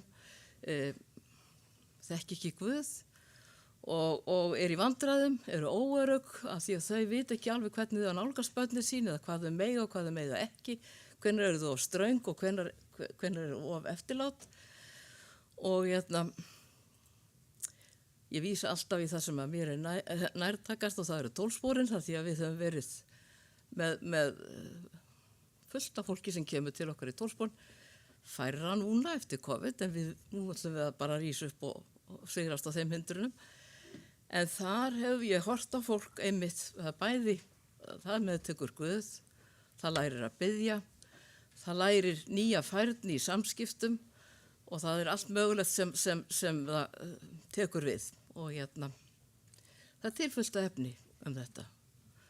Og að því við tölum hlaðvarp að þá langum við að benda á þætti á Lindinni, útvarpsstöðinni, þar sem farið er yfir hvers spor og bara margt þar. Þannig að það er til efni sem að Þjóðkirkjan mætti sannarlega nýta sér. Og svo bækurnar.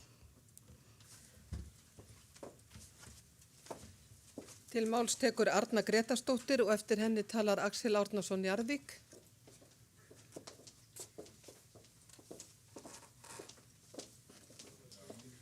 Forseti, mér langar til þess að taka undir með fyrir ræðumönnum þessar þakkir til hennar Elínar Elísabetar Jóhannsdóttur. Það var mikil Guðs blessun að fá hann inn á fræðslusvið og ég held að við mættum alveg, þakka fyrir það í bænum okkar í kvöld. Þakka Guði fyrir.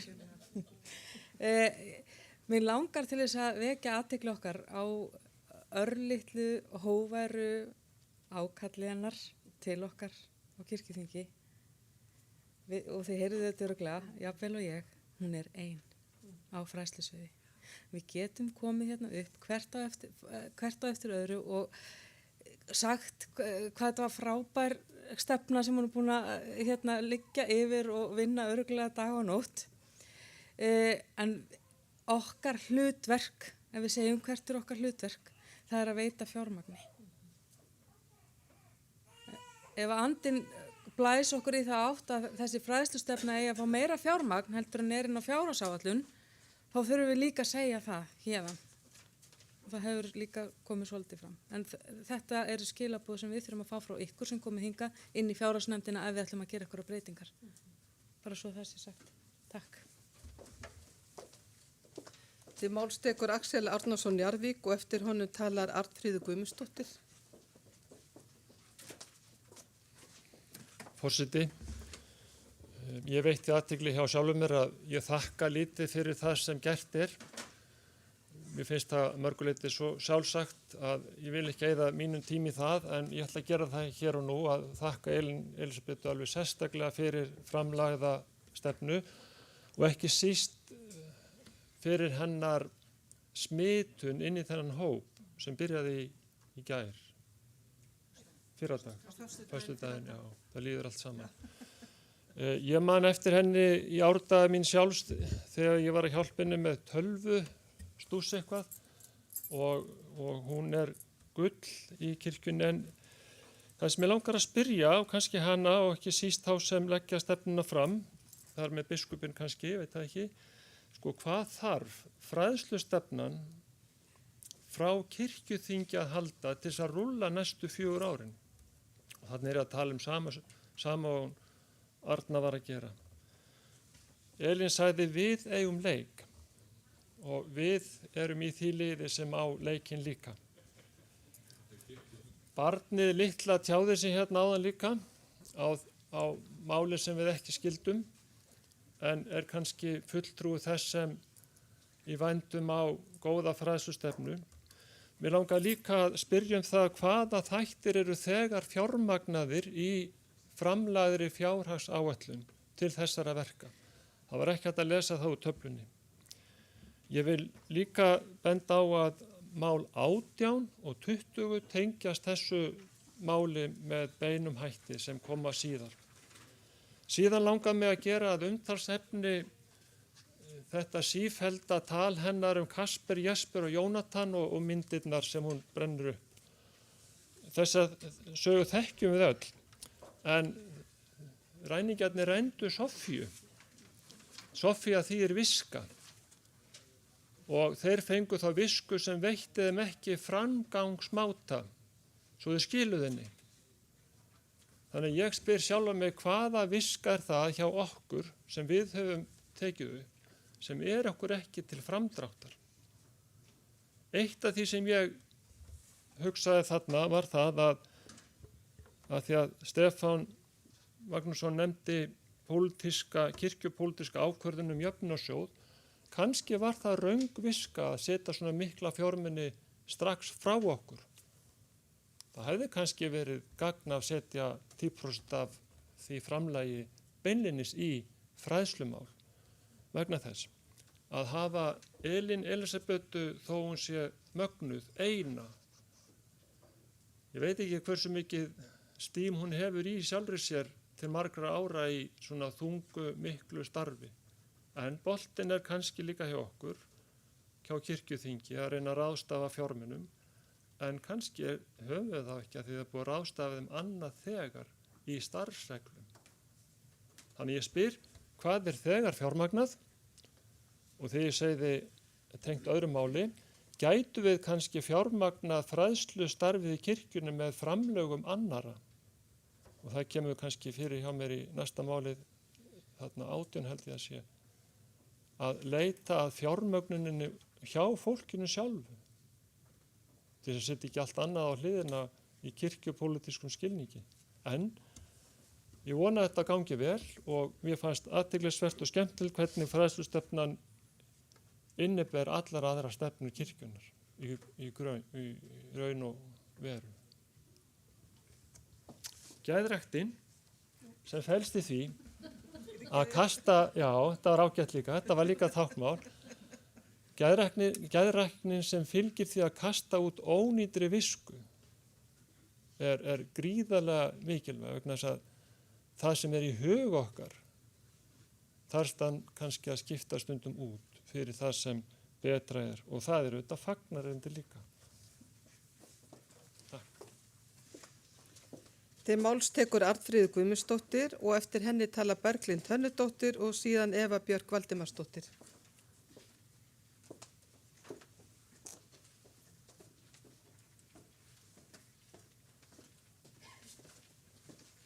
Forseti,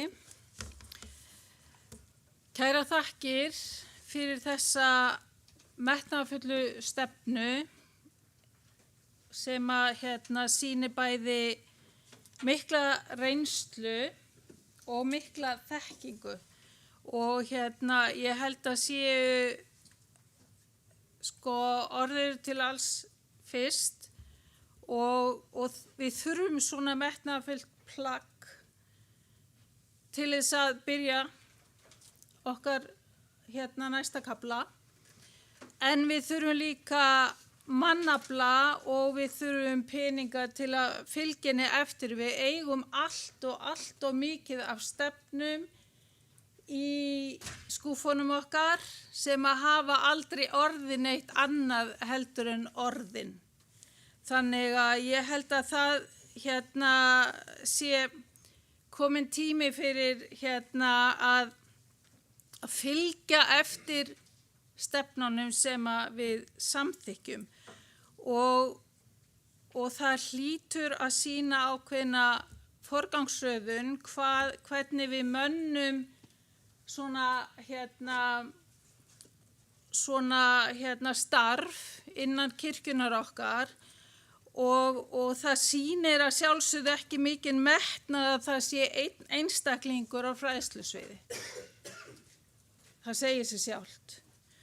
Og í fræðslu efnagerð og þjálfun inn í okkar samhengi innan kirkjunar þá hljótum við hvort tveggja að þurfa á sérþekkingu að halda í menntunarfræðum sem að Elín Elisabeth er frábær í fulltrúi fyrir, en við þurfum líka að bera virðingu fyrir guðfræðimenntun og við þurfum að hafa pláss fyrir guðfræðinga til að koma að þessu. Þannig að við þurfum að sjálfsögðu hvort tveggja og ég er ekki að draga úr gildi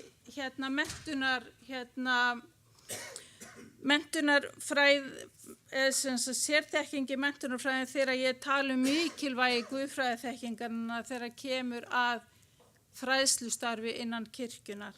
Það er að sjálfsögðu mjög mikilvægt að við sinnum börn og unglinga, en við þurfum eins og kom vel fram í stefnunni að sinna fleiri hópa og fullorðinsfræðslan er eitthvað sem að hefur gjörsamlega setið á hakanum núna í svona cirka 15 ár síðan að leikmannaskólinn var formlega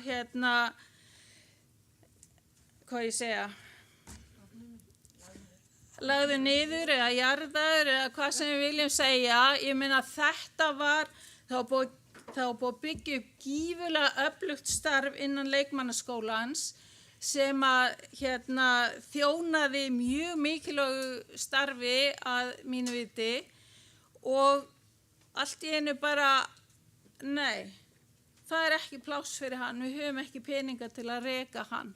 Þannig að við erum að borga fyrir það að hafa ekki menntunar möguleika fyrir fólk bara til að hreinlega vita út af hvað kristin trú gengur. Við höfum ekkert frá fermingu og bara það næsta er háskólinn. Ég vil sjálfsög fá sem flesta inn í háskólan en það eru bara ekki allir þar sem að vilja það en vilja samt vita fyrir hvað þau standa sem kristnir einstaklingar og eða bara að hafa svona bara þessa grundvallar þekkingar þrá eða þörf fyrir það að halda áfram að byggja sig upp sem einstaklingar.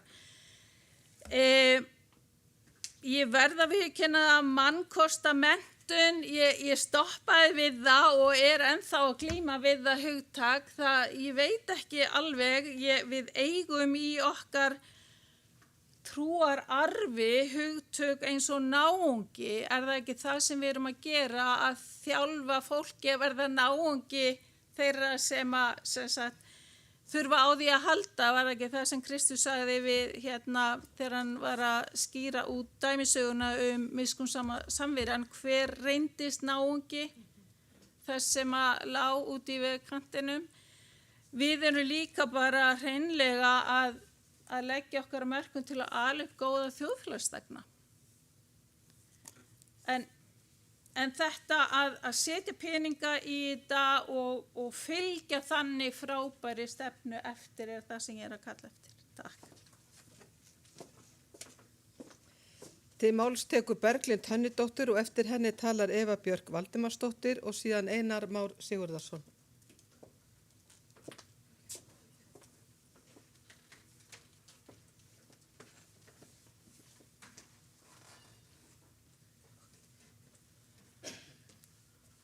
Forseti, sem fræðslufulltrúi fannst mér ég ekki geta sleppt í að tjá mig fræðslustefnuna, en fagna þessu mjög, sérstaklega þegar ég skoða atriði eins og unglingastarfi sem að nýtt efni hefur ekki komið mjög lengi sem sérstaklega ætla unglingum, eða þegar ég fór fyrst að kenna leiðtogaskólann og skoðaði það efni og það talað að á geisladisknum séu nú PowerPoint-kynning.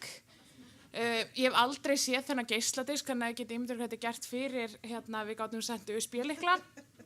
Það líka eitt lag og eitthvað svona, ég hef aldrei komist í þannig, ég fagnaði mjög mikið að þessi verið að uppfæra þetta efni, en hef einmitt sömu svona pælingar áhyggjur og aðrir að það er ein manneskja á fræðslusviði og við erum að tala efni frá vöggu til grafar, við erum að tala alla ævina og við erum að tala alla og ein manneskja í að bera ábyrgð á því og að halda þessari stefnu næstu 4 árin bara ekki hægt.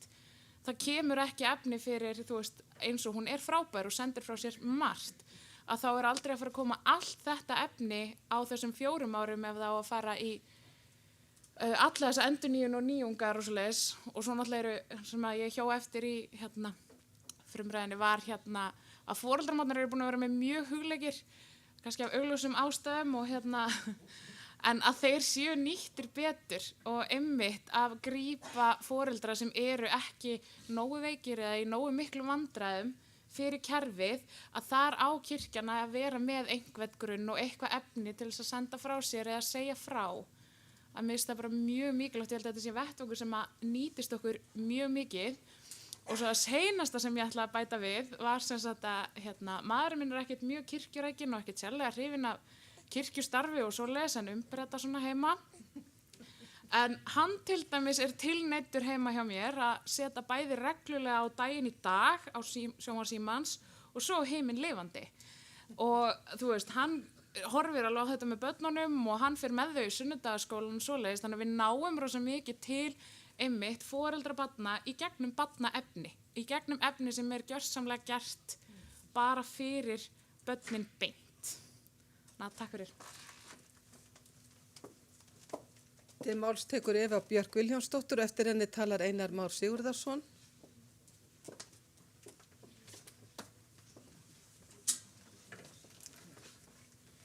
Forseti, ég Valdimarsdóttir, svo það sé bara á hreinu. Núna ætla ég að vera ein af þeim prestum sem kemur svona söguskýringu. Ég kom náttúrulega aldur greinlega. Og fyrir hrun þá voru 5 manneskjur sem mönnuðu fræðsludeild biskupsstofu, 5 starfsmenn á fræðslusviði. Þessi 5 starfsmenn eiga þá sögu eða forsögu að þeir voru æskulýðsfulltrúar landið áður. Þannig að það voru æskulýðsfulltrúar landið, 5 stöðugildi sem fóru á biskupsstofu, urðu fræðsludeildin og svo eftir hruna þá skrapp þetta saman og skorið niður í 3 og svo 1 eins og staðan núna. Á síðasta kirkjuþingi var samþykkt að fara í stefnumótun kirkjunar sem var mjög vönduð. Ég tók þátt í henni og bara mér fannst hún frábærlega vel gerð. Ég satt svo í nefnd sem kom með tillögur að nýju skipulagi æskulýðsmála og tillögur þeirra nefndar voru samþykktar á síðasta kirkjuþingi, reyndar eitthvað skornar niður og breyttar og þær eru þannig að kirkjan tekur meiri ábyrgð á barna- og æskulýðsstarfi og ræður til sín svæðisstjóra æskulýðsmála. Þessi stöðugildi hafa verið, bara alla þessar stöður hafa verið ráðnar af söfnuðinum og þið vitið alveg hvernig þeir standa margir. Þeir standa bara misilla, sumir illa og sumir rosalega illa. Þannig að þarna hefur kirkjuþing ákveðið að setja pening í þessar stöður svæðisstjóra æskulýðsmála sem verður kom fram í ræðu biskups á að ráða í fyrstu þannig stöðuna eftir áramót.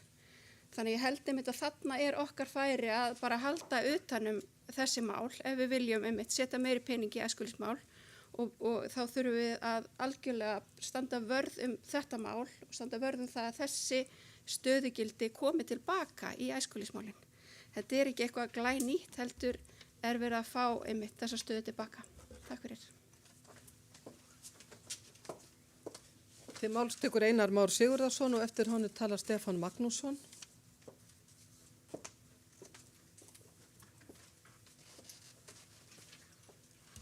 Forseti, byrja því að taka undir þakkir til Elínar Elísabetar fyrir frábæru kynningu og þetta innihaldið ekki síður.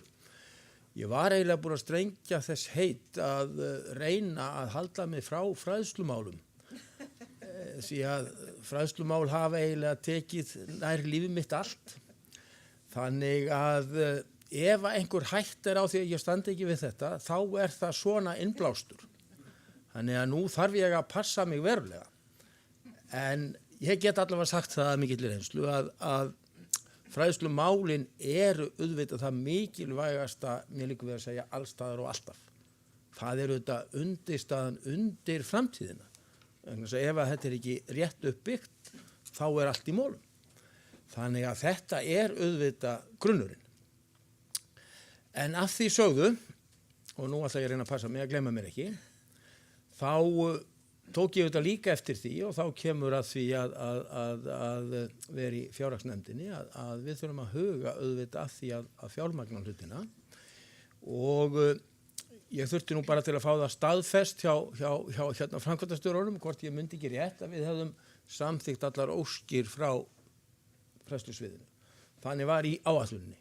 En nú reynir á og við skoðum það út í nefndinni hvort að Elín Elísabet svona hóvær að hún hafi ekki beðið allt sem hana langaði í en við skoðum bara og förum yfir en gleymum því ekki, við þurfum auðvitað að forgangsraða þannig að við þurfum bara að skoða og ég treysti nefndinni til þess og ég veit að við eigum töluvert að hlutum sem við getum skoða betur skiljiði og við ætlum að fara vel með allt en við ætlum að halda jafnvæginu. Þannig við mögum ekki gleyma okkur í hrifningunni en við þurfum að vanda okkur. Þannig að allt þarf þetta að haldast í hendur og við erum með lið og með dreiftrendar á sviðin, annað ófyrir séð sem á að vera auðvitað inni og inni. Þannig að þetta þar en við skulum treysta nefndinni, sjáum hvað gerist en gleymum ekki grundvallaratriðinu vegna sem við verðum að halda jafnvægi, við megum ekki gleyma okkur. Það var ágætt hérna yfirlitið hvað gerðist í hruninu. Og við þurfum að ná okkur á þann stað að við getum farið aftur að rísa. Það þetta stóra verkefni núna og reynum að drífa í því. Til máls tekur Stefán Magnússon og svo hafði ég freistað þess að Elín Elísabet kæmi hér upp eftir honum og svaraði.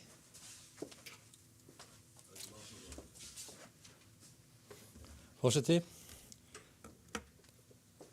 takk fyrir góða fræðslustefnu og vel framsetta. Kirkjuþing krýfst með, eðlilega. Og ekki bara að þetta var vel framsett og góð stefna, heldur að vegna þess að þetta grunnurinn að því starfi sem við erum baksa við að gera, sko.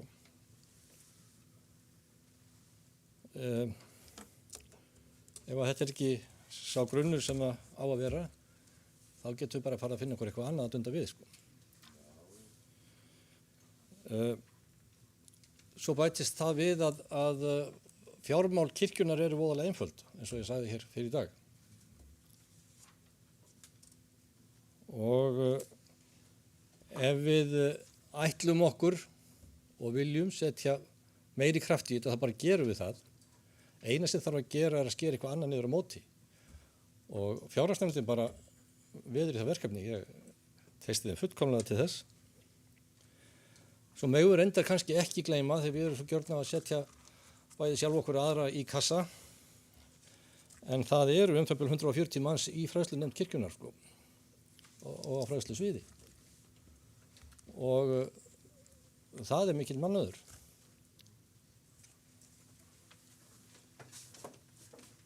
Áður en að Elín Elísabet, já, þá eru komni tveir, það Sigurður Grétar og síðan Konráð Gylfason.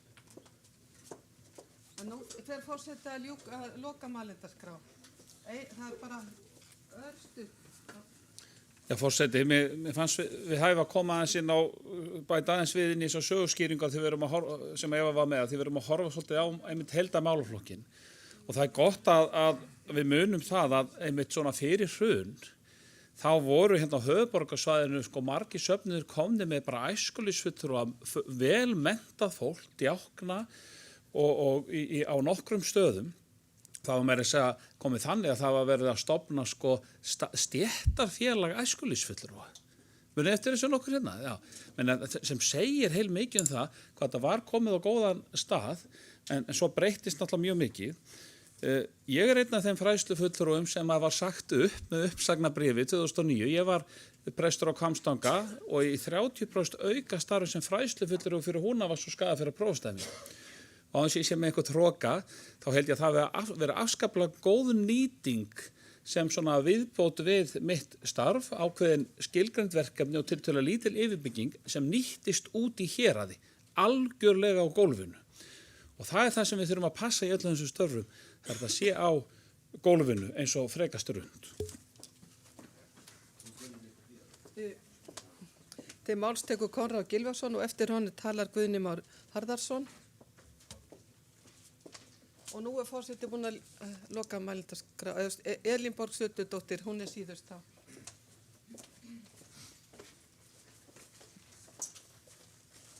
Forseti, ég ætla að hafa þetta stutt, en eins og ég myndist á í fjárhagsáætlunina áðan, að þá skiptir þetta allir máli að skilja fjárhagsáætlunina svo við vitum í hvað fjármagni fer. Mín tilfinning eins og ég sagði þá, að við ættum að hlúa þessu málaflokki, fræðslu og kynningu, og setja í þetta töluvert fjármagn og mín tillaga það einhverju 20 milljónir á ári, en fjárhagsnefndir verður nú að skoða það. Þá kom þetta inn á áðan að við þyrftum að skera niður þá fjárframlög í einhver aðra þætt á móti. Ég er ekkert endilega alveg sammála því að það er fjármagn til í samfélaginu í alls konar svona málaflokka. Við getum til dæmis farið út í það að vera með heilsueflandi samfélag þjóðkirkjunnar sem í gegnum embætti landlæknis og þar ákveðið fjármagn í þennan málaflokk sem svona samþætt þessu, þannig að það svona ýmislegt fjármagn til. Íþróttahreyfingin til dæmis að sækja fjármagn til ríkissjóðs núna til þess að efla alls konar hluti innan íþróttafélagana fyrir eldri borgar og fleiri til þess að stuðla að lækkun kostnaðar í heilbrigðiskerfinu. Þetta getur alveg verið partur af því og ef við leggjum dálítið vinnu í þetta, sækja fjármagn í þennan málaflokka þá þarf þetta ekki endilega að kosta svo mikið. Þetta var varðandi heilsueflandi samfélag, það tekið til dæmis inn á fjölskylduna, vináttuna og félagstengsl, geðrækt, veljaðan fyrir alla, virka þáttöku allra í samfélagi, jöfnu til heilsu fyrir viðkvæma hópa og minnihlutahópa og það passar allt inn í þessa fræðslustefnu sem alveg stórglæsil og frábær. Og svo samfinnast þetta líka inn í heimsmarkmið Sameinuðu þjóðanna sem verður komið inn á síðar. Þannig að það þarf ekki endilega að skera niður fjármagn til annar hluta, heldur þurfum við líka að setja dálítið power í það að sækja fjármagn, því að við þurfum meira fjármagn bara í heildina. Það er bara svona stutt innlegg svona í lokin. Til máls tekur Guðni Már Harðarson og eftir honum talar Elín Borg Sturludóttir.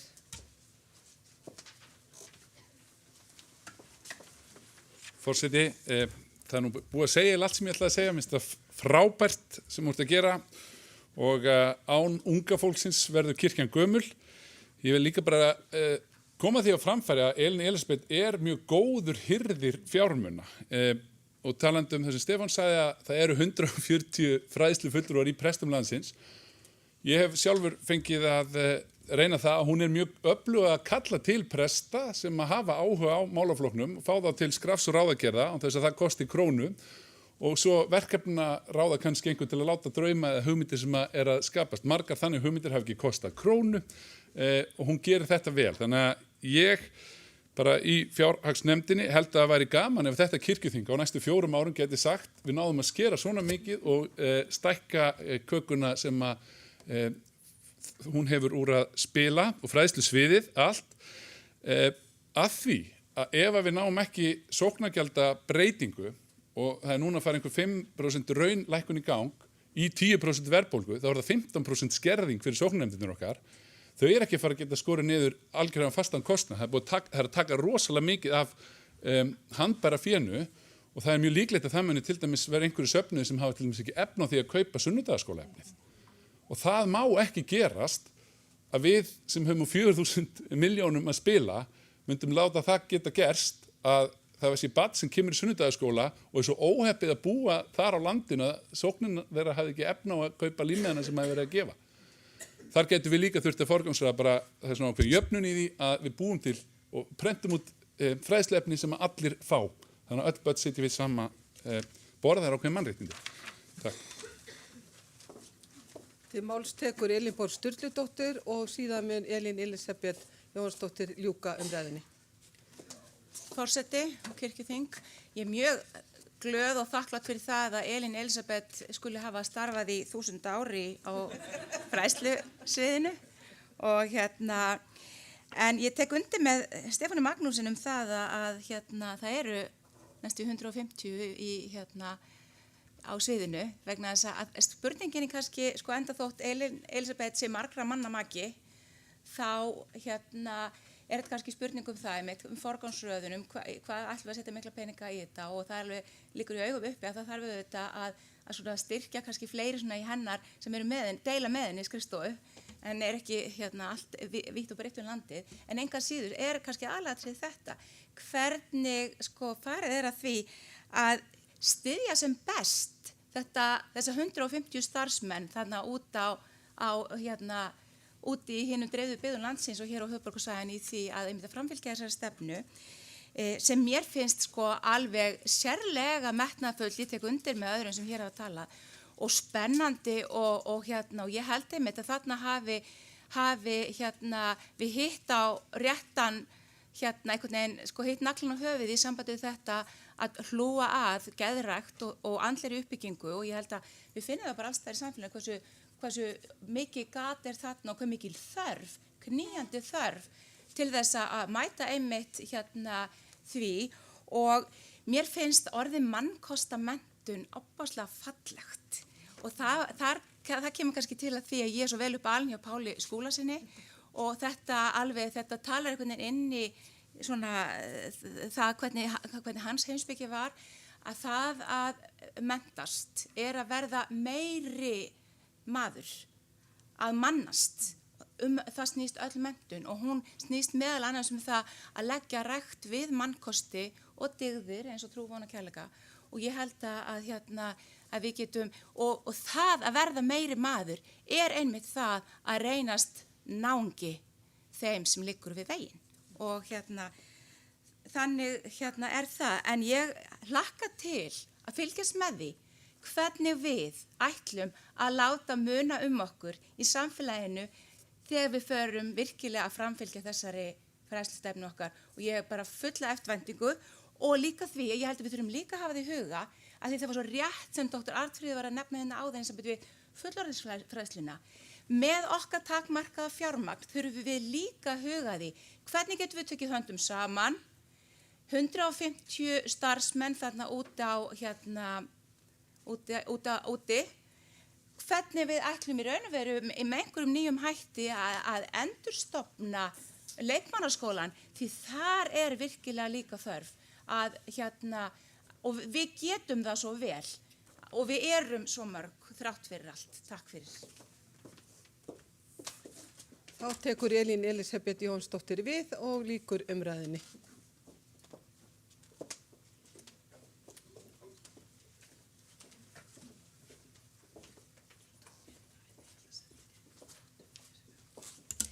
Mikið þakka ég fyrir öll þessi hlýju orð og þessa miklu trú á því að við getum þetta.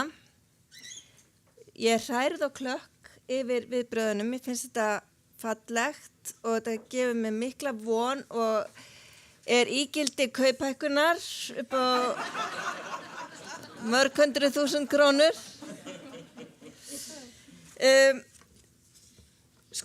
Varðandi fjármálin, þá var það nú látið eftir mér að fá, í fjárhagsáætluninni, ég fái bara það sem ég bað um. Ég var kurteis og var ekkert að fara út í neitt bruðl því að ég er náttúrulega með í því að við spörum. Þannig að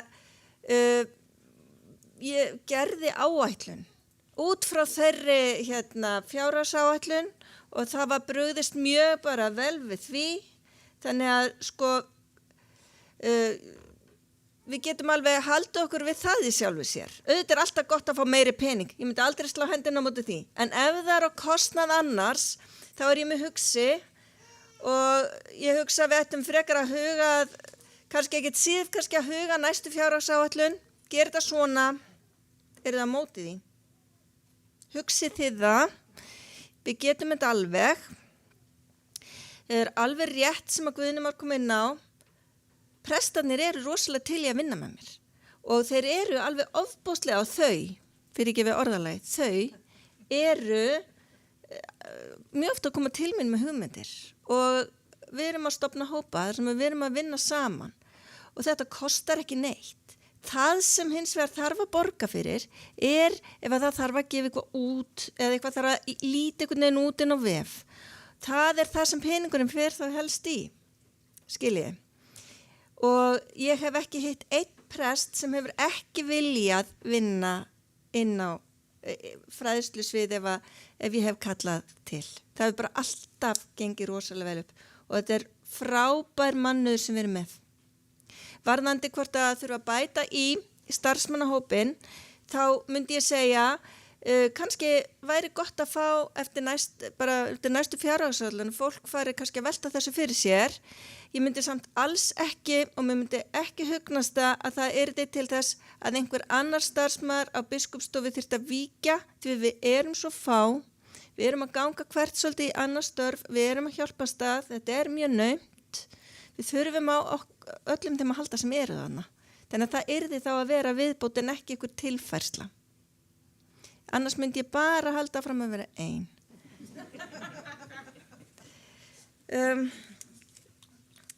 Varðandi mannkostamenntun, ég leitaði virkilega lofandi ljósi að góðu orði. Þetta orð hef ég heyrt frá Kristjáni Kristjánsson sem kannski sum kannast við heimspekingi. Þetta orð svona kannski segir dálítið margt, það er dálítið vítt. Þannig að ég hugsaði með mér að halda því nema einhver kemur betri hugmynd og mannkostir eru í rauninni þessi gildi og siðvit sem að við viljum svo mikið innleiða og hjálpa. Axel spyr, hvað þarf til að þetta rúlli? Þetta rúllar. Þetta bara rúllar. Og það sem að er og þarf, það er bara að þið sem starfið hennar kirkjunar, ég er bara rétt upp fána að þið komi bara með. Það er það eina sem þarf því að starfið fer fram út á vettvangi. Það er bara ekkert flóknar en það. Fleiri spurningar hérna. Ég fagna hugmyndinu leikmannaskólan. Ég held að við þurfum að spýta í lófana með fullorðna fólkið. Ég er hrædd að við sem að missa sérstaklega unga kallmenn, við þurfum að finna leið til að ná til þeirra. Ég held að við þurfum svolítið að vera bara duglega á netinu, duglega með hlaðvörpin, duglega að vísa á hlaðvörp og ég er búin að kynna mér hvernig við getum myndað tengsl þar. Þannig að ég held að við eigum alveg eftir að ná í gegn og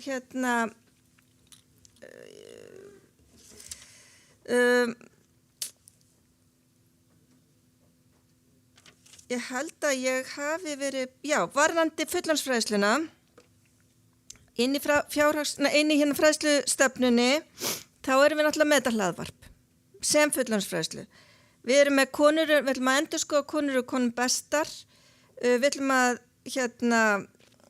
hlúa betra tólspora vinnunni og erum svona með líka í bígerð kannski sáttamiðlun fyrir presta. Það er inn á fjárhagsáætluninni svo við tölum um eitthvað sem við erum svona aðeins að reyna að hlúa að. Ég held að ég sé búin að svara öllum spurningum. Þetta voru ekki margar spurningar, þetta var eiginlega meira svona samtalum.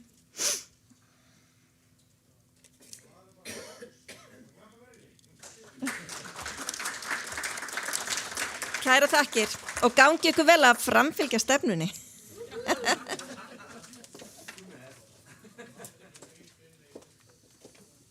Þá umræðu lokið 10. mál, fyrri umræðu og lagt til að máli fari í aðra umræðu. Þeir sem geta samþykkt það gjör svo vel að gefa merki.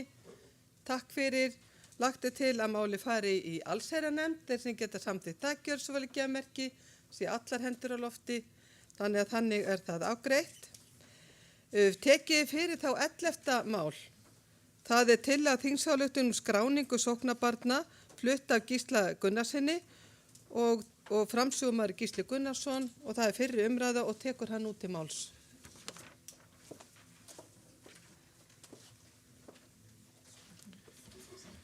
Forseti, ég ætla aðeins að svindla og segja frá því að fyrir rétt eftir hrun þá kom ég á Biskupsstofu á Laugaveginum og þá var sendinefnd frá Finnlandi stödd í húsinu, 10-15 manns og ég hitti Karl biskup og spyr hann hvaða fólk er hér á ferð. Og þá sagði hann, já, þetta Elín Elisabeth þeirra finna. Þannig að þetta var fræðsludeildin finnsku kirkjunar. En tillagan hér til þingsályktunar skráningu sóknarbarna. Kirkjuþing 2022-2023 samþykkir að skipa 3 manna starfshóp sem hefur það hlutverk að kanna hvernig best sé að halda utan skráningu sóknarbarna í þjóðkirkjuna. Nefndin eða þessi starfshópur verði prestum og öðru starfsfólki þjóðkirkjunar til ráðgjafir í þeim efnum. Og mér hefur verið bent á að það sé kannski eðlilegra að segja að vinna þessara nefndar verði sem sagt geti nýst starfsfólki þjóðkirkjunar.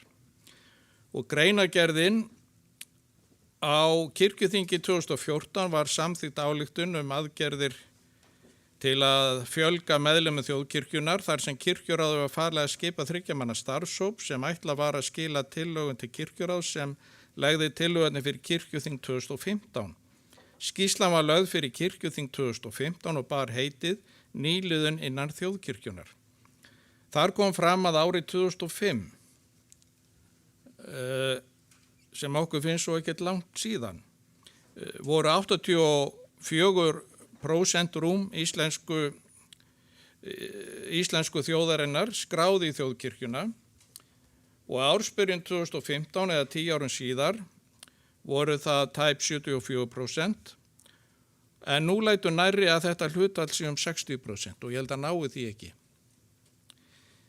Ýmsar ástæður eru tilteknar í skýrslunni fyrir þessari þróun, en á síðustu árum hefur fjöldi innflytjenda áhrif á þessa prósentutölur ásamt öðru.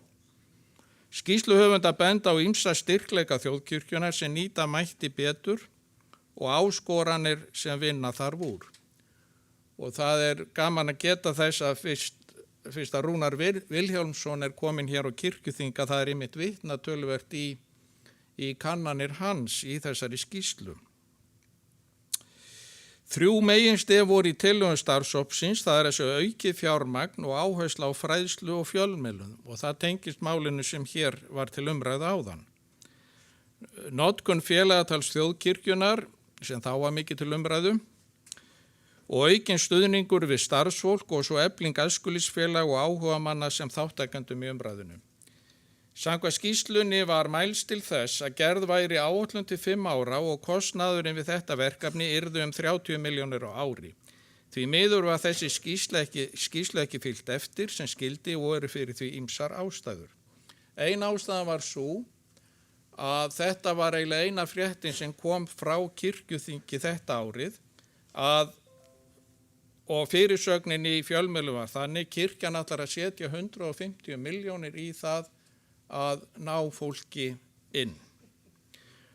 Og síðan var þegar var spurt út í þetta, þá fóru kirkjunarmenn svona í baklás og sagði nei, við ætlum ekki að fara að eyða peningum í þetta. Tillagan sem hér flutt fjallar fyrst og fremst skráningu þjóðkirkjuna Í mörgum tilfellum skráningu ábótavant og koma þarf þeim málum í sem best horf. Til dæmis fylgir skýrn ekki endilega skráningi þjóðkirkjuna og dæmum það fyrir fjölgandi. Þarna á ég aðalega við það að fyrir allmörgum árum þá var því breytt sem áður hafði gilt að barn fylgdi trúfélagi móður og þannig að barn var bara skráð í trúfélag móðurinnar og það bara gerðist automatist. Síðan var þessu breytt og nú það þannig að báðir foreldrar þurfa að vera skráðir í þjóðkirkjuna til þess að barnið skráist.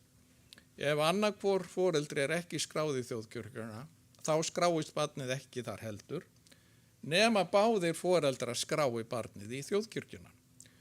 Og þetta gert gjarnan í tölvu og það ekki nóg að annað foreldri geri það, það hitt þarf að gera það líka, þau þurfa bæði að fylla út form og ég veit dæmum það að fólk bara gefist upp á þessu.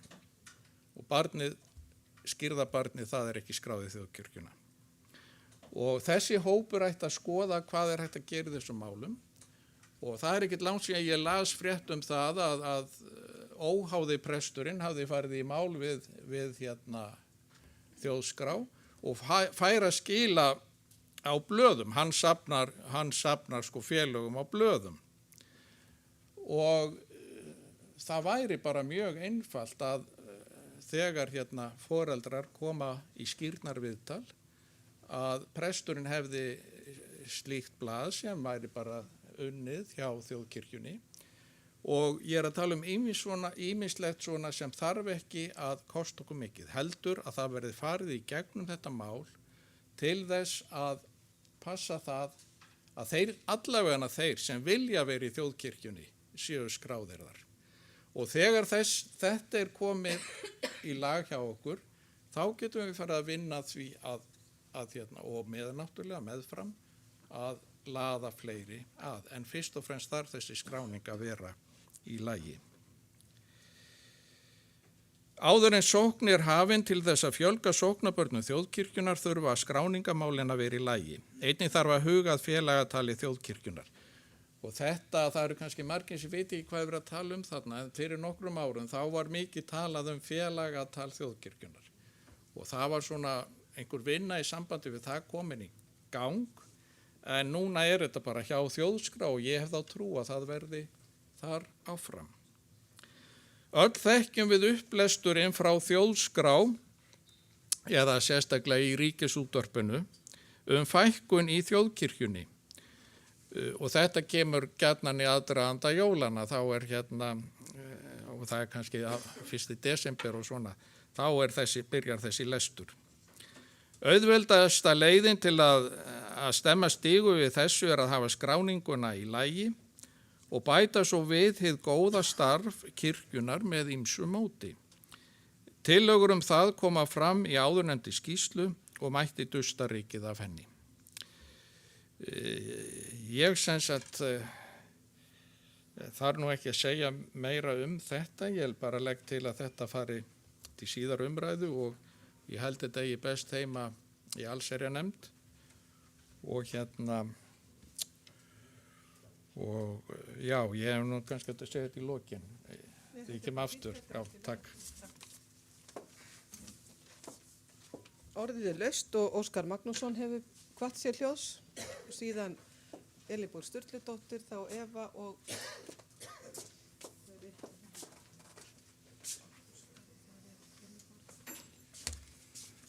Forseti og góðir þingmenn.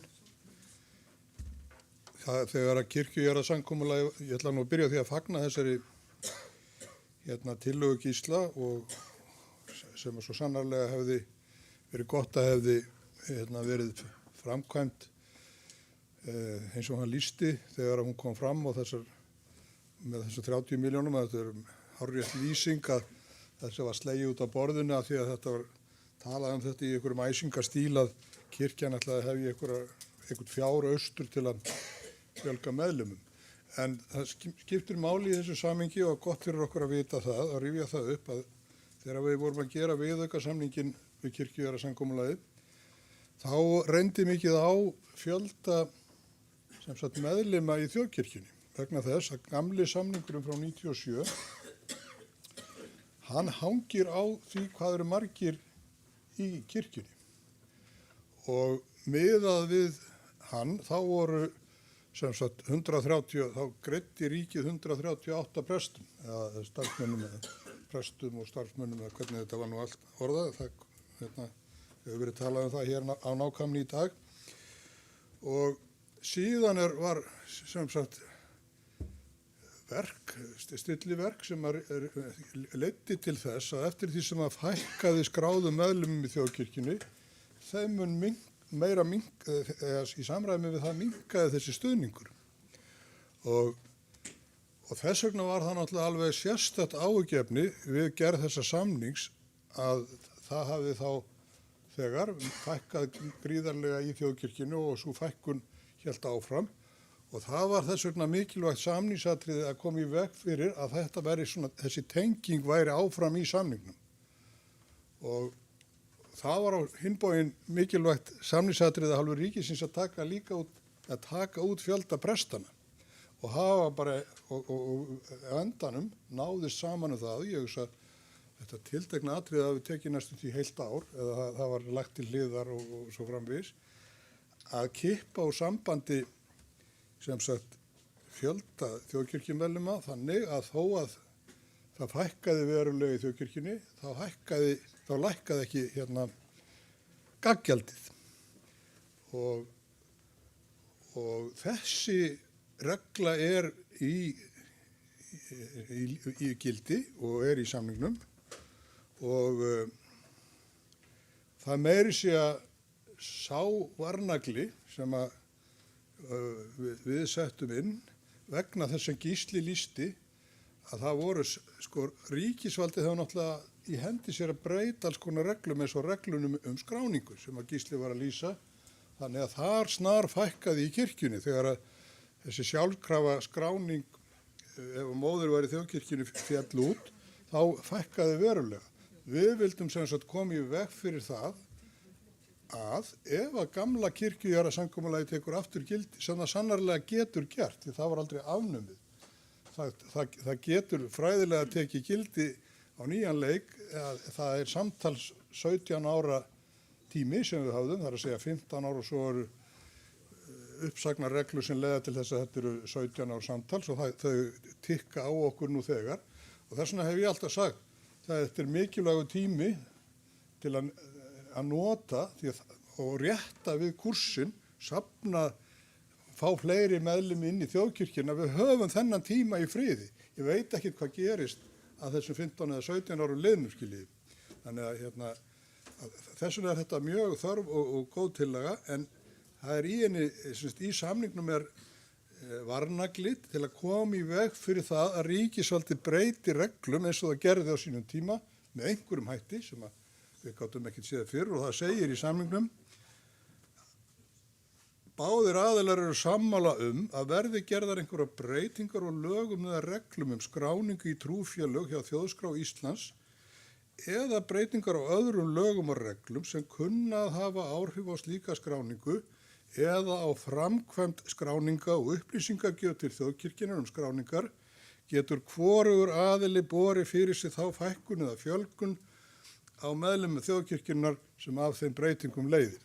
Þetta er samansúrraður lögfræðilegu textin sem þið heyrið en hann kemur semst í veg fyrir það, segjum að þegar nýji samningurinn er útrunnin og ef að það á að taka upp þann gamla og það hefur sem sagt verið breytt reglum og það hefur snar fækkað út af því, þá er ekki hægt að nota það til að lækka gaggjaldið.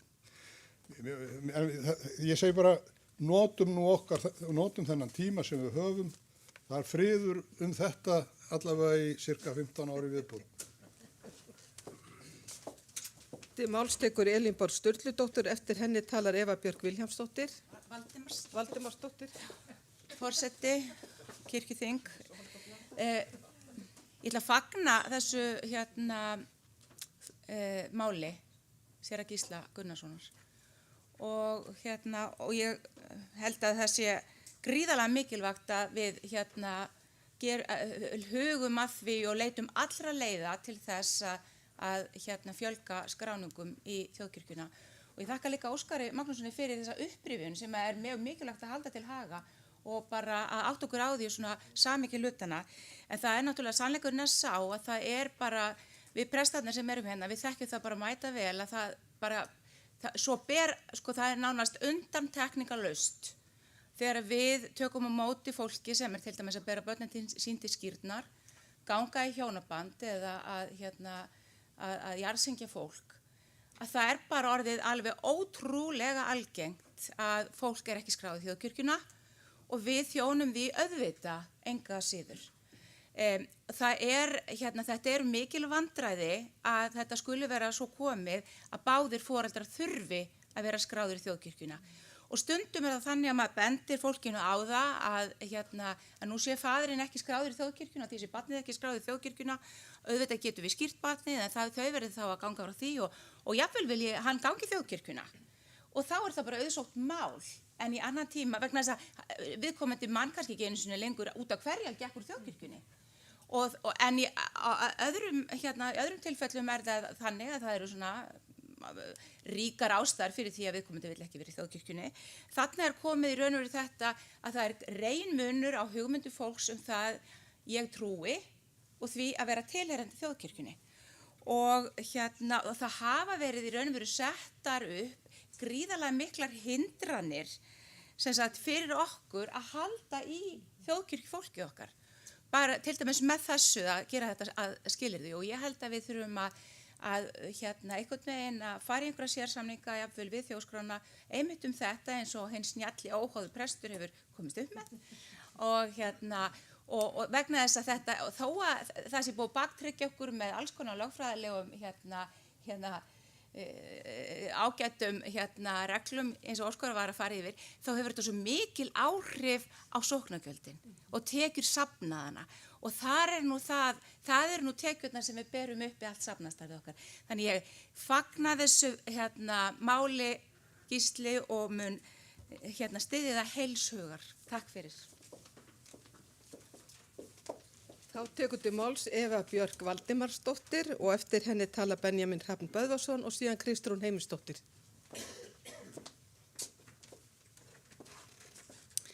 Já, mér langaði að koma inn upp til að fagna þessu máli og styðja það. Það einmitt rétt eins og Gísli nefndi að samkvæmt lögum þurfa báðir foreldrar að vera skráðir í þjóðkirkjuna til þess að barnið sé skráð, en það samt ekki einu sinni nóg. Það gerist daginn að kollegi minn var að skýra barn foreldra sem voru nýflutta utan heim til Íslands. Þau voru bæði skráð í þjóðkirkjuna, barnið var skýrt, en þar með það ekki skráð í kirkjuna. Heldur þurftu þau að hafa fyrir því að skrá barnið og fara einmitt inn á með rafrænu skilríkjum og fylla út sirkvort formið og eitthvað svoleiðis. Og hann hafði samband við þjóðskrá og spurði, þetta ekki samkvæmt lögum, af því að ef þau eru bæði skráð í kirkjuna, þá á barnið þetta að vera skráð. Þá kom í ljós að þetta eru vinnureglur þjóðskrár að hafa þetta svoleiðis. Þegar fólk flytur heim, að þá það ekki einu sinni nóg. Og þegar við flettum upp þessari mannesku, þessum sviðstjóra þjóðskrár sem að gerir þessa vinnureglur, væntanlega, þá hún einu sinni í stjórn siðmenntar. Þannig að þetta held ég mjög brýnt mál að við förum í þetta. Og svo held ég mig langar að skjóta inn í að einhvers staðar mál gjaldskrána. Ég held að við ættum ekki að fella hana út, heldur frekar að láta það skipta máli að fólk sé skráð í kirkjuna og fái kannski afslátt af gjaldskrá. Til máls tekur Benjamin Hrafn Böðvarsson og eftir honum Kristrún. Og svo, ég ætla að fara að stytta mældaskrána því ég búin að lofa að skýrslan hennar Örnu komi núna 3:00. Forseti, ég ætla bara að vera stuttorðus. Ég styð þessa tillögu heilshugar og bara fagna henni. Og ef þessi starfshópur verður að veruleika að þá vil ég hvetja til þess að það verða að skoða sérstaklega rafrænar lausnir en ég þekki ágætlega inn á svona rafrænar lausnir og ég bara veit að þetta alveg vel hægt. Sko, hvernig þetta gert? Við prestarnir fáum til okkur fólk, til dæmis í skýrnarviðtöl. þar sem að maður sér nákvæmlega stöðuna á hverjum og einum sko, hvort þið séu í þjóðkirkjunni eða ekki, og ég held að þessi starfshópur getur vel fundið út hvernig við prestarnir og þá annað kannski starfsfólk í kirkjunni getur fengið bara aðgang að einhverju tölvukerfi sem við getum sendt rafræna beiðni beint á foreldrarna sem eru fyrir framan okkur og þau bara slá sig inn með rafrænum skilríkjum, þau eru skráð og fara út skráð. Þetta er hægt, þetta er bara spurningu hvenær þetta getur gerst. Til máls tekur Kristrún Heimisdóttir og eftir henni Árni Helgason og síðan eru 2 og þá verð ég bara aðeins að fresta umræðu að því ég er búin að lofa að það er komið fólk hérna sem þarf að tala. En Kristrún Heimisdóttir hefur orðið.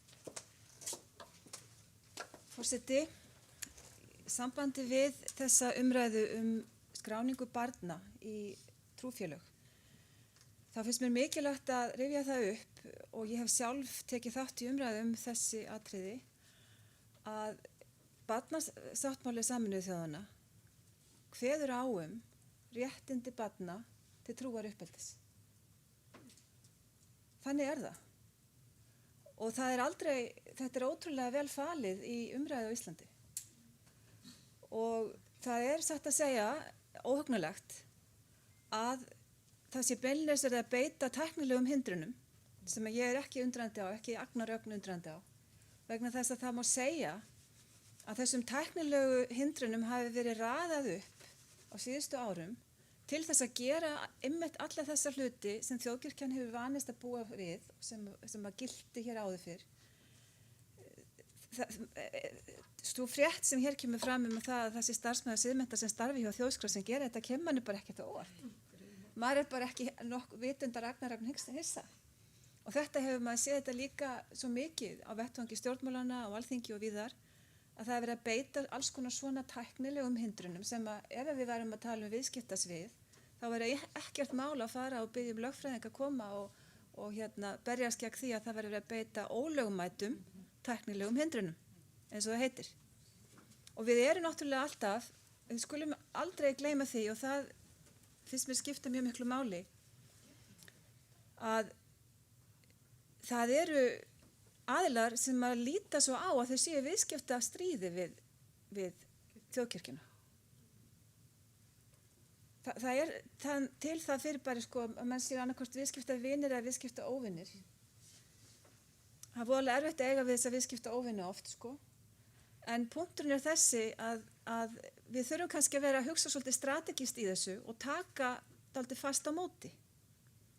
Og ég bendi á þetta grundvallaratriði að barnasáttmáli Sameinuðu þjóðanna, við erum með heilt embætti á Íslandi sem að snýst bara að vinna og stuðla því að Íslandingar fylgi þessum sáttmála sem er embætti umboðsmanns barna.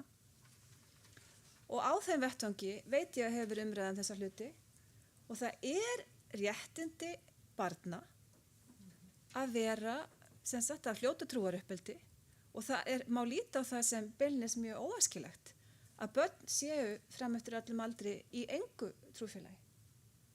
Það er bara umræða sem er ekki tekin en væri ástæða til að taka. Ég þakka fyrir. Forseti ætla nú að gera hlé á þessar umræðu, það eru það margir á mælindaskrá en þá og taka fyrir 17. mál og það er skýrsla vígða þjónustu kirkjunnar og flutt af og til fyrri umræðu flutt af Örnu Gretarsdóttur og hún er framsögumaður en fær aðra til liðs við sig sem að ég þarf þá að kynna til sögunar þegar þar að kemur en þá bara tekur Arna Gretarsdóttir til máls.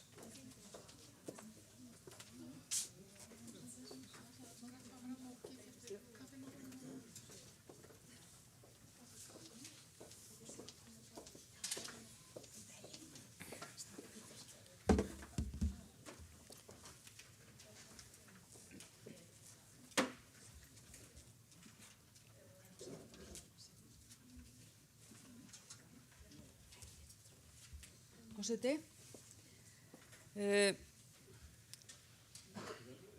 Ég flyt hér skýrslu vígða þjónustu kirkjunnar.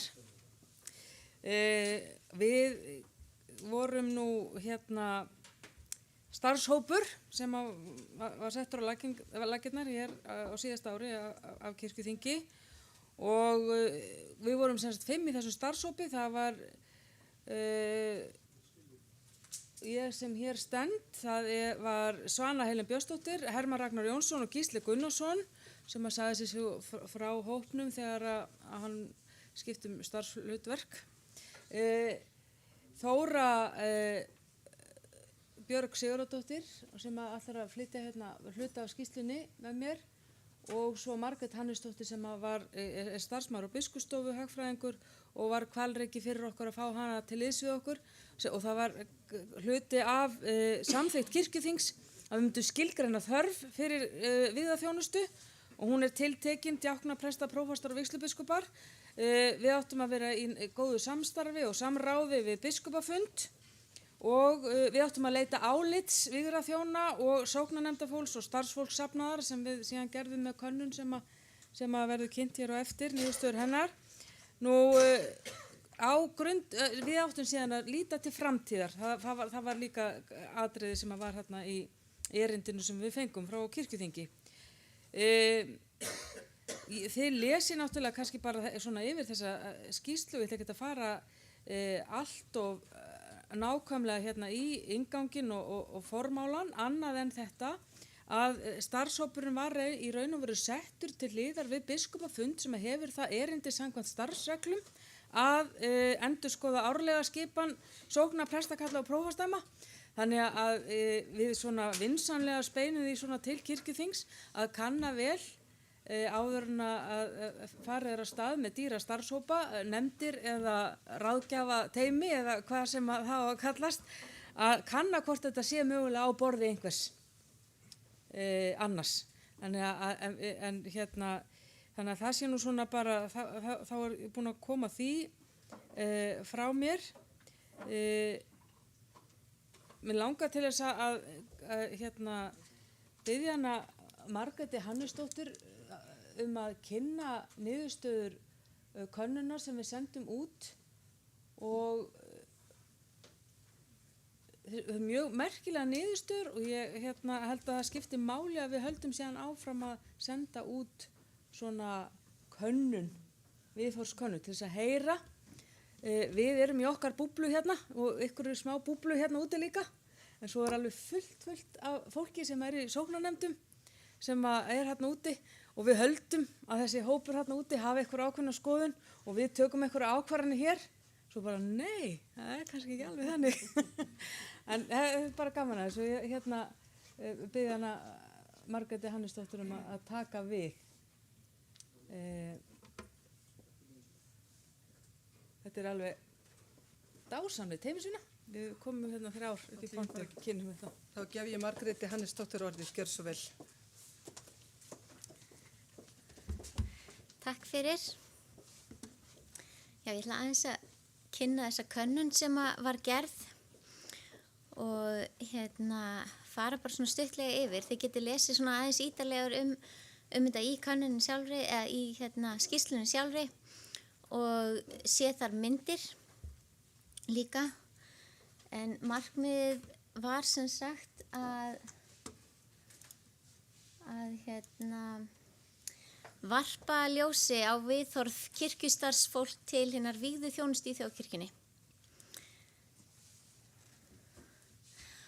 og svona aðeins sem sagt könnunina að það var verið að spurja sem sagt vígða þjóna og vígðu þjónar eru þannig vígslubiskupar, prófastar, prestar og djáknar og svo voru nokkra spurningar sóknarnefndir. Hlutfallið var tæplega 50% en svona til þess að gæta persónuvernd var til dæmis aldursspil svarenda haft 20 ári í spurningum aldur og svo voru einungis 2 með aðgang að þessum niðurstöðum. Þá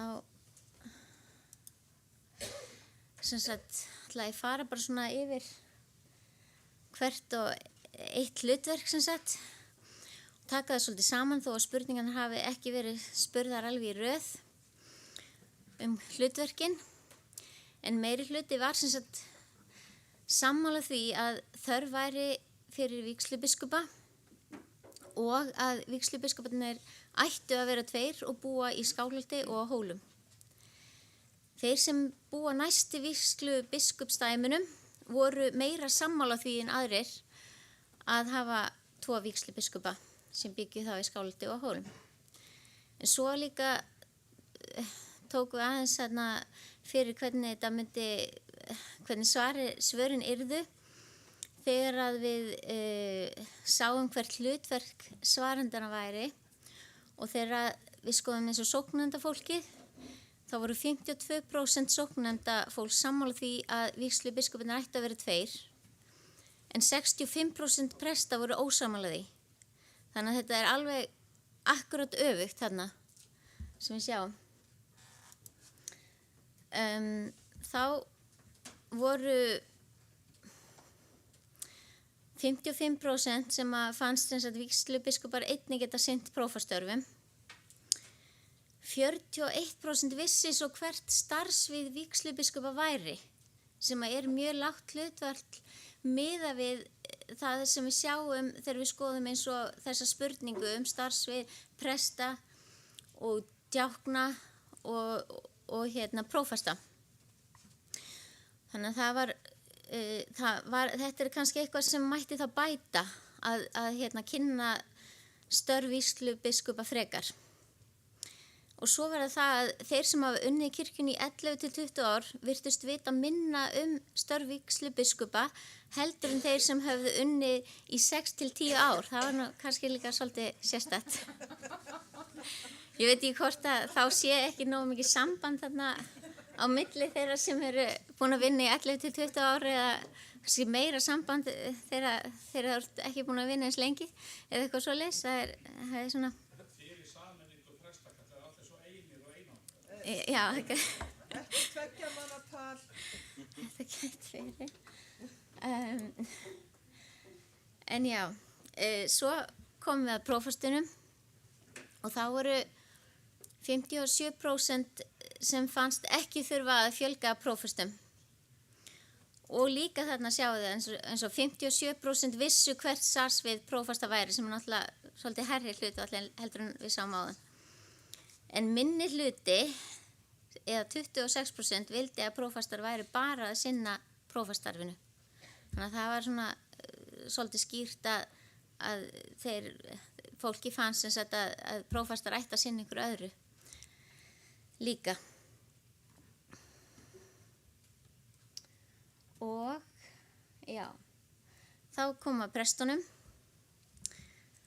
og þar var líka, það er 92% sem vissu hvert starfsvið presta væri, sem er náttúrulega mjög mikið hærra hlutfall heldur en við sjáum áður. Og það náttúrulega skýrist held ég bara af því að störf þeirra eru mjög sýnileg. Og eins og ég sagði áðan þá getum við kannski svona kynnt aðeins störf vígslubiskupa þá frekar. Meiri hluti er einmitt sammála því að þjónustubyrði presta væri jafnt skipt á milli presta en þó þegar við skoðum hvar á landinu svarendur eru frá þá eru mismunandi svör og í Vestfjarðaprófasdæmi, Húnavatns og Skagafjarðar prófasdæmi og Eyjafjarðarhringjar prófasdæmi þá voru svarendur ósammála því að þjónustubyrðin væri jafnt skipt á milli presta og það má sennilega skýra af því að það hefur vantað presta í rauninni, það eru einhverju kannski sem hafa hætt og það er verið að setja þá presta í aflýsingar og þá kemur meiri byrði á einhverja presta heldur en aðra og svo er líka náttúrulega svæðið þar sem að presta vinna er ekki alveg það sama. Sumir eru að keyra miklu lengri vegalengdir og svoleiðis þannig að ég tel að þetta sé ástæðan svona helsta fyrir þessu niðurstöðum þarna. Og þá er það, já, sérþjónustuprestar þóttu mjög mikilvægir fyrir svarendur og ég myndi segja að það væri bara mjög gott að svona muna eftir því að þeirra á að skipuleggja þjónustuna og svoleiðis og hugsa þjónustu, sérþjónustuna að muna eftir því að hún er mjög mikilvæg. og þarna er líka svolítið gott að sjá að 80% allra svarenda var sammála því að prestar myndu starfa saman í teymum. Og 84% prestar voru líka sammála því að starfa saman í teymum. Þannig að það er mjög gott að sjá það að það sem að er verið að svona markmiði er sem sagt fólk er sammála því markmiði sem hefur verið.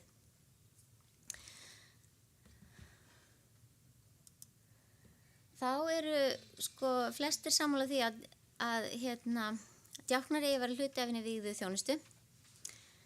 73,5% voru þá ósammála því að ráða djákna og fækka prestum í staðinn. En já, svo voru, það voru mitt þarna tæp 50% vissu hvert starf djákna væri, sem er samt ennþá meira heldur en vígslubiskupana.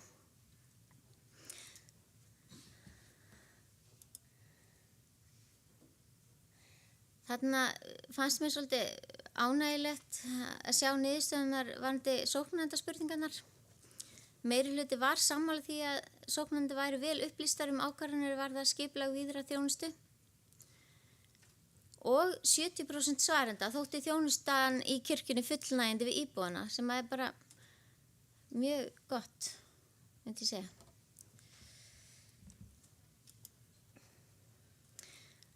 En svo var svona mismunandi svör eftir hver staðsetningin var, hvað var það spurningu hvort sóknarnefndir fengi stuðning við að sinna hlutverkinu. Þá voru svona Reykjavíkur prófastsdæmi vestra og Vestfjarðar prófastsdæmi ekki svona mjög sammála því að það væri nógur stuðningur við þær sóknarnefndir sem eru þar. Já, þannig að þetta er svona. Það er ýmislegt sem á svona kannski skoða líka út frá hvar á landinu svarendur eru og þá kannski hugsa einhverju úrbætur þá á þeim svæðum sko, þar sem að ekki nógu góða niðurstöður. Og þá er það svona bara síðasta að svarendur vildu fjölga vígðum þjónum í sumum prófastsdæmin og það eru þessi prófastsdæmi 3, Vestfjarða, Austurlands prófastsdæmi og svo Reykjavíkur prófastsdæmi eystra. En það kemur kannski ekki mjög óvart þarna með Vestfjarða prófastsdæmi og Austurlands, þar sem að það voru einhverjar að hætta til dæmis Austurlands prófastsdæmi þegar þetta var og það var engin komin eiginlega í staðinn og það var ekki alveg viss með stöðun og þar Vestfjarða prófastsdæmi það er eiginlega verið það sama að það hefur eiginlega kannski ekki verið nóg þjónustan á sumum stöðum þar, í sumum prestaköllum. Þannig að þetta eru svona helstu niðurstöðunar en auðvitað er hægt að sjá meira þetta í skýrslunni og gröf og svoleiðis og auðvitað hægt að spyrja mig hvenær sem þið vilji geti senda mig pósti eitthvað. Já, þá var það bara komið frá mér. Takk fyrir. Þá tekur til máls Þóra Björg Sigurðardóttir.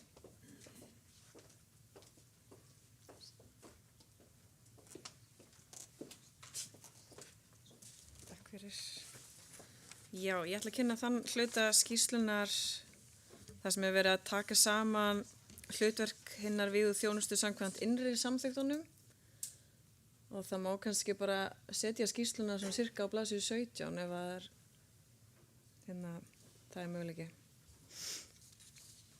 En í gildi eru samþykktir innri málefni þjóðkirkjunnar og þær hafa þann megin tilgang að styrkja einingu kirkjunar og samfélag sóknar fólks safnaða og kirkjustjórnar, innra og ytra samhengi þjóðkirkjunar og hinnar almennu alþjóðlegu kirkju. Þessar samþykktir eiga að vera samstöðugrunnur til að styrkja sjálfsmynd og samstöðu meginatriði og gera grein fyrir forsendum starfshátta og hefða. Og þessi samþykkt innri málefni þjóðkirkjunar var meðal annars höfð í huga þegar starfshópurinn vann könnunina skilgreiningu og þörf fyrir presta, djákna, prófasta og vígslubiskupa. Ég ætla svo sem ekki að lesa þetta alveg beint upp en ég hveti ykkur til að skoða hérna skýrsluna.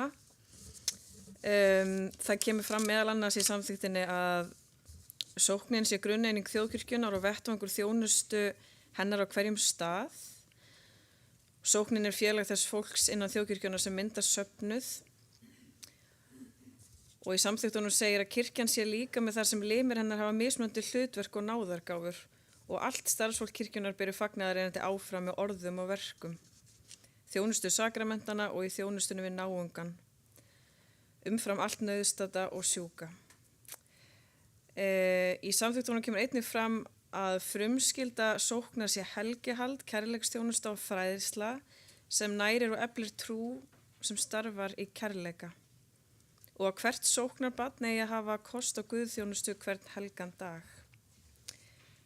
Svo tekið fram alveg í smáatriðum hvernig það er skilgreint sem ég ætla ekki að fara út í, en að guðþjónustu skuli vera hvern helgan dag en einnig á hátíðum kirkjuársins sem eru aðfangadagskvöld jóla, jóladagur, annan jóladagur, gamlárskvöld, nýjársdagur, skírdagur, föstudagur langi, páskadagur, annar páskadagur, uppstigningardagur, hvítasunnudagur og þrenningarhátíð.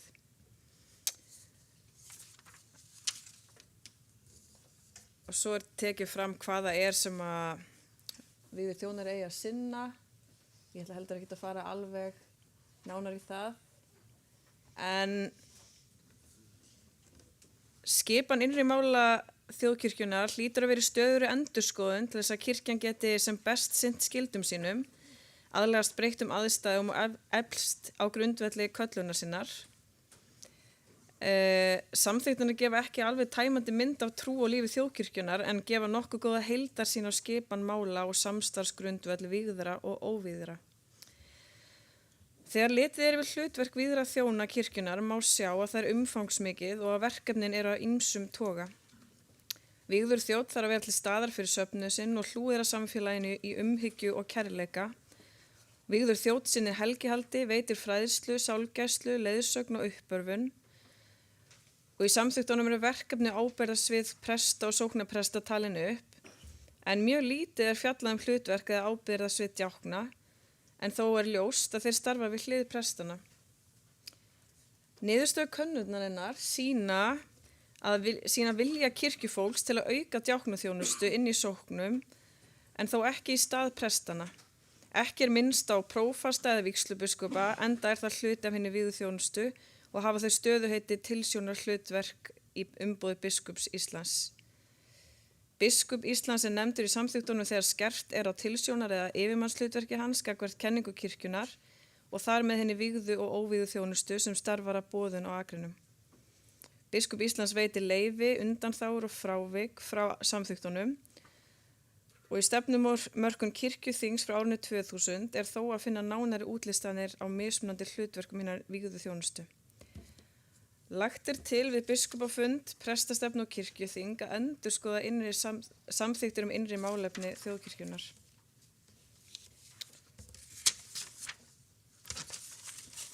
Já.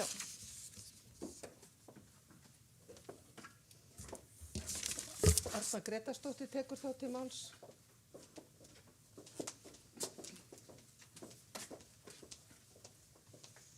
Já, forseti.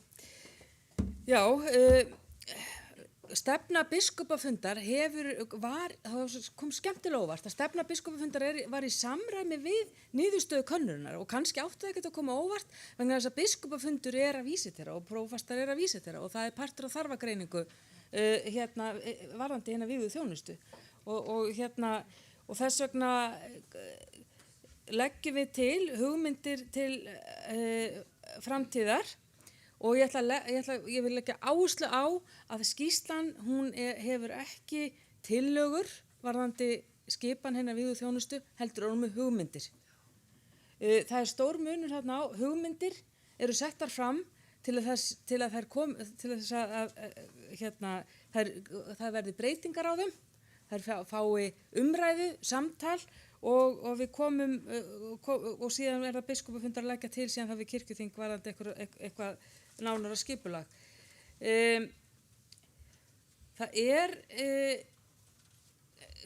við ákváðum að setja samt fram ákveðin stöðugildi á hvert prófastæmi sem að þið geti bara skoðað og aftur þetta eru hugmyndir bæði sem við getum haft haft til hliðsjónar, en stefnan alveg skýr og það að útrýma einmennis prestaköllum. Og mér langar til þess að koma að því að við vorum 2 í hópnum sem erum í einmennis prestaköllum. Það annars vegar sóknarnefndarformaður Svanna Helén Björnsdóttir sem á Seltjarnarnesi og síðan ég sem að þjóna sem sóknarprestur á Reynivella. Við ákváðum, og það var mjög erfitt, að setja okkar til hliðar. Ég sótti ekkert í einhverju sameinuðu prestakalli og eða nokkur sem í þeim prestaköllum sem liggja þar undir til sameiningar, en til þess að hugsa heild kirkjunar og framtíðina að þá ákváðum við að setja það til hliðar. Og við staðan fyrir að taka okkur út úr hópnum og heldur þetta skýrt, við þurfum að útrýma einmennis prestaköllum til þess að starfsfólkin vígðaþjónusta dafni til framtíðar. Síðan eru ákveðnar hugmyndir, það eru ákveðnar nýjungar sem að varða sérþjónustuna því hún kom svo óbúslega sterk út í könnuninni og það að styrkja hana og meðal annars með rannsóknarstöðum tvekja presta.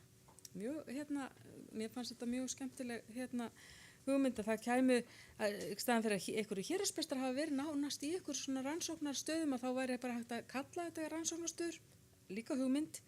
Við erum líka með hugmynd til framtíðar að einn djákni sé starfandi með prestateiminum út allt land. Það er ein hugmynd. Önnur hugmynd er að vígslubiskupar muni sinna prófasembættum þegar að þessi 2 prófastar ljúka störfum eða hætta, að þessi taki verkefni 2 prófastar. Þar með erum við búin að skera niður 2 í svona þessari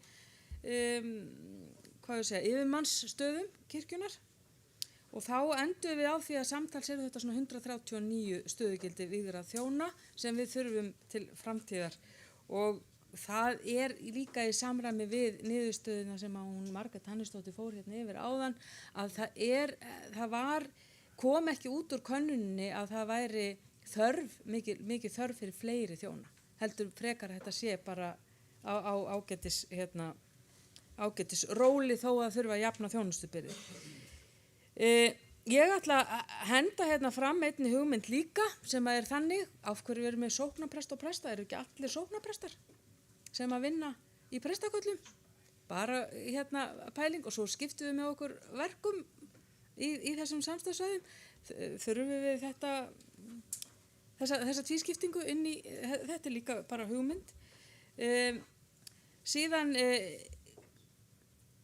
veltum við fyrir okkur þegar það er búið að gera þessar breytingar eftir árið 2030 hvort við þurfum héraðspresta, hvort að prófastar geti haft ritara frekar heldur en héraðspresta því að þegar við erum komið stærri einingar þá þurfum við líklega að minna á afleysingaþjónustu að halda og í staðinn þá komið þessar rannsóknarstöður. Allt eru þetta hugmyndir. Ein hugmyndi viðbót svo ég haldi nú áfram og það er að breyta aðeins umdæmum vígslubiskupana. Þannig að það verði ekki bara jöfnu þjónustu byrði á milli okkar prestana heldur líka hjá vígslubiskupum. Þar sem að vígslubiskups umdæmin eru mjög, ójöfn. Og þá kemur kannamætti hvort Vesturlands og Vestfjarðar prófastæmi ætti betur heima í Hólastifti til þess að það sé svona svipuð verkefni. Mér langar til þess að benda ykkur á að það eru um 8-10% svarenda í könnuninni sem var á því að presturinn ætti að búa í því samfélagi sem hann þjónar og hluti af, það var líka yfir 80% svörun varðandi að hluti af starfsskildum prestsins væri að tengjast því samfélagi sem hann væri að þjóna og það væri svona vinna sem væri erfitt að mæla. Kirkjuþing síðustu árin hefur ekki verið á þessari leið, heldur einmitt þeirri leið að selja prestbústaði þannig að presturinn bara þarf ekkert endilega frekar hann að vill, búsetuskyldan farinn og þarf ekkert frekar hann vill að búa í því samfélagi sem hann þjónar. Þannig að þetta voru afgerandi niðurstöður þegar við erum komið 80% yfir svarenda varðandi þetta tvennt.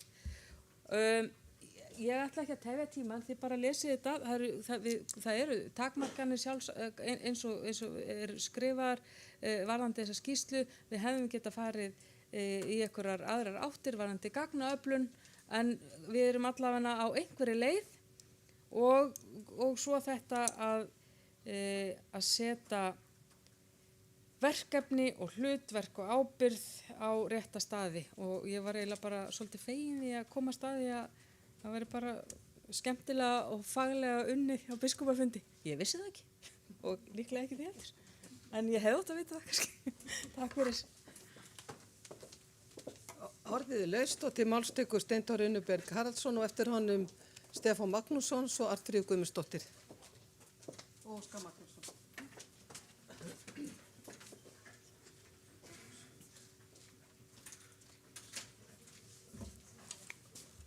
Forseti, ég þakka þessa framkomnu skýrslu sem tilkomin að því að við vorum 4 sem lögðum fram á síðasta þingi tillögu þessi mál og í raun stökk ég á vagnin með Gísla Jónasinni og Hjalta Hugasinni og Hreini Hákonarsinni að því að ég var með svo líkt mál og það var bara, sáum við það félagarnir að það væri bara best að sameina þetta. Síðan gerist það í meðferðum þingsins í fyrra að tillagan breytist í vinnu þingsins og varð svona eins og þetta er ekki alveg eins og tillagan frá okkur en þetta var alla þjónustuna, þetta er velgerð skýrsla og miklar upplýsingar sem við fáum þarna. Og nefndin auðvitað hafði þó nokkuð svona frjálsar hendur með það hvernig það nálgast þetta og ég verð nú að viðurkenna það, ég er nú bara alveg hissa hvað það kemur frá þenni og miðað við það fjármagn sem fylgdi þessu og þess vegna ber að þakka það mjög vel. En og það kemur í sjálfu sér ekkert óvart þessar niðurstöðu en samt forvitnilegt þar sem maður var að fara yfir úr Margrét hérna áðan. Það er það er miklu stærri hluti presta til dæmis sem við burtum með vígslubiskupana.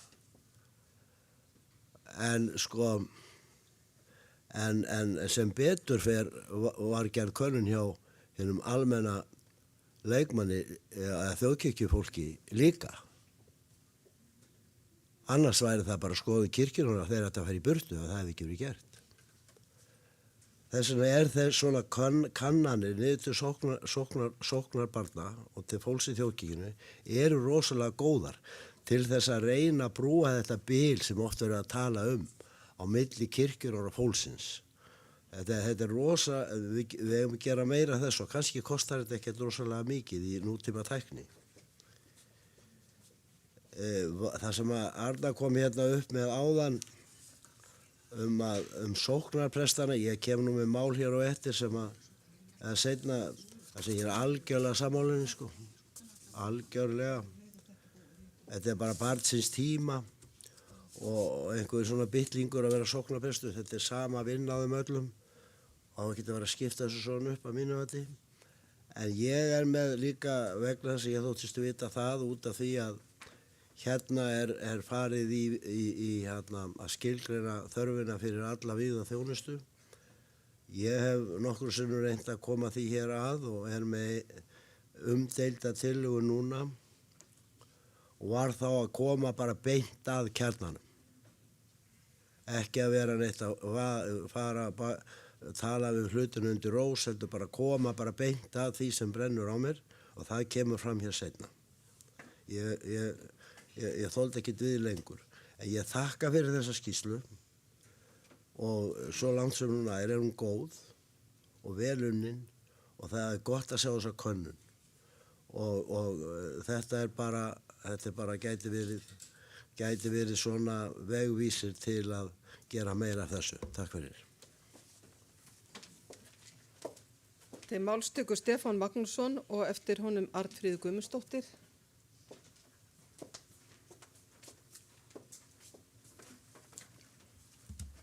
Forseti, ég vil þakka nefndinni fyrir þessa skýrslu. Ég gerir ráð fyrir að sé enginn búinn að lesa hana vegna þess hversu seint hún er framkomin. Ég er búinn að lesa hana líka en á hundavaði, eðlilega, vegna þess að það hefur bara ekki verið annað í boði. Það kemur margt forvitnilegt þarna fram og líka ýmislegt forvitnilegt sem kemur ekki fram. Ég svaraði þessari könnun, formaður sóknarnefndar og allt, þannig ég náttúrulega fékk þessu könnun. Og þá vandaðist nú málið vegna þess að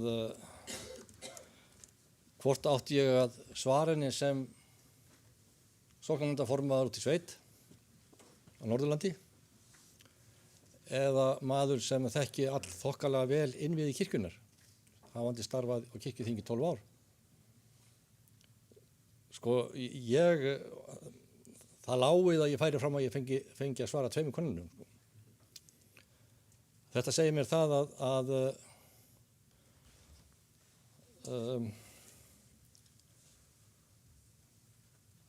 hinn almenni kirkjumaður hafði ekki forsendur til annars en að svara könnuninni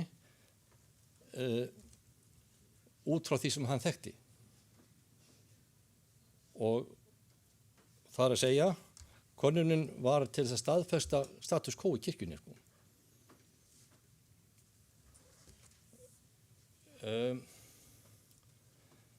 En þegar mann gerir sig grein fyrir þessu, þá kannski geta maður lesið aðra hluti út úr könnuninni heldur en annars.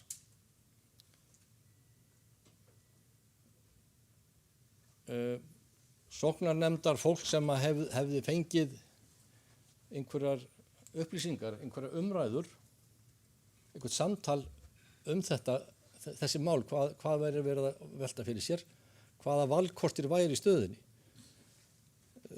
Ég held að þeir hefðu hugsanlega og svara þessu allt öðruvísi. En eins og kom hér skýrt fram, þá er þetta bara tillaga til umræða hérna sem lagða fram og fleiri en einu, fleiri en 2 og fleiri en 3 sem er bara mjög gott og við getum alveg móðað úr þessu svona í framtíðinni.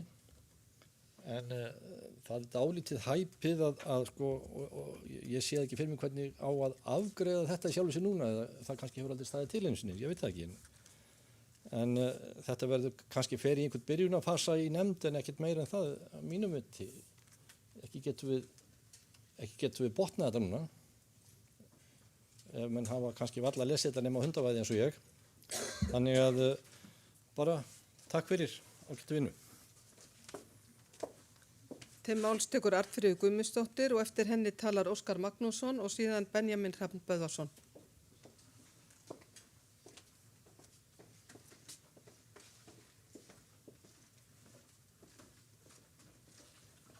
Forseti, bara kæra þakkir fyrir þessa skýrslu sem er mjög mikilvæg og kemur fram með mjög mikilvægar upplýsingar byggðaþjónustu kirkjunnar. Mér langar aðeins að spyrja varðandi prósentur varðandi sérþjónustuprestana, sko, það var bara sagt mjög mikil ánægja með, en það var ekki prósentutala þar. Og svo, sko, sérþjónustan er náttúrulega mjög margvísleg, þannig að það er líka spurning sko, hinnar ólíku sérþjónustu, afstöðu til þeirra. Heyrði ég rétt, Arna, að þú að tala um rannsóknarstöðu, mér langar að heyra, er Arna farin? Nei. Mér langar að heyra aðeins meira það í hverju felst það. Og svo að lokum varðandi þetta með sóknarprestana, að því Eva fór í sögurskýringu áðan, að þá langar mig kannski aðeins að fara þangað. Ég vígðist fyrir rosalega löngu síðan og það er víst 35 ár síðan. Ég átti að vígjast í desember 1986 og það var komin dagsetning og búið að skipuleggja og allt í einu fæ ég símhringingu frá biskupi og þá mér sagt, eða biskupsstofu sennilega, ekki biskupinn, mér sagt að það sé hætt við vígsluna mína. Af því að ég átti að vígjast sem aðstoðarprestur í Garðaprestakall, en stjórn prestafélagsins hafði mætt á fund til biskups Íslands og neitaði og farið fram á að það er hætt við vígslu aðstoðarpresta, þannig að mín vígsla það var hætt við hana. Þannig að á þeim tíma þótti það bara ekki við hæfi að vígja aðra en sóknarpresta. Það voru jú til, ég held einn fangaprestur og einn sjúkrahúsprestur á þessum tíma og svo einhverju 2 aðstoðarprestar, en þarna átti að bara að taka fyrir það og í framtíðinni átti bara að vígja sóknarpresta. Það vildi þannig til að ég átti að vígjast til prófars sem var ekki tilbúin að taka þessu svari sem góða gildu og fór til biskups og fór fram á það að biskup endurskoðaði þessa afstöðu. Þannig að ég vígðist í febrúar 1987, en þannig í 2 mánuði stóð yfir þessi deila hvort það ætti að vígja aðra en sóknarpresta. Þannig að ég er ekkit vissum að mjög margir á allan yngri kynslóðinni gerir sig grein fyrir því hversu stutt í rauninni er síðan að við vorum á þessu stigi að telja sóknarprest þjónustuna svona miklu æðri og í rauninni einu þjónustuna sem væri gjaldgengi í okkar kirkju. Takk. Til máls tekur Óskar Magnússon og eftir honum talar Benjamin Hrafn Böðvarsson. Ég er búin að setja.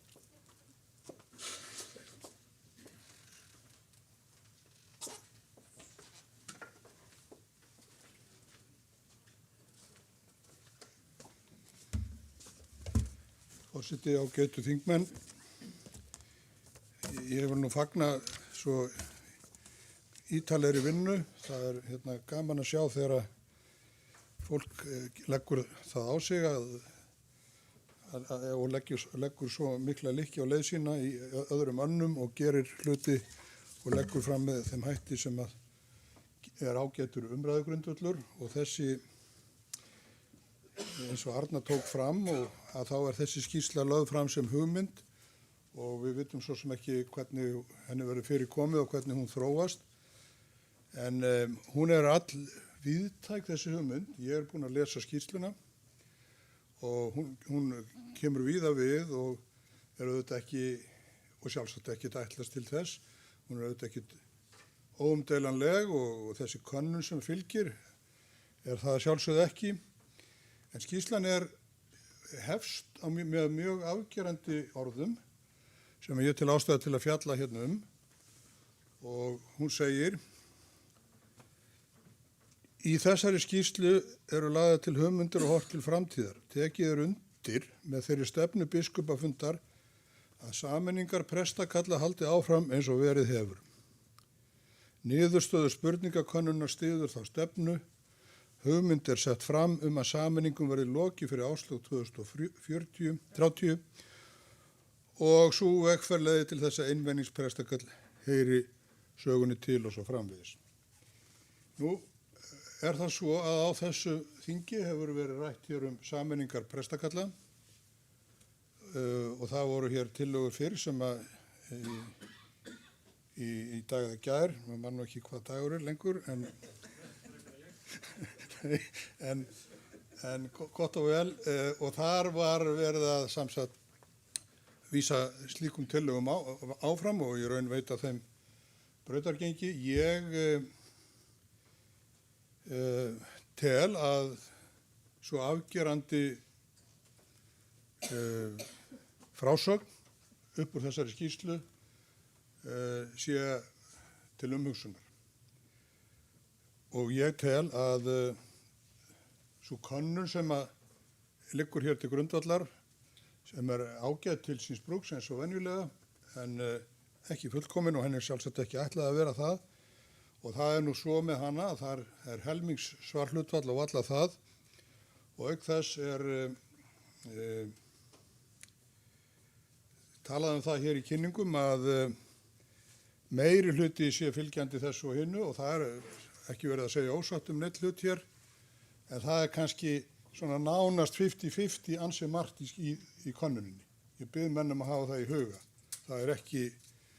Þetta er ekkit einhlítar niðurstöður og eins og ég segi enn og ný, það er kannski ekki ætlað að vera það. Þess vegna vil ég heldur ekki draga, svo viðtakar ályktanir sem gerðar eru í fyrstu 4 línum skýrslunar. Ég hef og ræddi hér í gær þá skoðun mína og hún á heima hér á þessum vettvangi nú enn frekar. Að ég er mjög hikandi við allar þessar sameiningar. Það liggur fyrir tillaga sem á eftir að koma hér síðar á þinginu frá Sigurði Grétari þar sem lagt er til að frekari sameiningum verði frestað þar til hafi farið fram athugun á því hvernig þær hafi tekist. Og það er algjört lykilatriði það sé gert. Og ég hef sjálfur staðið fyrir alls konar sameiningum af vísu af öðrum toga en það er grundvallar atriði að það sé ákveðnis þættir til staðar til þess að verða einhver hagræðing og eitthvað vit úr slíkum sameiningum.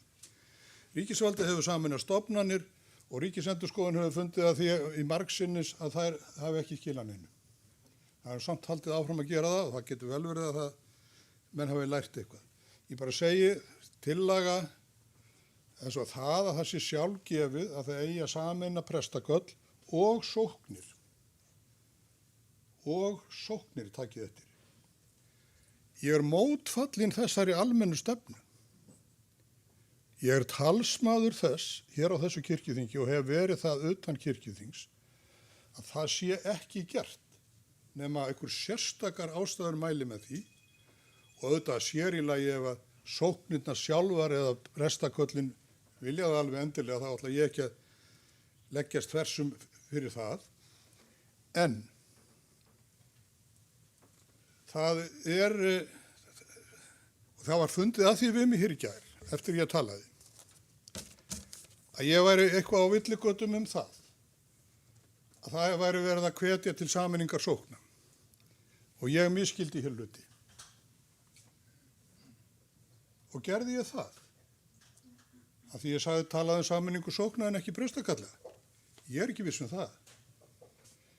Hér er 12 blaðsíðna ljósrita bæklingi sem gefum var út 2012 sem heitir Sameining sókna. Kirkjuþing hvetur sóknarnefndir til að kynna sér kosti sameiningar sókna. Og þetta er heilmikið skjal. Þetta er fallegu blár bæklingur sem ég mundi eftir, lítill og vel í vasa. Og þetta er einhver mesta áróðusblað sem ég hef lengi séð frá kirkjunni. Og bara vel gert. Með það frá því sjónarhorni að það eigi að sameina. Þetta er sko tæmandi tali hér. Hvað gerist þegar búið er að sameina framtíðarskipan sókna, prestakalla og prófastæma skipan sókna og svo framvegis og svo framvegis. Ég segi bara við ykkur, þegar ég sagði hér í gær, að ég væri mótfallin sameiningu sókna, ég gerði það, sagði það reyndar í því samhengi að ég vissi ekki til þess að þeir sem ekki geta haldið saman hjarta kirkjunar, þeir ætti ekki að fara að tala að, og þar væri hlutirnir í tvennulagi, að þeir ætti ekki að fara að kenna mér að sameina sóknir og tala það við okkur. Það var nú í því samhengi. Það breytir ekki því og það byggir þessi skoðun mín, hún byggir á því prinsippi sem ég held að sé einstakt félagsleg aðstæða sem kirkjan býr við. Og ég er alltaf að predika þetta. Að það eru held ég 264 sóknir í landinu og það er algjörlega yndislegt. Það er eitthvað alfínasta félagslega samsetning sem til er.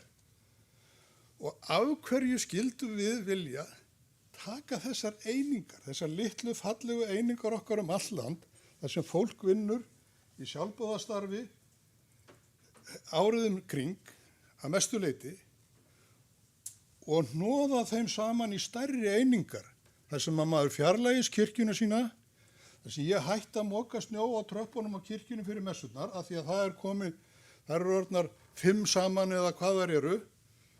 Prestakalli stækkar, akstursdagbókin verður kærkomnari heldur en hinn helgabók og svo framvegis. Sko, það var það ég alveg óvart.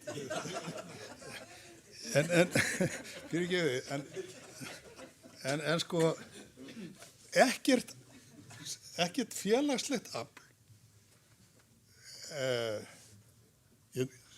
Engin til dæmis stjórnmálaflokkur myndi,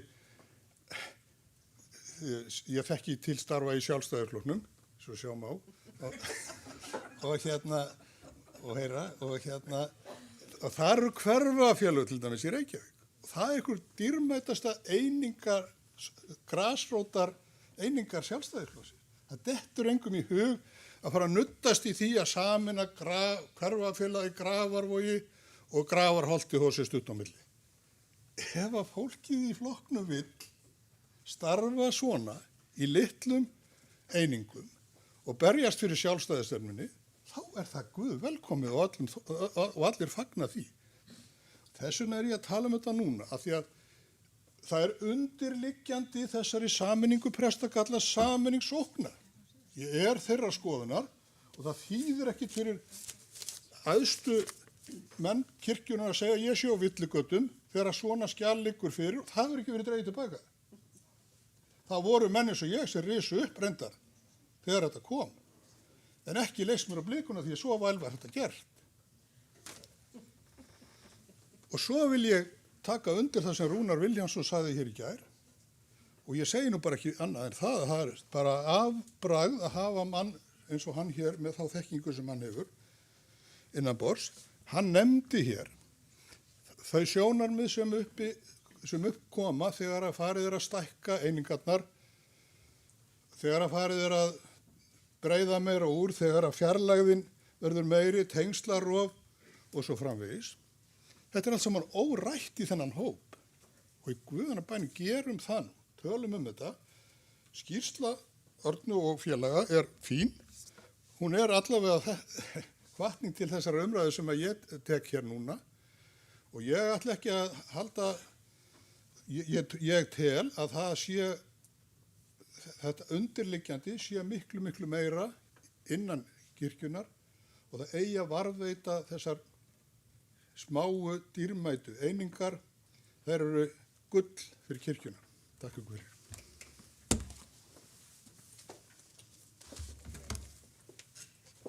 Það eru 3 á mælindaskrá og núna tekur til máls Benjamin Hrafn Böðvarsson og eftir honum Sigurður Greta Sigurðsson og síðan Eva Björk Valdimarsdóttir.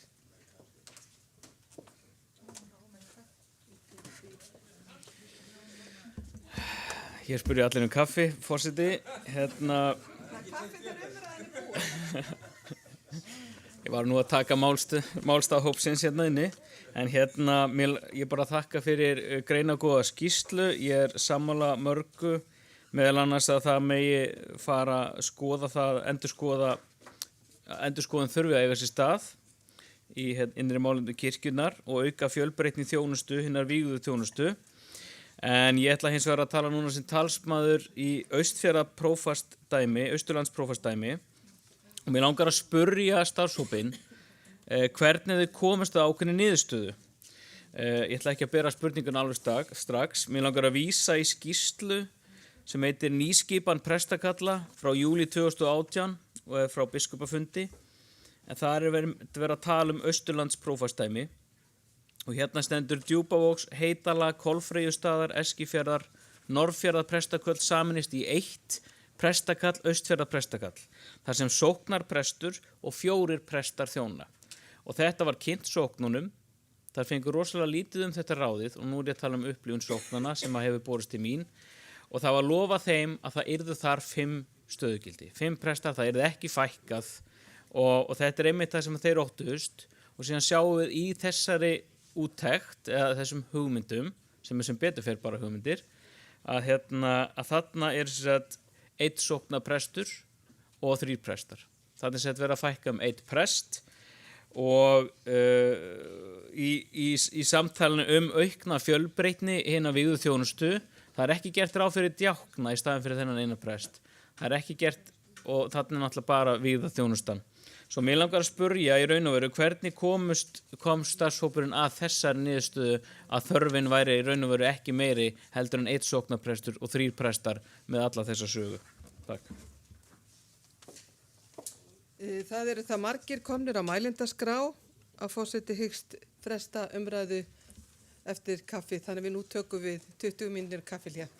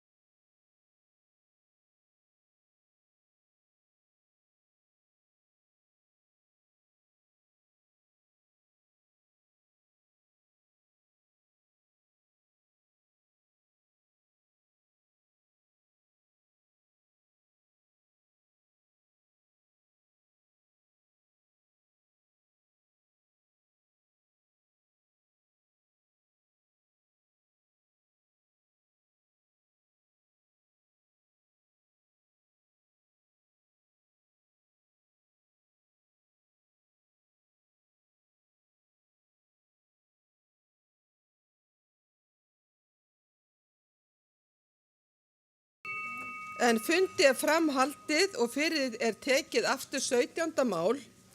Það eru 1, 2, 3, 4, það eru 6 á mælendaskrá og fyrstur tekur til máls er Sigurður Grétar Sigurðsson og eftir honum talar Eva Björk Valdimarsdóttir.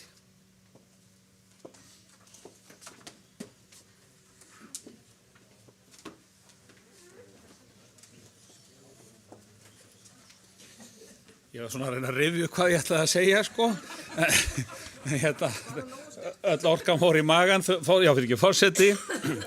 Sko, við vorum sem sagt að ræða þessa ágættu skýrslu frá Örnu og þeim félögum, þessum hópi. Og ég vil svona draga aðeins fram, ein pælingin til dæmis, eitt sem kom fram hjá þeim í þessari könnun. Og ég segi þetta núna því þetta kom fram í þessari könnun og ég mun koma inn á þetta í öðrum málum líka.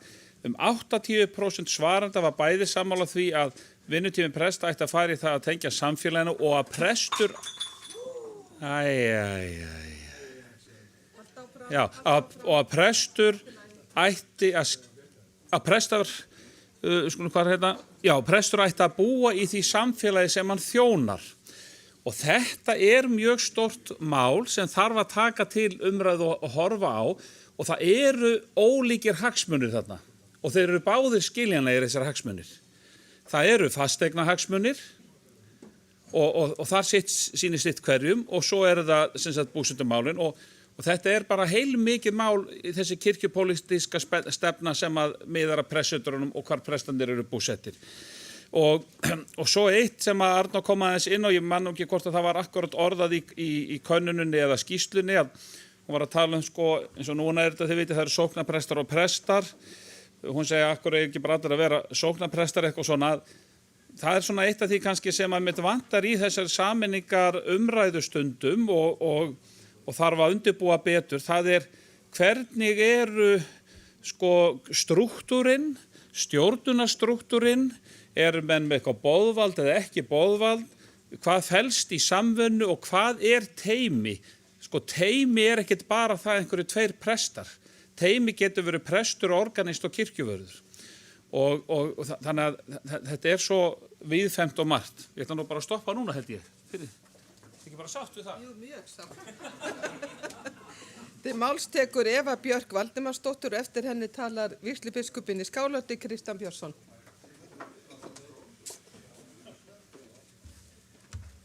Já, mér langaði, forseti, bara að koma hingað upp til að fagna því að við séum að nota fleiri aðferðir heldur en bara guðfræði, líka aðferðir félagsvísinda og að því mér fannst að tala svolítið niður hérna áðan. Eins og Arna sagði þá erum við alltaf og rosalega ofta að vinna út frá því sem okkur finnst, bara okkar tilfinningu. Og það fyrir eftir því bara hverja við erum að tala við og það er kannski of lítið mengi. En þegar við gerum svona könnun þá erum við allavega að tala við fleiri. Það er búið að spyrja mörg hundruð manns hvað þeim finnst. En það er bara það sem að þessi könnun svarar og hún þykist ekkit vera að svara einhverju öðru. Nú vitum við hvað fólki í sóknunum finnst þetta, líka starfsfólki. Við getum líka spurt hvernig þeim líður og getum spurt alls konar svona spurninga. En svo getum við líka komist að annarri niðurstöðu því við erum með aðrar upplýsingar og þykjumst vita betur. En mér finnst afskaplega mikilvægt að við notum svona aðferðir áfram og erum ekki bara að vinna út frá því sem að okkur finnst, heldur spyrjum fólk sem er út á akrinum. Og já, þetta var það eina, ég ætla bara að stoppa hér. Þá tekur máls Kristján Björnsson og eftir honu talar Jónína Rós Guðmundsdóttir. Forseti, ég er bara mjög ánægð með þessa skýrslu og þetta er bara mjög gott að nefndin hafi farið út í það mjög fljótlega að vinna sko kannanir. Þannig að við getum byggt svo greiðlega mikið á því. Mér finnst koma svolítið fram í þessum niðurstöðum hvað það er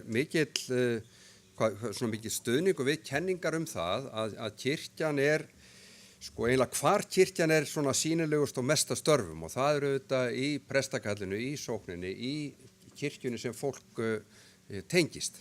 Þetta finnst mér vera gríðarlega mikilvægt atriði. Þetta er svona kenning sem hefur verið á loftinu okkur lengi og sýnir það að þjóðkirkja með yfirstjórn er yfirleitt óvinsælli í konunum heldur en sko safnaðarstarfi í sin eigin kirkju. Þetta er gamalt fyrirbæri og hérna þessi konun styður það. Og þetta styður það líka að prestar eru í mikilli nánd og þeir eru til staðar. Þetta er gríðarlega mikilvægt finnst mér að lesa þetta út. Þetta er ekki texti í konuninni en þetta les ég út úr henni. En þetta skín í gegn að fólk veit hvað prestarnir eru að gera. Það kemur svo skýrt fram í þessari könnun og svo er mjög áberandi hvað það er mikill vilji fyrir því og skilningur að prestar starfi í teymum og það getur verið þverfaglegt og það getur verið teymi presta og djákna. En það er svo er líka mjög gaman að sjá hvað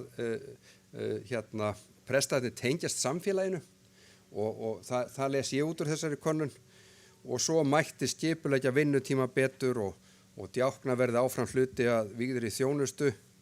En það sem að mér finnst æpa svolítið í gegn er að það vantar, það er svona eins og þjónusta kirkjunar, þjónusta kirkjunar við íbúa er svo áberandi góð í þessari könnun, 70% á því og sýnir að sóknin er grunneining eða sóknarsamlögin í prestaköllunum eru grunneiningin og vettvangur þjónustunar. Þetta finnst mér vera bara mjög ánægjulegt en vegna þess að fæsta spurningarna voru á þessu sviði sem að ég held að sé mest kreatíft fyrir okkur að vita meira þá held ég og ég myndi vilja setja þá flott hérna hvort við ættum ekki að halda áfram með þessa vinnu og leggja þá meiri áherslu á hvaða þjónustuna, sóknirnar og hvernig fólk skynjar þjónustuna heima í kirkjunni sinni. Ég held að við þurfum að kanna það betur og það er ánægjulegt líka á margan hátt að sjá að fólk veit miklu meira starf prestana heldur biskupa og mér finnst það vera mjög jákvæð niðurstaða í þessari könnun. Að það er einmitt það sem að þjónustan fer fram sjálf, sálgæslan, guðþjónusturnar, allt þetta sem er í hreinjanda lífsins heima í hverri sókn. Þetta er gríðarlega mikilvægt finnst mér og gott að byggja á. En ég myndi vilja að það yrði haldið áfram og það yrði farið út í svona frekari greiningu á hvað er að gerast í sókninni, hvert viðhorf til sóknarkirkjunar og svo framvegis. Taka þetta sem að kemur eiginlega svona í restina á þessari könnun og vinna það dýpra og ég myndi vilja það.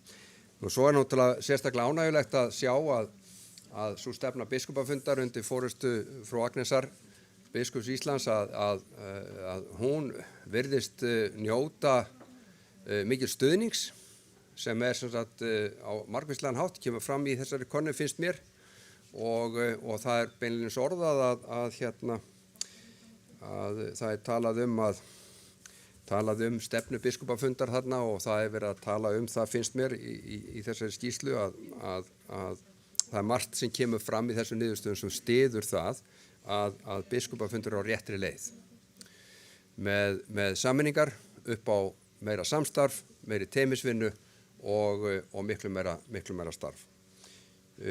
Og ég hefði viljað svo vinna áfram af því að hér er búið að fullara ýmislegt samband við sóknirnar og hvað þær eru svona yndislegar svona litlar, svona beautiful litlar svona sóknir, þá eru alltaf svolítið svona takmörk fyrir því hvað hægt er að kalla eina sókn ef það getur eiginlega, ef hún hefur ekki burði til að vera með neitt svona raunverulegt starf, safnaðarstarf til dæmis.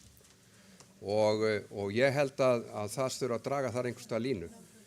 Í Lundarstifti í Svíþjóð var til dæmis sett línan, það var bara lágmark 1000 manns í sókn til að hún geti kallað sókn og ég spurði biskupinn einmitt á þessum fundi og af hverju, út frá hverju. Já, það er vegna þess að í fyrsta lagi þarf að vera mannafli og það þarf að vera efni til þess að standa fyrir ákveðnu starfi sem er grunnþjónusta kirkjunar og svo þarf að vera fólk auðvitað til að þiggja þessa þjónustu.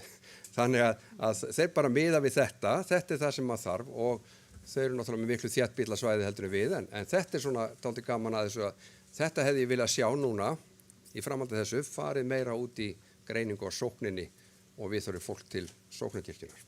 Takk.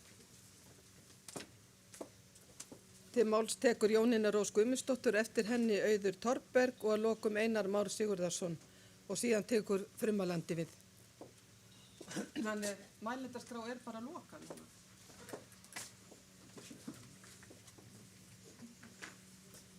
Forseti, mér langar til að þakka fyrir vel unna skýrslu og margt forvitnilegt sem þar sem ég verð að viðurkenna ég á eftir að glugga betur í. Og kannanir eins og þessar gefa náttúrulega mjög góða og viðtæka mynd og væri gaman svo sem að geta farið út í það að gera svona kannanir kannski aðeins á sóknarvísu eða prófastavísu. En það sem ég langaði bara aðeins til þess að segja, ég sé sem sagt, þessar sameiningar hugmyndir prestakalla. Mér langar bara til að segja frá í kringum mína kirkju, ég kem frá Háteigskirkju, þar var fundur presta og framkvæmdanefnda haldinn í ágúst og þar í raun og veru biður fólk meiri tíma til þess að vinna að þessari sameiningu. Það vill fá meiri gögn, það biður að málið sé ekki lagt fram á þessu kirkjuþingi, vill fá aðeins úttekt á kannski hvort það væru aðrir möguleikar sem væru betri og hvort að það væri hægt að fá gögn það hvernig reynslan væri á höfuðborgarsvæðinu og svo þetta með að skapa umræðu. Mér finnst eins og staðan sé allan það sem ég þekki náttúrulega fyrst og fremst í kringum mig að það er ekki neikvæðni gagnvart þessari sameiningu en fólk vill kannski fá aðeins tíma eins og ég held að þurfi alltaf dálítið þegar að breytingar eru annars vegar það gott að það komi frá fólkinu og að það sé tími til að ræða þær og skoða alla möguleika. Takk fyrir. Til máls tekur Auður Torberg Jónasdóttir og eftir henni Einar Már Sigurðarsson.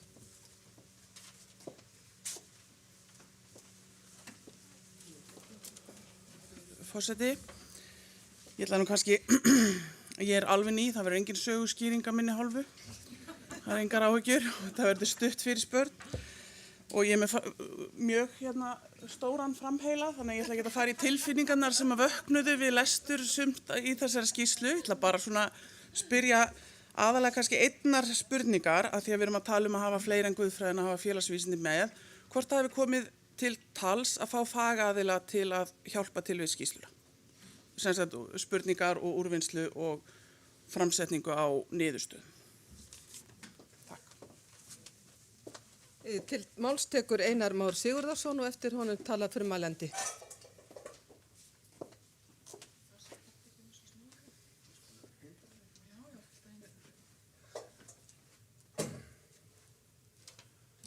Forseti, ég vil nú taka undir þakkir til hópsins sem að skilar þessari ágætu skýrslu. Hér er mikið ílagt og vanda til verka.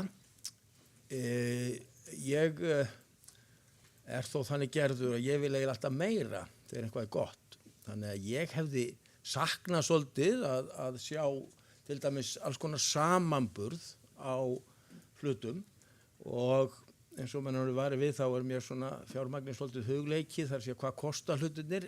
Ég hefði svolítið vilja sjá það líka svona í samanburði við það sem við erum að keyra í dag og segjum fleiri möguleika hugsanlega í stöðunni en ég skil það vel að það var takmarkaður tími og aðstæður hjá nefndinni þannig að það er bara spurningin hvernig við vinnum með þetta áfram og sama með könnunina sem er lögð þarna fyrir sem mér finnst mikilvægt að hafa verið gerð. Ég lít svo á að því að þetta er svona eiginlega pröfukönnun getum við sagt, þannig að þetta er svona fyrsta sem við gerum en við erum með áskrift. Það var ákveðið, það var sem ekki annan möguleiki, finnst það var farið í áskrift að taka áskrift og það er spurningin að nýta þetta sem best og svo spurning þá að bæta við ári. Þannig að ég held að við eigum að nota þessa aðferð sem þetta áfram, ekki nokkur spurning. Og ég held að við þurfum líka að vanda okkur rosalega mikið þegar við erum að gera kannanir, bæði þetta í upphafi, hvað við spyrjum en við skulum ekki halda það að við séum strax komið með fullkomið apparat, það tekur tíma að þróa og átta okkur á því hvaða upplýsingar viljum við fá og frá hverjum. Og þetta er held ég mjög góð byrjun í því að þreifa á því. Það er spurning eins og ég segi hvernig við lesum úr þessu. Það er alveg klárt að það er margt þarna jákvætt. Kristján bent okkur á einmitt þetta, hvað það er allir klárir á prestinum og sóknin og presturinn og tengingi þar, það vita allir og svo aðeins fjær fólkinu sem eru þá prófastarnir og þá minnkar og svo eru vígslubiskuparnir konur aðeins lengra og þá minnkar enn. En að því að Kristján var nú hérna undan með þá geti nú eiginlega ekki og Gísli þeir eru báður hérna í sjónmáli sleppt því að vekja athygli á einu þarna svolítið nettu svona bara til gaman skert sjá því. Hópurinn sem veit þó mest hvað vígslubiskarnir eru að gera eru prestarnir. Sáu þið niðurstöðuna þar? Já. Við skulum ekki ræða það þá meira en það var svolítið athyglisvert hver hún var. Þannig að við þurfum aðeins að velta þessu fyrir okkur. Viljum við einhvað halda áfram með þetta, skiljiði? Hver geti niðurstaðan verið? Þarf að breyta þessum störfum með einhverju leyti eða hvað? Og þá er ég bæði að tala vígslubiskupa og prófasta eða á það að vera róttakara. Þetta er allt hugmyndir og við munum það. Það voru hugmyndir það hérna á síðasta kirkjuþingi að hreinlega leggja af embætti vígslubiskupa og þannig að það allar hugmyndir hafa komið fram. Þannig að við þurfum auðvitað að velta þessu öllu saman fyrir okkur og hvernig við sjáum þetta til framtíðar. En hér er sannarlega innlegg í þetta allt saman og við þurfum að vinna með það. Annað sem ég ætlaði að vekja athygli á líka, sem er reynda búið að nefna hérna, það er þáttakan, tæplega 50%. Það er misjafnt svona hvað við viljum fá til þess að það sé marktækt í niðurstöðinni, en örglega hefðum við nú vilja að fá meiri þáttöku. Saknaði svolítið en það er örglega til hvort að þáttakan í hlutföllum var mismunandi eftir hópunum sem voru gerði. Þannig að það er örglega hægt að skoða miklu meir úr könnun en ég skil það vel að í skýrslu er ekki hægt að sitja allt. En sem sagt, ég held að þetta sé gott fóður fyrir okkur inn í framtíðina því að við erum að vinna í þessum málum, þurfum stöðugt að vera að því, vegna þess að við erum alltaf á þessari sömu vegferð öll saman í það að styrkja grunninn til þess að við verðum öflugri til þess sem við viljum eyða kröftunum í. Þá tekur til máls Arna Grétarsdóttir.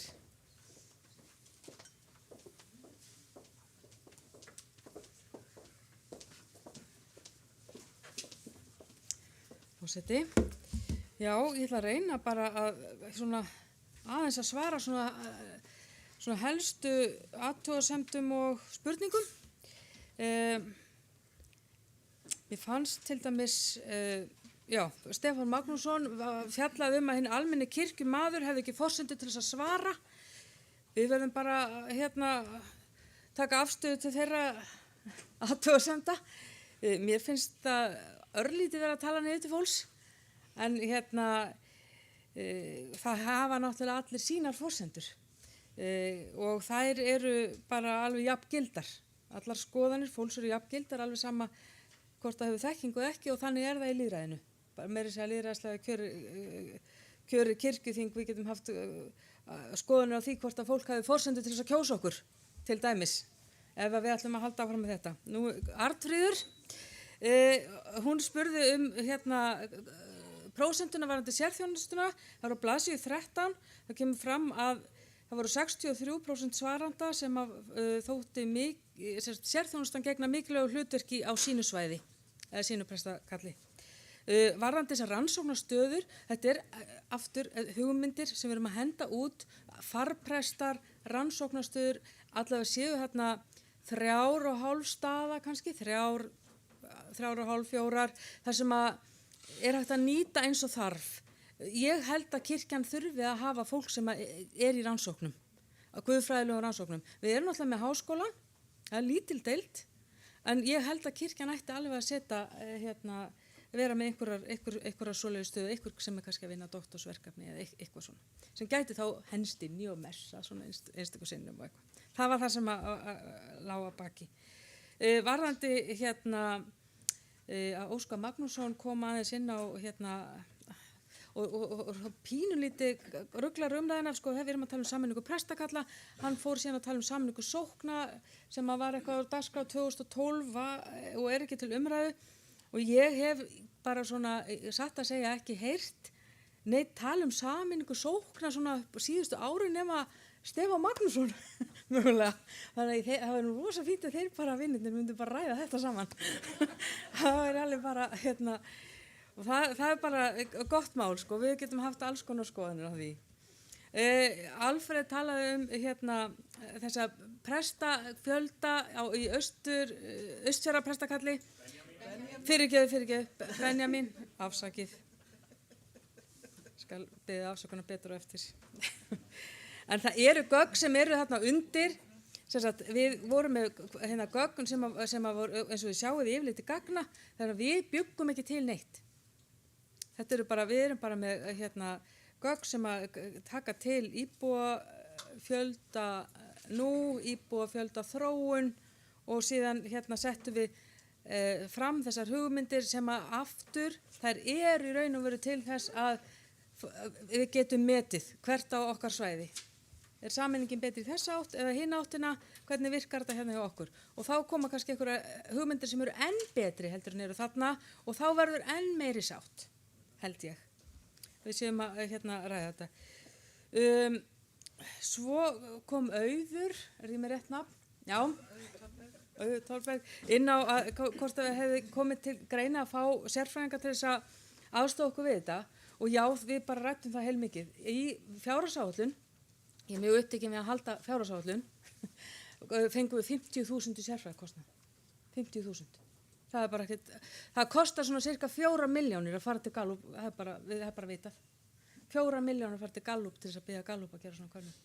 Þannig að já, hún er ekki gallalaus, en við gerðum það sem við gátum með það sem við höfðum og við fengum leyfi og það kemur fram í skýrslunni hjá framkvæmdanefndinni til þess að auka þennan 50.000 króna kostnað vegna þess að kostaði eitthvað, ég man ekki hvort það var 150 að fá aðgang að SurveyMonkey sem er sérst fyrir fyrirtæki. En við þann aðgang eigum við og ég heyri fleiri sem að koma inn á það að endilega að henda út fleiri könnunum, að heyra hvað fólki hefur hvað fólki finnst. Mér finnst það skipta mjög miklu máli líka. Einar Már kom inn á það að það hefur verið rúmlega 50% þáttaka og það er gott svarhlutfall í alvörunni. Ritrýndar rannsóknargreinar sem eru í félagsvísindum, sem fá birtar, það þykir gott að fá 32% ef þú ert að gera könnun innan skipulagsheildar. Ég er nýbúin að lesa rannsókn, yfirlitsrannsókn. 50% svarhlutfall ef þú ert að sækja til einstaklinga. Við lesum samt í öllum aðferðafræði bókum að þetta þurfa að vera á milli 70-80% helst. En reyndin er bara ekkert alveg þarna. Þannig að við erum bara, þannig að auðvitað viljum við bara fá hærra svarhlutfall en svona er þetta rétt yfir 50%. Er bara eitthvað sem við bara þurfum að sætta okkur við eða reyna einhverju aðferði til þess að fá fólk til að svara, fleiri til að svara. Herðu, ég held að ég hafi náð að komast yfir allar fyrirspurnir að mestu. En takk fyrir móttökurnar á þessari skýrslu. Þá er umræðu lokið 17. mál. Lagt er til að, fyrri umræðu, lagt er til að máli fari í aðra umræðu þeir sem geta samþykkt gjörsamlega. Takk fyrir. Lagt er til að máli fari til allsherjarnefndar þeir sem geta samþykkt gjörsamlega. Takk fyrir, það er samþykkt. Þá tökum við á ný fyrir 11. dagskrármál. 11. mál á dagskrá og það eru 4 á mælendaskrá fyrir utan frummælanda. Svo hefði ég ætlað mér að leyfa honum Axel Árnasyni Njarðvík að byrja eitthvað á sínum málum að við höfum tíma til klukkan 6. Ef að það bætist ekki því fleiri við í þessu máli. En til máls tekur núna Árni Helgason og eftir honu talar Hildur Inga Rúnarsdóttir, Sigurður Grétar Sigurðsson og Axel Árnason Njarðvík. Nei, hann tekur sig út af mælendaskrá.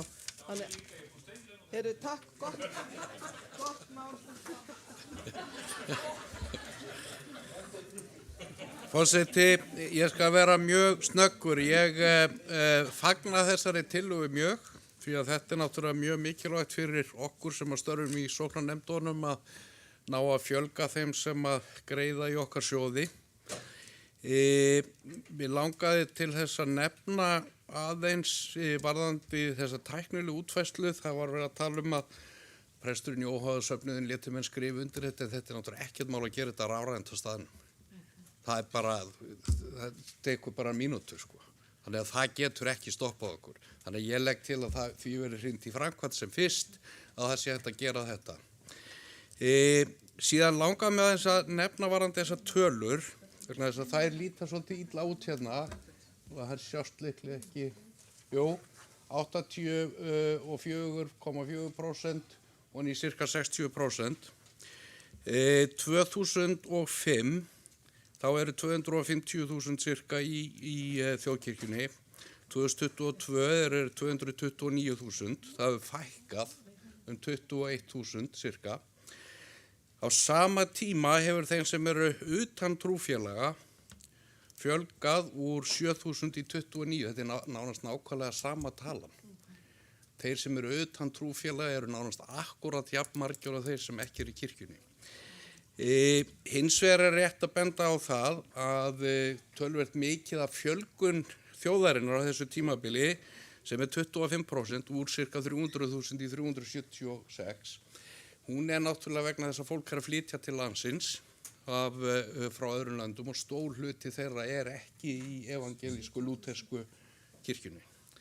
Þannig að það að hluta til á þetta sér eðlilegar skýringar að þetta séu svona ljótar tölur en þetta er kannski ekki alveg eins slæmt ef maður horfir á þetta hérna, en við mistum samt rúmlega 20.000 manns úr kirkjunni á þessu tímabili og ég vil leggja mitt að mörkum til þess að ná þeim inn aftur. Til máls tekur Hildur Inga Rúnarsdóttir. Og ert þú þá að falla frá orðinu? Þá tekur frummælandi til máls, Gísli Gunnarsson, vígslubiskup. Og er hann síðastur að mælda? Það var fleiri kaffipásur.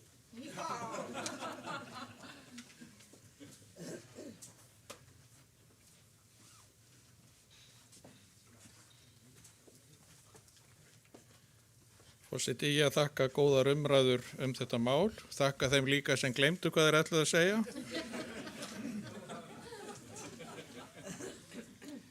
En mér hafa hugsað til þess að mestu tíminn hér á kirkjuþingi fer yfirleitt í það að ræða fjármál, ræða starfsreglur, lagaumgjörð og allt þetta. En við ræðum lítið það hvað sífellt fækkar í þjóðkirkjunni. Og ef það heldur svoleiðis áfram á þess að við gerum neitt þá höfum við ekkert að ræða hér reglugerðir og peninga og annað slíkt. Þannig að mér fannst orðið brýnt að koma þessu mál hér á framfæri. Og mér langar til að segja ykkur frá því að síðastliðið sumar þá hringdi mig þýsk kona sem býr í mínu prestakalli, var út í Þýskalandi, fór þangað til þess að vera skírnavottur. Og hún var alveg miður sín og sagði að hún gæti ekki orðið skírnavottur nema að vera í skráðu trúfélag, kristi trúfélag. Og bað mig að hjálpa sér að skrá sig í þjóðkirkjuna og hún gerði það. Og ég varði síðan að senda henni vottorð á þýsku það að hún væri skráð í söfnuðinn. Og þá fékk hún að vera skírnavottur. Sko, ég veit ekki hvað skírnavottur á Íslandi myndu gera ef presturinn færi að garfi í þessu, sko, hvort að í hvaða trúfélagi væri og annað slíkt. Því að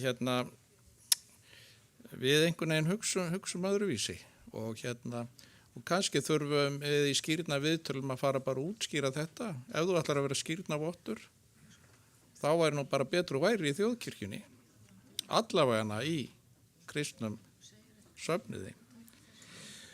Og það eru eflaust til margar leiðir til þess að fjölga í þjóðkirkjunni en auðveldasta leiðin er samt að byrja á því að koma lagi á skráningadag.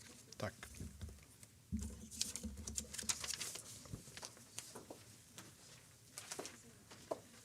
Þá fyrri umræðu lokið 11. mál og lagt til að máli fari í aðra umferð. Þeir sem geta samþykkt það gjöra svo vel ekki að merki. Takk fyrir. Lagt til að máli fari til allsherjarnefndar. Þeir sem geta samþykkt það gjöra svo vel ekki að merki. Takk fyrir. Það enginn á móti.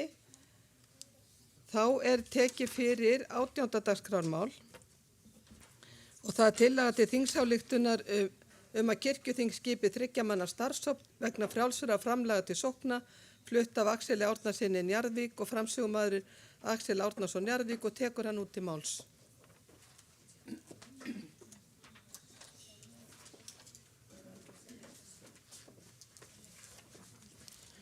Forseti, ég flyt hér tillögu til þingsályktunar að kirkjuþing skipi 3 manna starfshóp vegna frjálsra framlaga til sókna. Kirkjuþing 2022-2023 samþykkir að skipa 3 manna starfshóp til að kanna með hvaða hætti sóknir geti safnað frjálsum fjárframlögum frá sóknabörnum til að styðja við rekstur viðkomandi sóknar. Starfshópurinn skili niðurstöðum til kirkjuþings í mars-apríl 2023 og ég ætla að lesa greinargerð. Með gildistöku laga félög til almannaheilla nr. 110/2021 opnaðist tækifæri til að skrá sóknir í almannaheillafélagaskrá. Leið opnast skattaívilnun vegna framlaga einstaklings í formi skattafrádráttar sem getur verið á bilinu 10 til 350.000 krónur á almanaksári en hjóna og sambúða fólks alls 700.000 krónur og kemur til lækkunar á útsvars og tekjuskattstofni. Takk eftir því. Ekki hægt að færa frádráttinn á milli hjóna eða fólks í sambúð og ber því að halda framlögum hvors sig aðgreindum. Það mat flutningsmanns að töluverð áhætta fylgi þessu nýja og breytta fyrirkomulagi. Viðurlög, það sektir eða fangelsi allt að 2 árum eru við að skýra vísvitandi rangt eða villandi frá högum félags eða öðru það varðar í opinberri auglýsingu eða tilkynningu, skýrslum, ársreikningi eða yfirlýsingum til aðalfundar eða forráðamanna félags eða tilkynningum til almannaheillafélagaskrá. Flutningsmaður telur brýnt að kirkjuþing setji sóknum skýrar starfsreglur það hvernig þeim ber að haga söfnun á fjárframlögum frá sóknarbörnum. Og með þessu fylgiskjal nr. 1 sem kostnaðaráætlun upp á samtals 924.730 krónum eða allt að þeirri upphæð. Af hverju legg ég þetta til? Það að ég hef ákveðnar áhyggjur af því að þetta fyrirkomulag geti skapað ákveðna áhættu og þessi tillaga í raun og veru til þess að mæta áhættugreiningum þetta og að tryggja það eins og ég segi í greinargerðinni þetta sé gert með tilhlýðilegum hætti. Það líka orðsporsáhætta sem þarna inni falin. En ég veit ekki hvort það þurfi svo sem stórar umræður þetta en ekki rétt að vísa þessu til fjárhagsnefndar og annar umræðu. Orðið laust og til máls tekur Hjörleifur Þórarinsson og eftir honu talar Guðni Már Harðarson og síðan Bryndís Malla Elídóttir.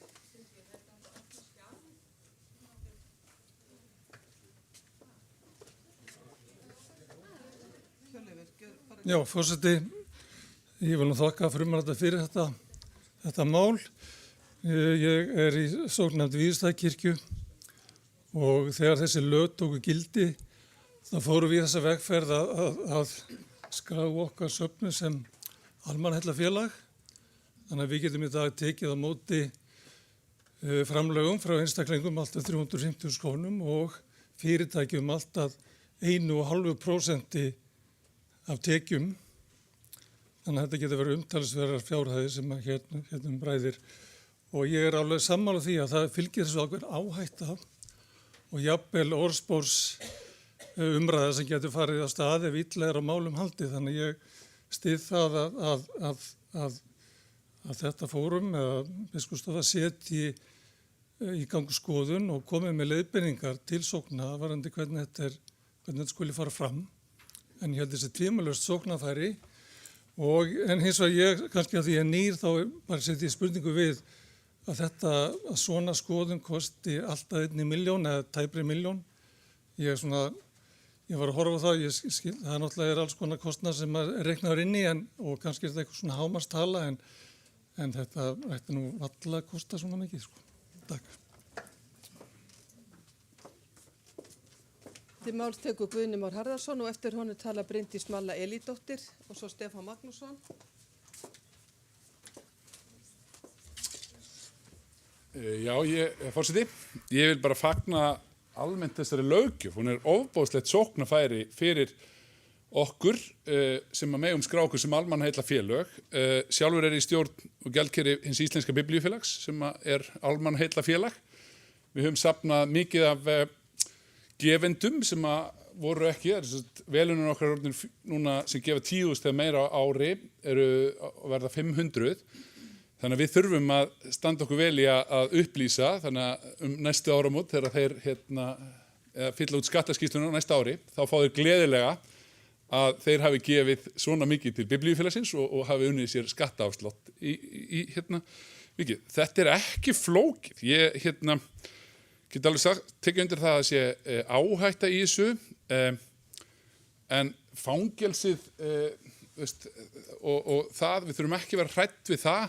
Ég held að eina leiðin til einhver lendi í fangelsi væri þá að hann væri að skila inn röngum upplýsingum til fólks eða þessi gaf 300.000 í kirkjuna mín, hann gerði það ekki, þannig ég að redda honum 100.000 krónar skattaafslætti eða svo. Það væri eitthvað, en annars þetta bara, eins og við höfum skoðað í biblíufélaginu, bara ekki flóknar en það að við erum með Excel-skjal sem er með allar reikning og kennitölurnar sem koma og þeir sem gefa meir en 10.000, þeir án þess að vera að kaupa eitthvað, þeir fá við sendum það bara eins og launamiða inn í þannig að þetta í rauninni ekki flókið. Gjaldkerinn hjá okkur í Lindakirkju er líka aðeins að fylgjast með þessu, hún reyndar vantar aðeins meiri upplýsingar frá þeim sem sjáum það, sem er annarkvort undir, ég man ekki alveg undir hverju þetta en það er einhver opinber stofnun sem hefur verið í sambandi við og ég vil líka segja, mér finnst stundum að við erum að reyna að spara allt og ég kem úr þessum KFM sumarbúða og ég vilt alltaf í sjálfbúðavinnu. Mér finnst við svolítið svona spilt eða svona einhver svona, ekki spilt við erum svolítið degruð, svolítið ofdegruð að hugsa, já, við þurfum nú að setja 1 milljón í að finna eitthvað út af þessu. Getum við ekki bara beðið lögfræðing kirkjuþings eða sem að við erum með lögfræðing í starfi að hann kíki á þetta og sendi bara leiðbeiningar sem að biskup kemur til allra sóknarmyndaformanna og málið er dautt. Það er mín skoðun. Til máls tekur Bryndís Malla Elídóttir og eftir henni talar Stefán Magnússon og síðan Anna Guðrún Sigurjónsdóttir.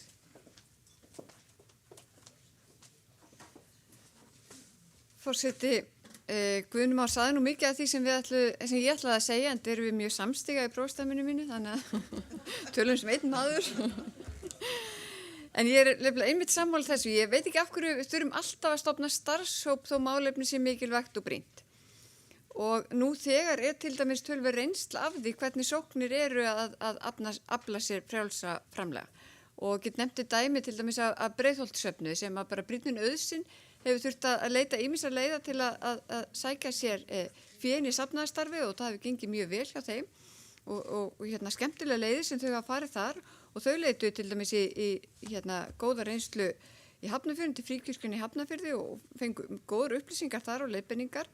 Almannaheillafélagsskráin líka mjög vel kynnt, mjög víða og mín reynsla er líka svo að í sóknunum leið mér bara fullir út allt land, er einstaklega vel haldið utan fjármál sókna.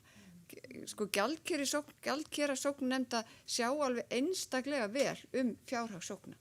Þannig ég hef ekki óttast það einhvern veginn ekkert að það fari eitthvað í eitthvað trærugröð þar þó að þetta komi inn þessi vinkil þarna. og tek líka þá bara undir sem sagt var, ég held að sé bara miklu einfaldara að okkur góðu lögfræðingar hér á þjónustumiðstöð skelli saman einhverjum leiðbeiningum sem að sóknirnar fá svona, þetta er bara einfalt og gott sem við hljótum að bara geta samþykkt hann. Til máls tekur Stefán Magnússon og eftir honum Anna Guðrún Sigurvinsdóttir.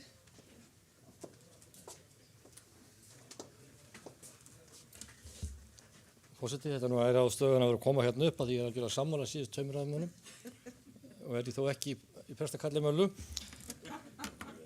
En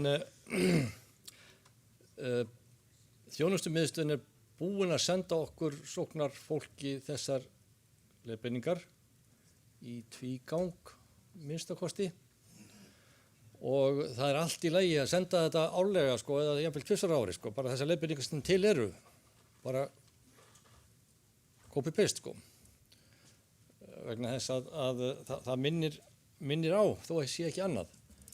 Þannig að ég tek undir að ég sé ekki þörf fyrir skipun nefndar málið vegna þess að þessar upplýsingar þær eru tiltölulega skýrar og búið að koma með framfæri og það þarf bara kannski aðeins að hamra á því af því að þarna eru klárlega möguleikar til tekna eins og frummálandi bendir réttilega á.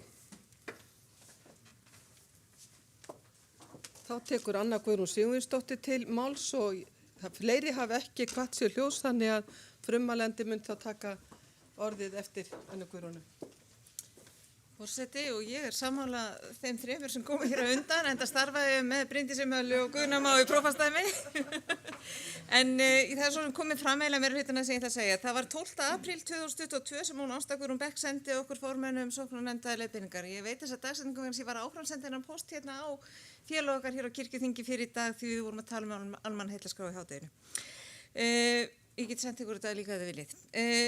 Það er hluti af starfsemi þjónustumiðstöðvar að aðstoða sóknarnefnda fólk í alls konar hlutum og meðal annars þessu við erum með frábæra lögfræðinga hérna sem að ég er ekki í minnsta vafa að geti búið til góðar leiðbeiningar til þess að við komum veg fyrir það að fangelsin fyllist á sóknarnefndaformunum á næsta ári. Og þá tekur Axel Árnason Jarvik til máls.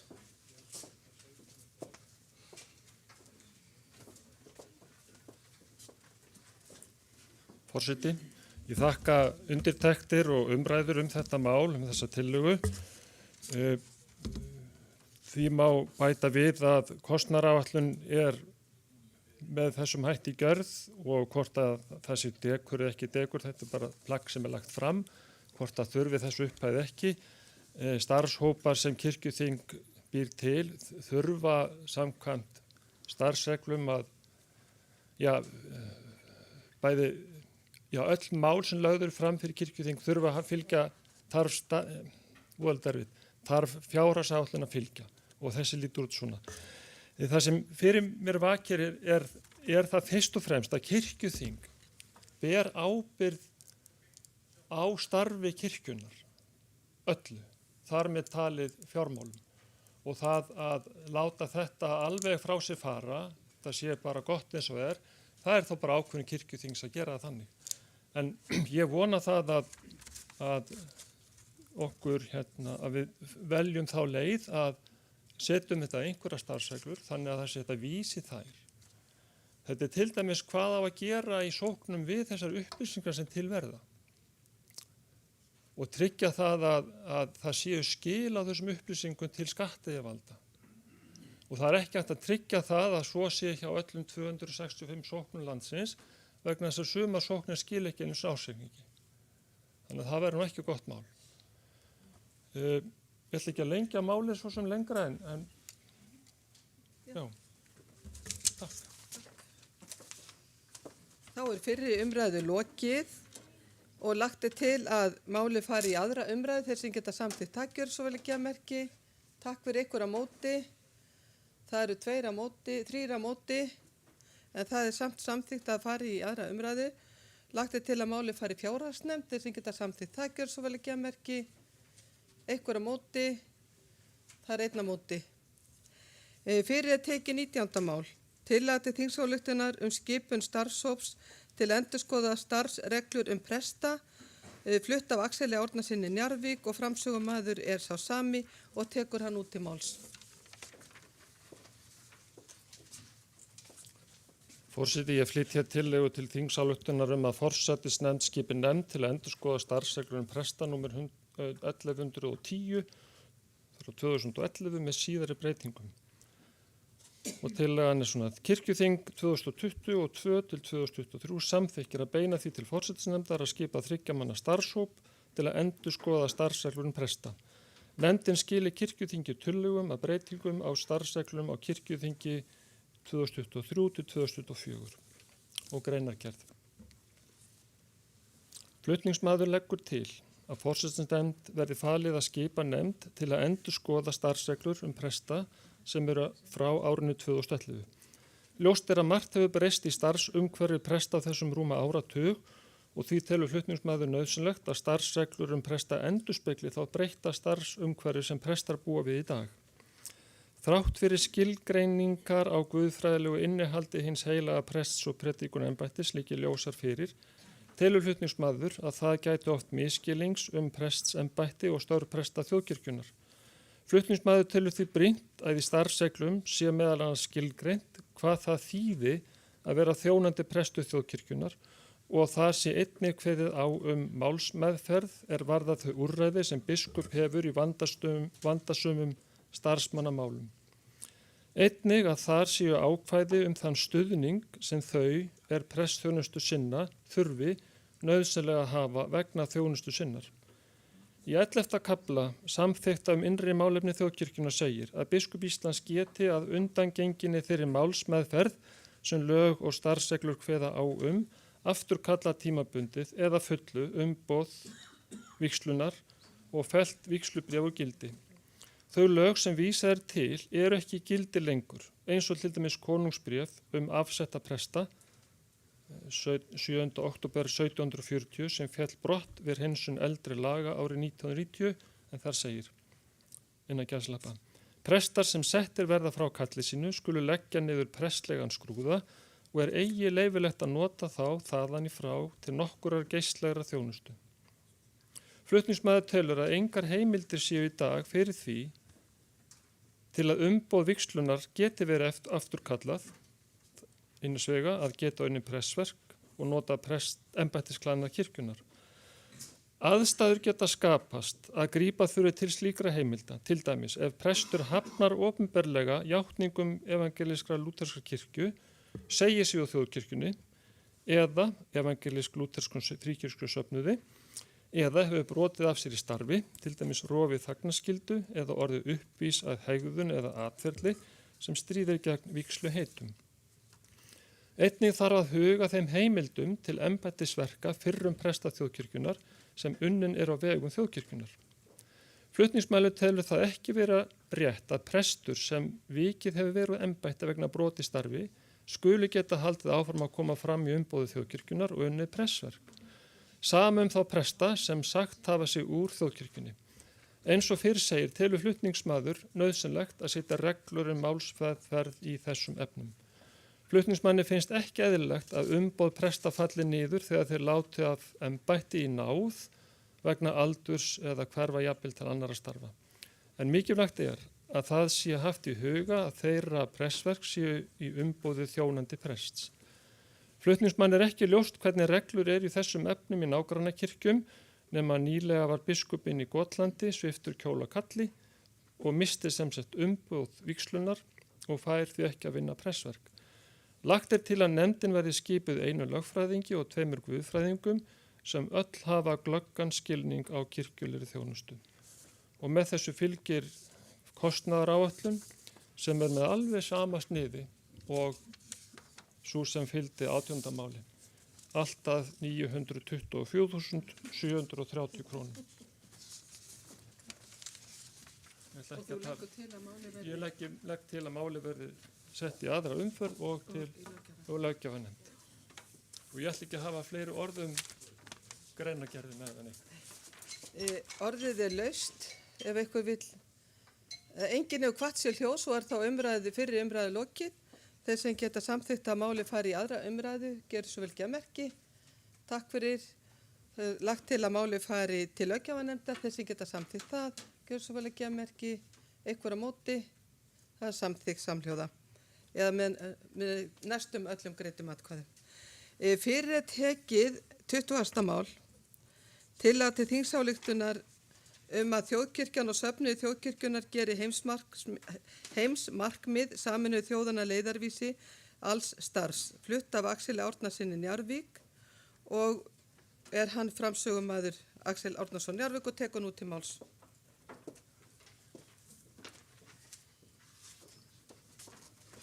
Forseti, ég flytt hér tillögu til þingsályktunar að þjóðkirkjan og söfnuður þjóðkirkjunar geri heimsmarkmið Sameinuðu þjóðanna að leiðarvísi alls starfs. Kirkjuþing 2022 til 2023 samþykkir að þjóðkirkjan og söfnuður þjóðkirkjunar geri heimsmarkmið Sameinuðu þjóðanna að leiðarvísi alls starfs og tvinni þannig sjálfbærni og réttlátri framtíð í allri starfsemi.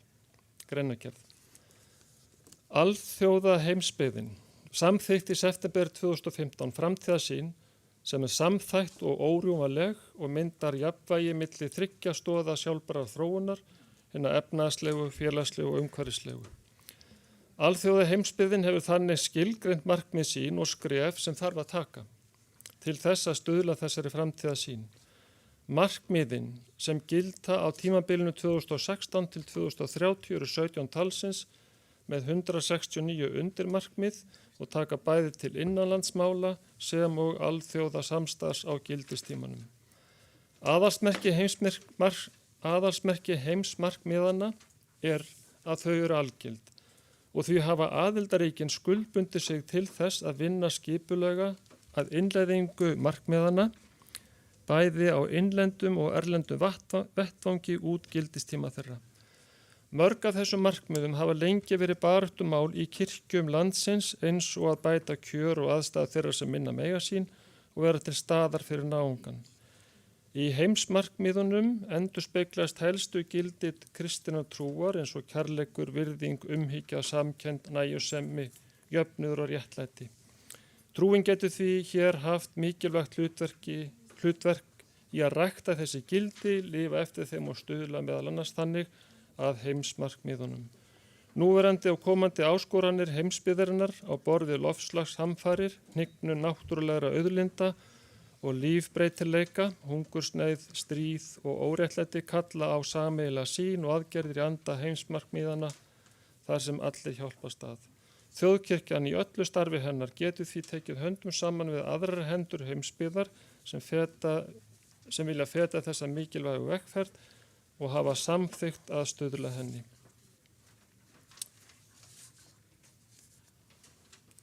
Þetta mál kallar auðvitað stíft á móti umhverfisstefnu kirkjunar og ekki síst verðandi fræðslustefnu kirkjunar. Þetta snýr að þessum orðum sem hún Elín kenndi okkur, tengsl, vöxtur og framlag. Og ég held að það sem ég er að gera með þessu er að tryggja það að kirkjan, þjóðkirkjan, innleiði þessi markmið sem stjórnvöld í raun hafa innleitt. En það sé gert með þessum hætti að það verði líka með skýrum hætti innleitt inn í starf þjóðkirkjunar.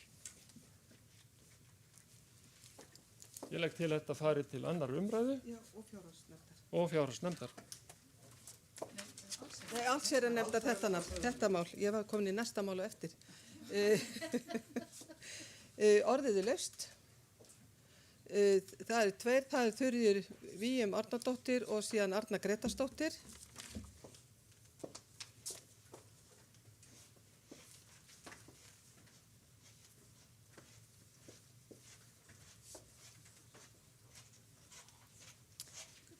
Forseti, mér langaði bara, já, ég fagna þessu algjörlega, Axel. Mér langaði til þess að benda á að Lúterska heimssambandi er búið að búa til vasast með verkefni og er núna með svona tæki sem er kallað Waking the Giant sem er einmitt búið til þess að hjálpa kirkjum að ná þessum markmiðum og mér langar til þess að bara mæla með því að það verði nýtt það er hérna hægt að taka einhver svona próf og eitthvað, það er auðvelt að googla þetta og skoða þetta. Takk. Þá tekur til máls Arna Gretarsdóttir.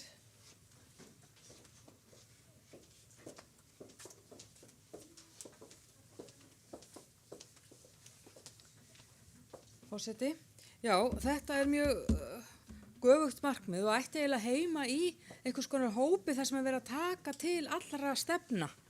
Þannig að þetta sé svona, það sé hægt að taka þessi markmið, eins og til dæmis eitt markmið Sameinuðu þjóðanna er útrýmum fátækt og þá er hægt að setja það einhvern veginn og ég held að hjálparstarf kirkjunnar tæki það og þetta eru mörg markmið og það eiga heima mismunandi stöðum.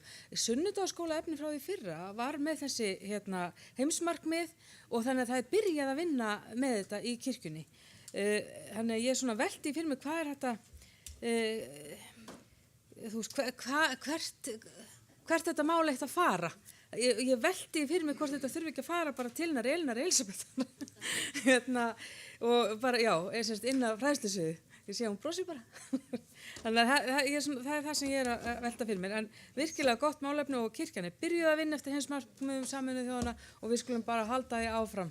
Og þetta er farið að tvinna heimsmarkmiðin við margar stefnur, ýmissa fyrirtækja. Við skoðum stefnur bankana, flugfélagana og ég veit ekki hvað. Það eru mjög margir að taka þetta inn í sínar stefnur. Takk. Fleiri hafa ekki hvatt sér hljós og tekur þá frumvarandi við og ég ætla að biðja hana Kristrún að koma svo hingað í forsetastól. Forseti, já að vekja risann. Kannski þetta er eitt af þeim málum sem vekur okkur sem risa til þess að verða risar, en ég hef svo sem engu við að bæta, það lengi bara dagskrána. Kæra þakkir, Axel. Já, eru við ekki að reyna að stytta? Það er að bæta ykkur í? Nei, alls ekki. Þá er fyrri umræðu lokið. Lagt er til að máli fari í aðra umræðu. Þeir sem geta samþykkt það gjör svo vel að gefa merki. Takk fyrir ykkur að móti. Það er einn að móti. Lagt er til að máli fari í, hvað var það? Fjárhagsnefnd? Nei, allsherjarnefnd. Já, allsherjarnefnd, þeir sem geta samþykkt það gjör svo vel að gefa merki. Ykkur að móti, það er samþykkt. Og þá tekur Kristrún við.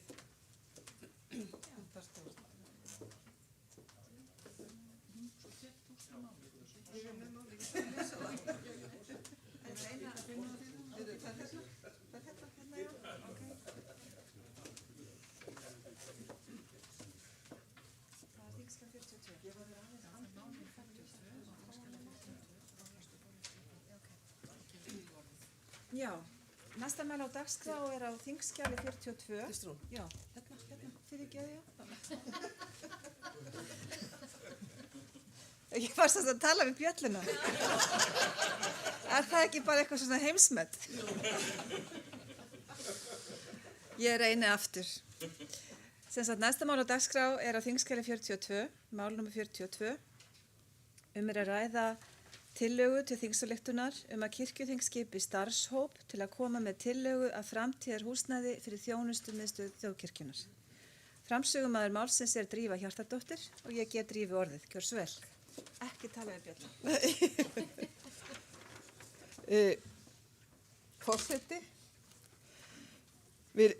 Tillaga til þingsályktun kirkjuþing skipi starfshóp til að koma með tillögu að framtíðar húsnæði fyrir þjónustumiðstöð þjóðkirkjunnar. Þetta er málið flutt af biskup Íslands og forseta kirkjuþings og framsögumaður er sem hér stendur. Kirkjuþing 2022-2023 samþykkir að skipa 4 manna starfshóp til að vinna þarfagreiningu fyrir starfsemi þjónustumiðstöðvar og í framhald af þeirri vinnu koma með tillögu að framtíðarhúsnæði fyrir þjónustumiðstöð þjóðkirkjunnar. Starfshópurinn skili tillögum á vorþingi 2022-2023. Greinagerð. Flutningsmenn leggja fram tillögu þessa að skipan starfshóps til að koma með tillögu að framtíðarhúsnæði fyrir þjónustumiðstöð þjóðkirkjunnar. Í því skyni skal starfshópurinn vinna nákvæma þarfagreiningu og athugun á húsnæðisþörf þar sem litið verður til starfseminnar til framtíðar. Einnig skal hópurinn kanna húsnæðismarkaðinn með það fyrir augum að finna framtíðarhúsnæði fyrir þjónustumiðstöðuna sem falli að þarfagreiningunni. Gera skal ráð fyrir að starfsemi fari fram í fjölbreyttum og sveigjanlegum vinnurýmum sem styðji við teymisvinnu og samstarf.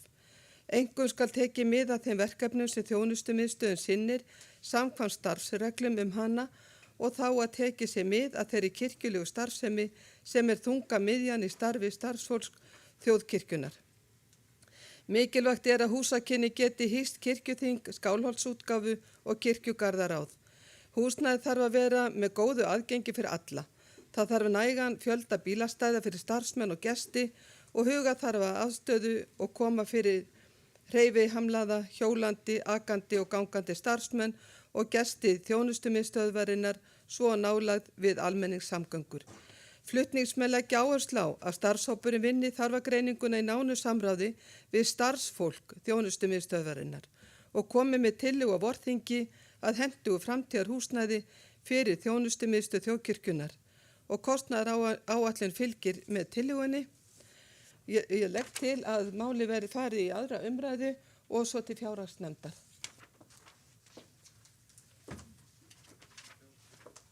Gott og vel, orðið laust. Gísli, gjörðu svo vel, þú ert fyrstur.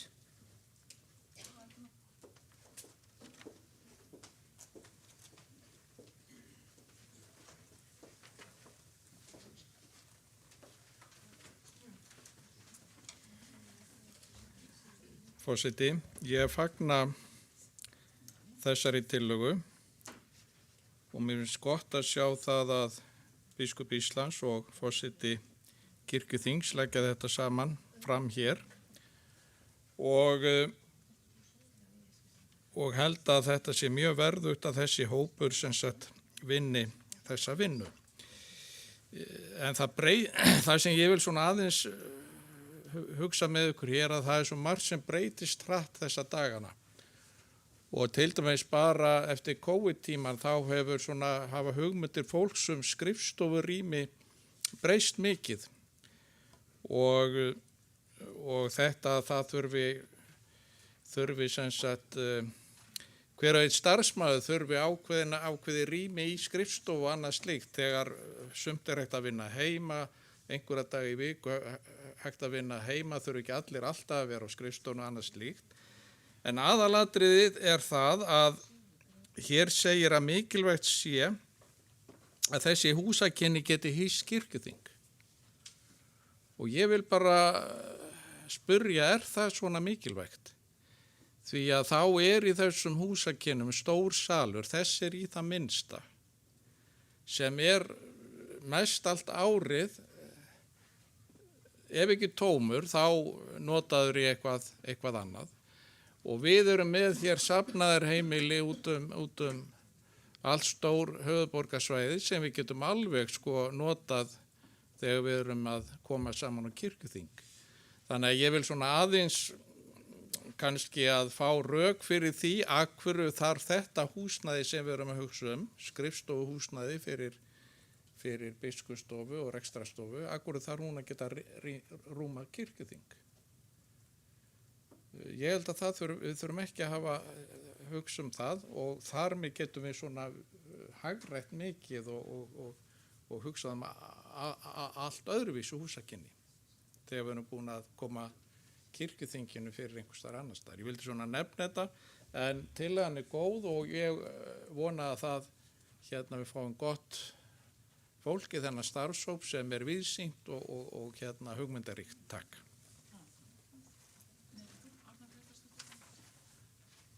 Arna Gretarsdóttir, þá næst í pontu, gjör svo vel.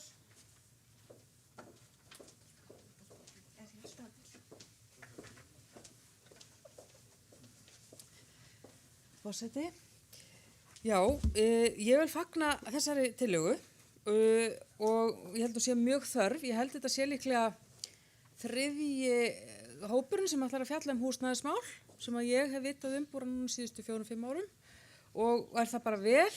við þurfum að huga vel að því að það fari vel starfsfólkið okkar þjónustumiðstöðurna í þessari miðlægu starfsemi. Það sem mér þykir vænt að sjá, kannski ekki alveg það sama og sér Gísli kom inn á áðan, að það gert ráð fyrir þetta hýsi kirkjuþing, hýsi Skálholtsútgáfuna, þar sem ég sé bara svona opnun anderi, þar sem að Skálholtsútgáfan og allir þessum bækurnar og munirnir bara þessi opni faðmur inn í þjónustumiðstöðuna og kirkjugarðaráð. Og ástæðan þessi, þetta eru batteri sem þurfa að vera að vinna saman. Allt starfsfólkið þarf að vera að vinna saman. Þannig að þegar við erum á kirkjuþingi þá er óbúslega gott að geta haft aðgengi að starfsfólki kirkjuþings vegna þess að það er fólki sem er að þjónusta okkur þegar við sitjum þessu örfá daga hérna. Og vera að henda því einhvern veginn á milli með stóra ferðartöskur af mögulega gögnum eða tölvuna sína kannski í veskjunni, það er kannski ekkert mál. En ég held að það sé betra að það sé á einum stað. Og svo er það var einhver greining sem ég las fyrir svolítið síðan og það talaði að það er þú veist að leigja í 12 ár og þá er orðið betra að eiga húsnæðið heldur en að leigja. Þannig að við verðum að fara að huga því að fara að fjárfesta í húsnæðið sem við ætlum að eiga til framtíðar. Því að það er svo, þessi ár eru svo fljóta að líða. En allavega ég styð þessa tillögu og það var eitt sem ég vildi spyrja sem ég raka augun í, af hverju 4 manna starfshóp, af hverju ekki 3 eða 5? Bara, kannski er engin ástæða fyrir því, bara velti þessu fyrir mér. Takk. Takk fyrir þetta. Sigurður Grétar er næstur, gjör svo vel.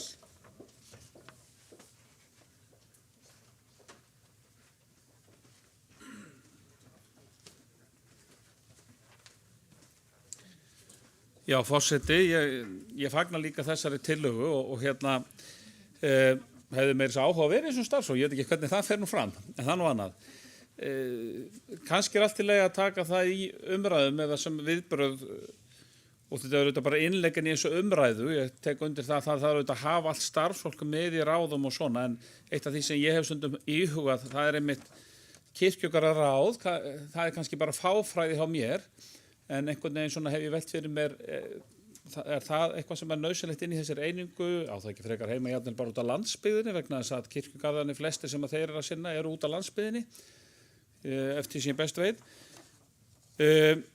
Mín sýn með þetta mál hefur svolítið verið svo að það er að horfa á þetta fyrst og fremst þannig hvaða húsnæði er í eigu kirkjunar og til dæmis safnaðarheimili og annað sem að gæti hugsanlega nýst í svona, að nýta hugsanlega það sem fyrir er til. Við þurfum jú að passa allstaðar hvað stigið er til jarðar. Mér finnst þetta spennandi mál, vildi segja þetta. Árni Helgason, gjör svo vel.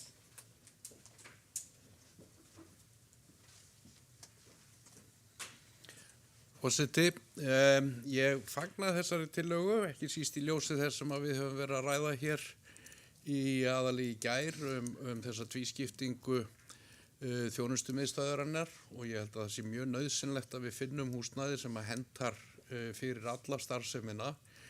Ég býst við því að þeir sem að taka sæti í þessum hópi, þeir munu vinna með starfsfólki þjónustumiðstöðvar í þarfagreiningunni og þá komu þetta til álita þessi máli eins og hvort að við eigum að vera með þingsalinn eða hvort við eigum að vera með alla þessa starfsemi á einum stað. Frá upphafi myndi maður telja að það væri skynsamlegt að reyna að koma allir í starfsemin á einn stað og þar með talið Skálholtsútgáfunni. Ég þekki ekki þessa kirkjugarðamál nógu vel til að hafa skoðun á því, en ég er viss það að þeir sem að veljast í þessum nefnd munu vinna þetta vel með starfsfólki sem að þekkir þetta og ég fagna þessari tillögu.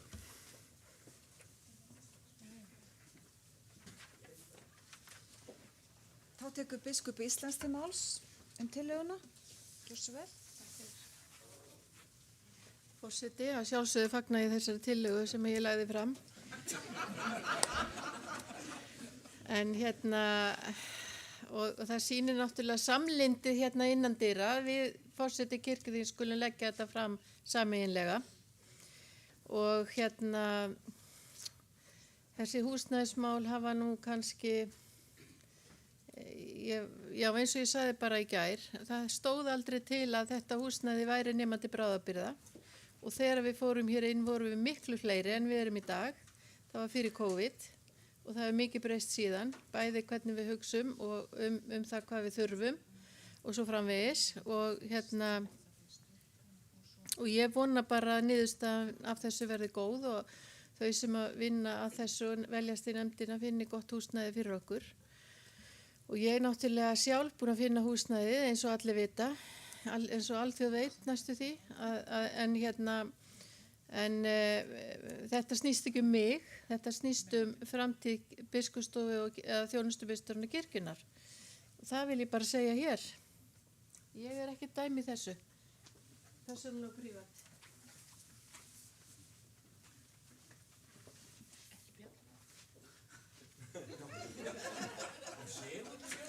Sko, ég hef leyndan draum það að vera gamanleikari og þetta er svona eftirlíking af Harald Lloyd hjá mér.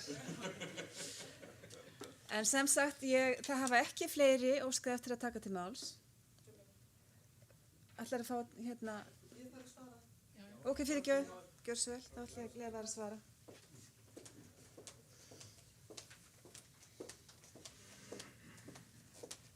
Forseti, já, ég fagna þessari góðu umræðu sem hefur verið að setja þennan starfshóp á laggirnar því að ég held að það sé mjög mikilvægt vegna bara umræðunar sem hefur verið í gær og bara lengi að það sé gott að byrja bara með hvíta mjöll.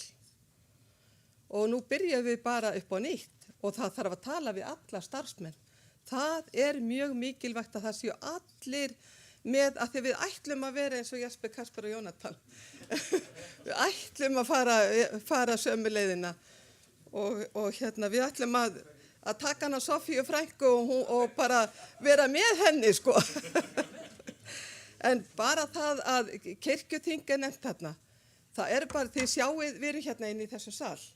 Hann er full lítill, en þessi salur er notaður gríðarlega mikið og öll fundarherbyggin, af því að ég er hérna alveg 34 daga í viku, þá veit ég alveg hvernig starfsemin er hér á biskupsstofu. Það er verið að funda hér í öllum fundarherbyggjum, dag eftir dag og stundum er svo ásett að það þarf að sitja ykkur starf annar staðar eða fara upp í Háteigskirkju eða eitthvað til þess að halda fundi. Þannig að það er bara svo mikið að vera hér og það upplifa maður þegar maður er komin á staðinn og er hér með starfsfólkinu. Og það eru hér allir að vinna baki brotnu, algjörlega frá morgni til kvölds. En bara það að þegar við erum að fara með kirkjuþingið út í bæ, þá er þetta gríðarlega flutningar. Því að það þarf að fara með alla stólana, því að í sumum safnaraheimilum eru bara stólarnir ekki boðlegir fyrir fólk. Og það þarf að vera skjáir. Þegar nú erum við í pappírslausu, við erum að hugsa umhverfismálin, hér er nánast ekkert prentað út. Og þetta er eitt af því sem ég tel að þurfi að huga að, vegna þess að svona salur sem var kannski aðeins stærri en þessi, hann myndi þjóna áfram fyrir alls konar námskeið og hitt á þetta fundi og bara þeir eru bara alltaf í gangi allir þessir fundarsalir sem hér eru sem við erum náttúrulega að missa núna í bili. Kirkjugarðaráð, þeir starfsmenn sem eru hér, þeir eru bara að vinna svo mikið með fasteignasviðinu. Þannig að það er líka ástæða fyrir því að við viljum hafa þá með í liðinu. Skálholtsútgáfan er bara hluti af þjónustumiðstöð kirkjunnar. Og hérna þarf að vera einmitt þetta opna eins og Arna segir, þessi opni armur, það er allt annað fyrir Skálholtsútgáfuna þegar hún var niður á Laugavegi eða þegar hún er falin hér. Niður á Laugavegi þá komi bara hópur á útlendingum, kannski var bara stríðustraumur af fólki að koma í kirkjuhúsið, miklu færri sem að koma í kirkjuhúsið hér af því að þetta er þannig húsnæði og kirkjuhúsið er ekki, þú sér það ekkert þegar þú kemur að húsinu. Ég held að ég sé nú bara búin að að svara því sem ég get svarað, en ég veit að, já, akkur 4 menn. Það að því að forsætisnefnd mun tilnefna 2 og biskups 2. Þannig að það alveg jafnræðið þarna í þessu. En svo bara sjálfsögðu mun þessi hópur vinna með öllum hér og nú skulum við stefna á vinna öll og róa í sömu átt.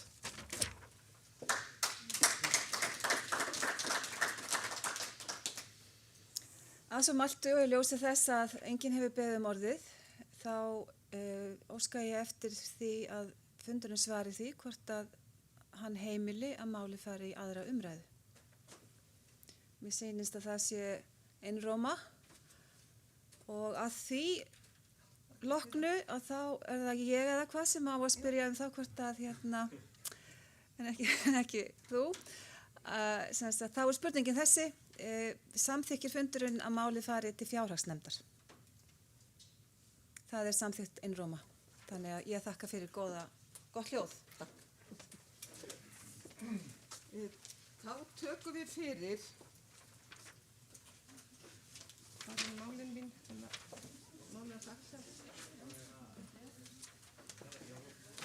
þá tökum við fyrir 21. mál tillaga til þingsályktunar starf verkefnisstjóra umhverfismála flutt af Axeli Árnasyni Njarðvík og hann framsögumaður og tekur nú til máls. Forseti, til stóð að flytja hér tillögu til þingsályktunar starf verkefnisstjóra umhverfismála. Eftir að við hugsa máli betur þá held ég að sé skynsamlegast að draga þetta mála svo stöddu tilbaka.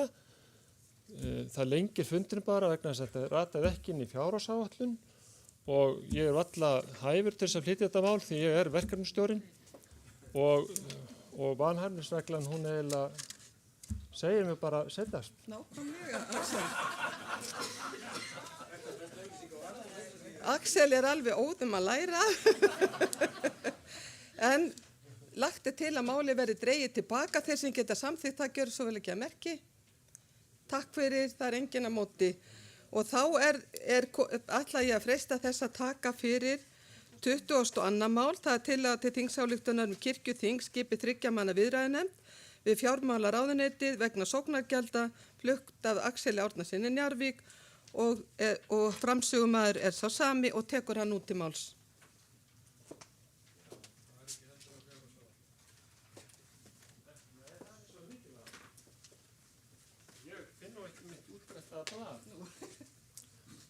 En ég flytt hér tillögu aðeins neðar.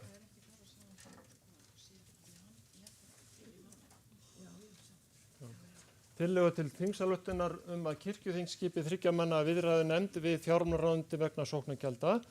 Kirkjuþing 2022-23 samþykkir að skipa 3 manna viðræðunefnd við fjármálaráðuneytið til að knýja á að sóknargjaldið haldi samkvæmt lögum.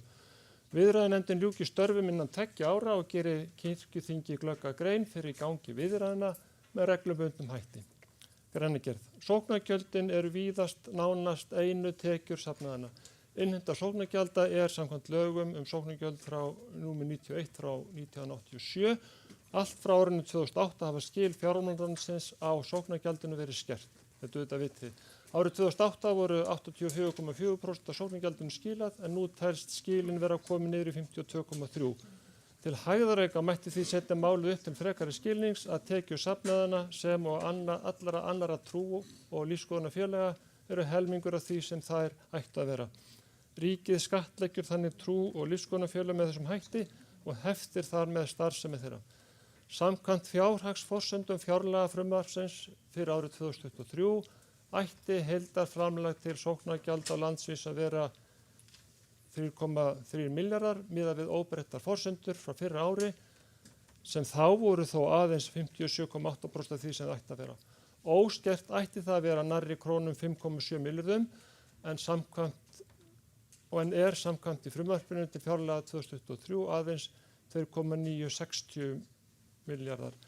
Sóknargjaldið því samkvæmt því komið í það bil 1060 krónur per gjaldandi á mánuði. Samkvæmt gildandi sóknargjalda lögum ætti gjaldið að vera það bil 2010 krónur á næsta ári Það vantar með öðrum orðum það byrj 960 krónur á mánuði.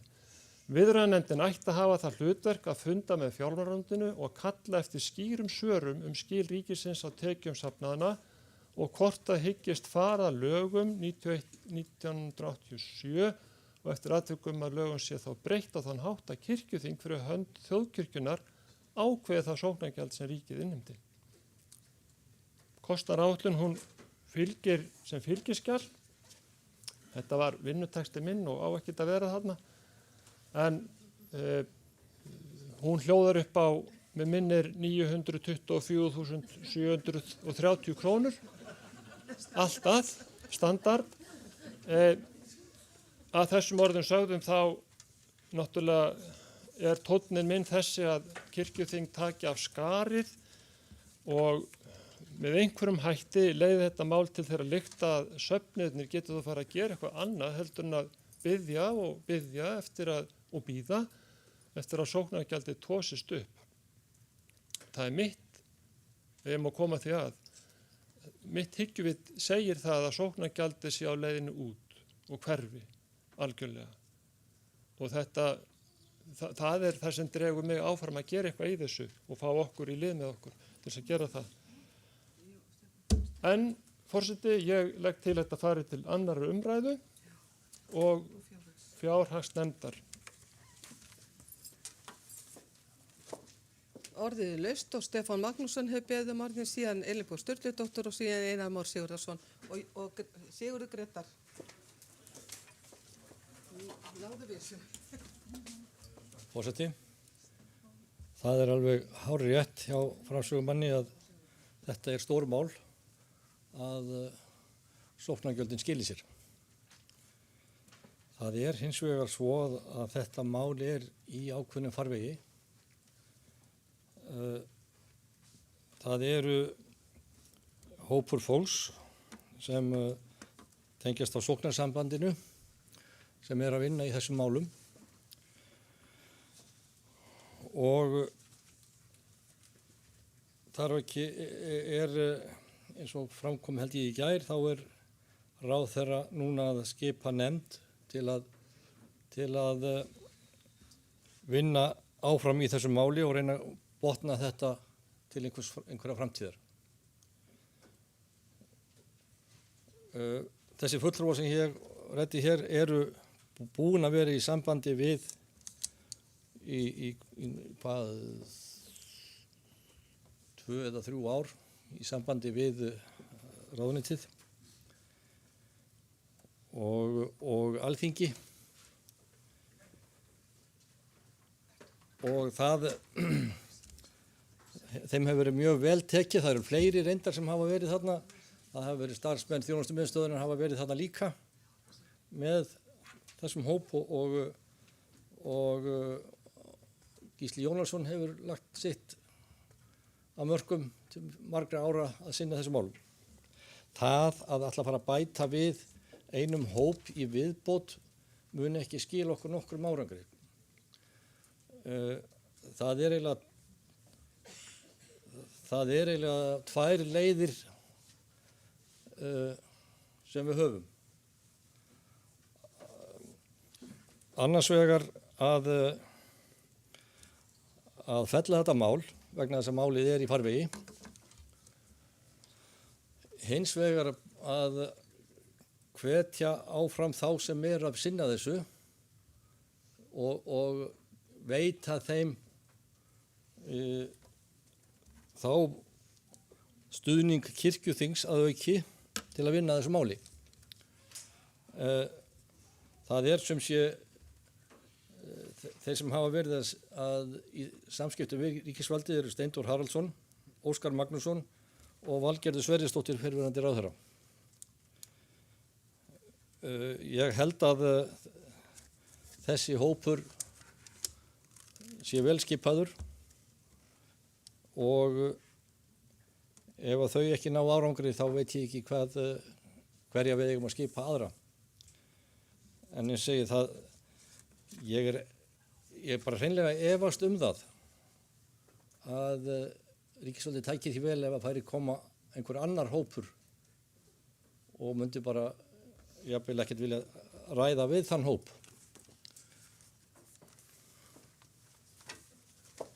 Þá tekur til máls Elínborg Sturludóttur og eftir henni talar Einar Már Sigurðarsson og síðan Sigurður Grétar Sigurðsson. Forseti, ég þekki ekki nógu vel þetta með sóknarsambandið og þetta með, sem Stefán var að lýsa hérna fyrir okkur, en mín fyrsta tilfinning fyrir þessu var svo að það væri mjög mikilvægt að setja þetta í einhvern svona formlega farveg og ég held að svona eins og ég held að þetta gera það, þá væri það ekki verra ef það væri eitthvað sem að væri frá kirkjuþingi sem að en ég held að sé nefnilega alveg gríðarlega mikilvægt að við gefum ekki eftir að einhvern veginn að láta í raun og veru vaða yfir okkur ár eftir ár. Það er náttúrulega ótækt hvernig þetta hefur verið og í raun og veru er það náttúrulega algjör ósvinna að ríkisvaldið hafi leyft sér í raun og veru að stela af sóknunum, félagsgjöldum þeirra. Þetta er náttúrulega með ólíkindum að ríkisvaldið hafi leyft sér þetta í raun og veru nánast möglunarlaust. Þetta hefur ekki verið nógu mikil andstæða og nógu mikil, kannski, við höfum einhvern veginn, Kristrún nefndi fyrsta daginn sem komið það saman, hún talaði undanhald. Mér hefur fundist þetta einhvern veginn vera of mikið undanhald af okkar hálfu, hvernig við höfum sætt okkur við þetta. Og ég held að það væri, þetta er náttúrulega fyrirtagsfólk sem þarna hefur verið að vinna að málum, en kannski þyrftum við einmitt að fela þeim þetta og hvetja þau formlega til þess og þau væri þá fyrir okkar hönd í formlegu samstarfi við ríki, ég veit það ekki, hvort að þau eru besta fólki til þess falli, mér litist allavega ekki illa á það. En mér segir svo hugur að nú styttist óðflög í það að það komi til dæmis nýr ráðherra í í dómsmálaráðuneytið. Það er ekki alveg öruggt. Jú, en ef að Bjarni Benediktsson stendur við orð sinn, þá verður Guðrún Hafsteinsdóttir næsti ráðherra. Og núna í vikunni sem leið, þá talaði hún á opnu húsi í Dómkirkjunni, þar sem hún einmitt lýsti því yfir að sem fyrrverandi formaður sóknarnefndar, þá þekkti hún það vel hvernig það væri að láta enda hún saman í því að borga reikninga sóknarnefndarna. Þannig ég held að það væri til dæmis ef hún leggst á sveif með okkur, það held ég að þar væri, ættum við aldeilis hauk í horni og ég held að við ættum einmitt að setja kraft í það að sækja sóknargjöldin og við eigum að samþykkja þetta. Takk. Til máls tekur Einar Már Sigurðarsson og eftir honum talar Sigurður Grétar Sigurðsson.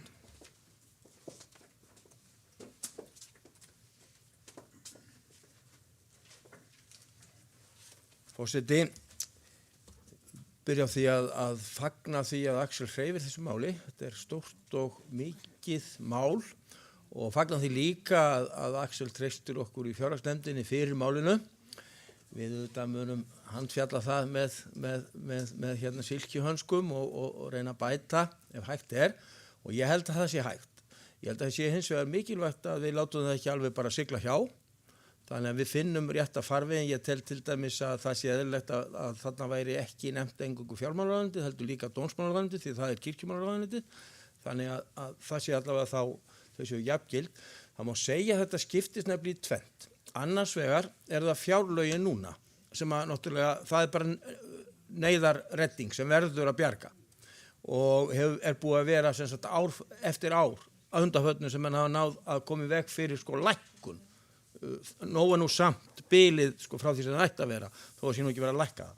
Það hefur tekið samt undanfarin ár og það er í ákveðnum farvegi að vinna í því. Síðan er framtíðin og það er mál sem þarf að vinna í gegnum dómsmálaráðuneytið og við þurfum þess vegna að finna bara réttan taktinn í þessu. Það skiptir máli. Það er heldur ekki heppilegt eins og Stefán bendir á að séu margir að vinna í því sama. Ég man eftir að Arna var mynd að benda okkur á þetta í gær eða í dag. Ég er nú að verða eins og einhver áður hvað var í gær og hvað var í dag.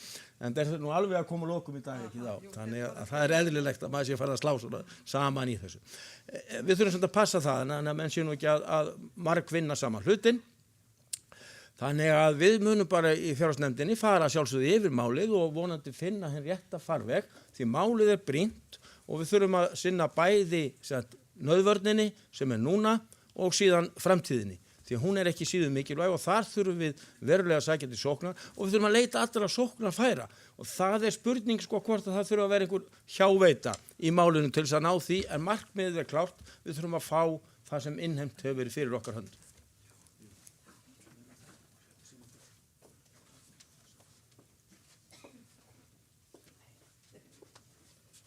Já, forseti ætla nú aðeins að að brjóta aðeins hefðina og að segja ykkur frá því að það er að því við þurftum að láta vita af því fyrir helgi að hafa kallað eftir að því við sendum inn mótmæli út af sóknargjöldunum og frá rekstraskrifstofunni og þannig að þeir fara á morgun, Guðmundur Þór og Birgir Gunnarsson fara á fund fjárlaganefndar og muni efnahags- og viðskiptanefndar og muni lýsa þessu og þá nú hafa þeir líka veganesti hérðan.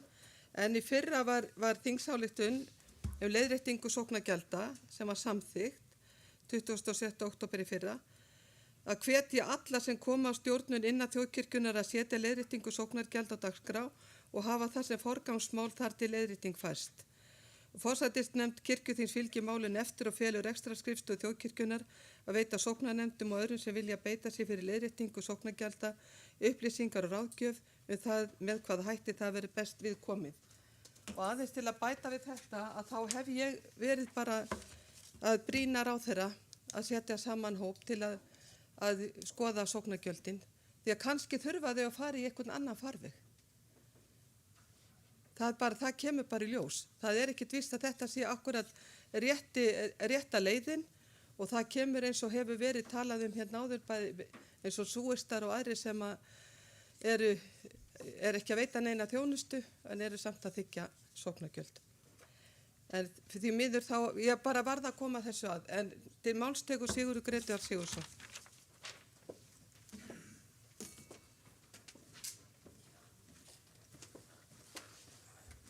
Já, forseti, þetta er vissulega spennandi og mikilvægt mál og þetta þyrftu kannski Axel og Stefán að tala saman að menn sé ekki svona hægri höndum veið að vita hvað svo vinstir er að gera.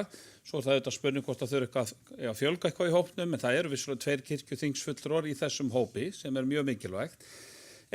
Punkturinn sem ég vil bæta þess inn og ekki hefur komið inn á, hefur þessi vinna eitthvað verið í samráði við önnur trúfélög og lífsskoðunarfélög. Ég hef einmitt velt því fyrir mér hvort að það gæti verið enn sterkara að öll trú og lífsskoðunarfélög, súfistanir eru vissulega undantekning, en við erum með fullt af trú og lífsskoðunarfélög og sem eiga öll sömu hagsmuni í þessu máli.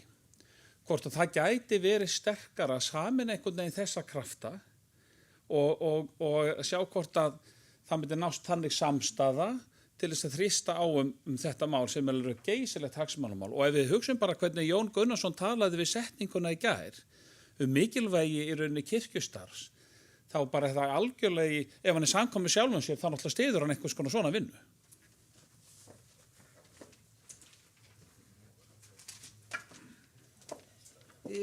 Fleiri hafa ekki hvatt sér hljóðs og tekur þá frummælandi til máls Axel Árnason Njarðvík.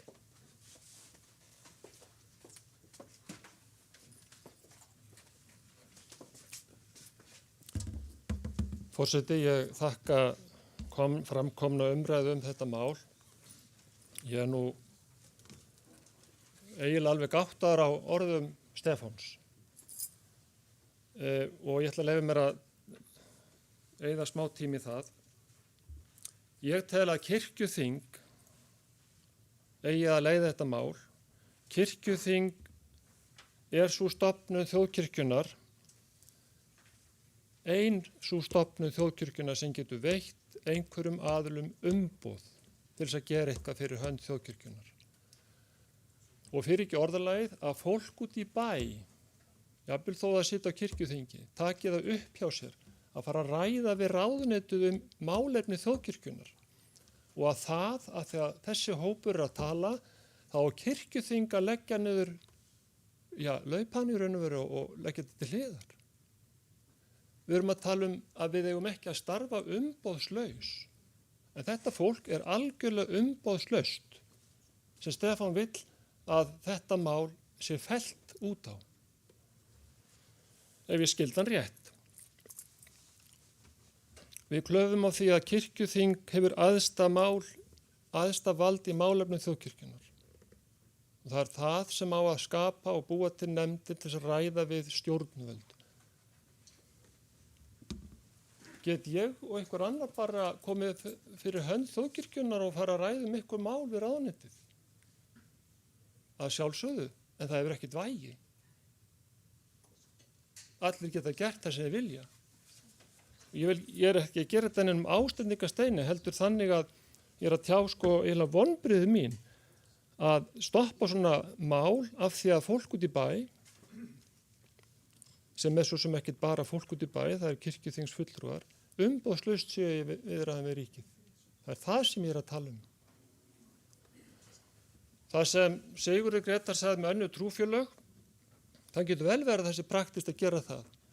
En við erum fyrst og fremst að hugsa um okkar rekstur, okkar sóknir og að þjóðkirkjan með stóru þotni og kirkjuþing þar með geri eitthvað í þessu fyrir þessar 265 sóknir eða svo til, eða það er eftir fjöldin. Ég legg til að þetta mál fari til fjárhagsnefndar eða ekki og til annar umræðu á ný. Til máls tekur Stefán Magnússon í annarsinn.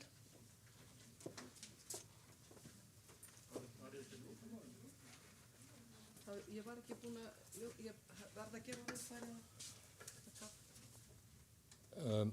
Forseti, það er skrítið af frumjölanda að nýta síðustu orð til þess að tjá sig með þessum hætti sóknarsambandið og fulltrúa þess í viðræðum við ríkið. Það er alveg álitamál hvort hverjir hafa meiri umboð fulltrúa sóknarsambands til að ræða sóknargjöld sem tekjuhlið sóknana eða kirkjuþing.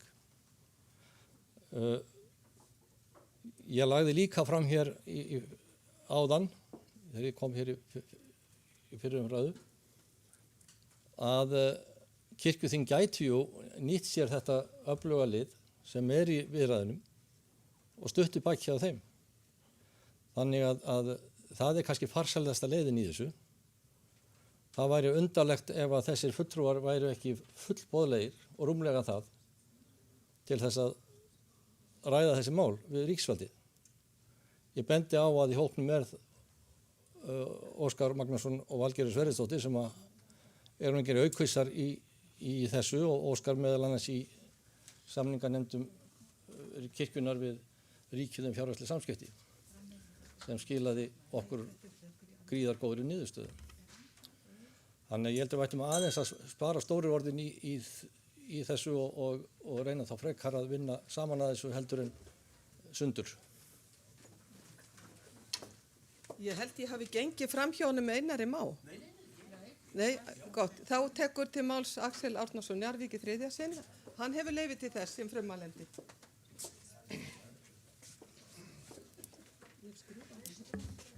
Er ég þá síðastur á málefnaskrá? Nei, ef þú vilt býða Kristrún. Býða þangað til að allir er búin að fara. Já, Kristrún Heimisdóttir tekur til máls. Og ef það er einhverju fleiri gefið sér þá fram mjög fljótlega þegar við förum nú að ljúka þessum fundardegi.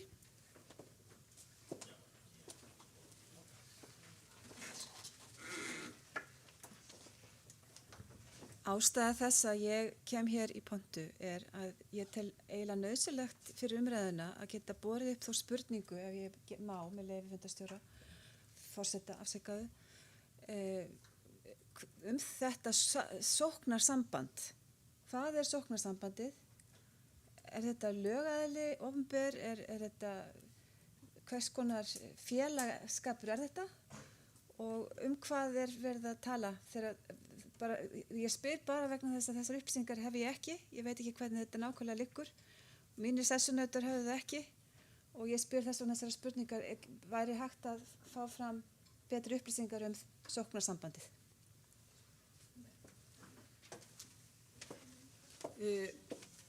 Þá verðum við að brjóta eina reglu með leyfi fundarins að leyfa Stefáni Magnússyni að svara örstutt. Ef að fundurinn leyfi það er þingið. Samþykkir þingið það. Takk fyrir. Þá tekur Stefán Magnússon til máls og síðan tekur Axel Árnason Njarðvík og þá ljúkum við umræðinni. Forseti, ég svo sem ekki talsmaður sóknarsambandsins. Hann hefur vikið að fundi, Steindór Hálfarsson sem er formaður undirbúningsstjórnar þar og þetta er búið að vera í ferli og of lengi reyndar en hefur tafið okkur verulega þetta COVID-vesen. Við gátum ekki boða til fundar til þess að gera þetta með almennilega formlegum hætti en það er búið að standa yfir bréfasamskipti milli bráðabirgðastjórnar sóknarsambandsins og sókna í landinu þar sem öllum hefur verið boðið þáttaka og sumir hafa þegið það með formlegum hætti og aðrir með óformlegum hætti og margir ekki neitt. Þetta er þá sambarilegt við kirkjugarðasambandið sem talar fyrir hagsmunum kirkjugarðanna. Þá tekur til máls Axel Árnason Njarðvík.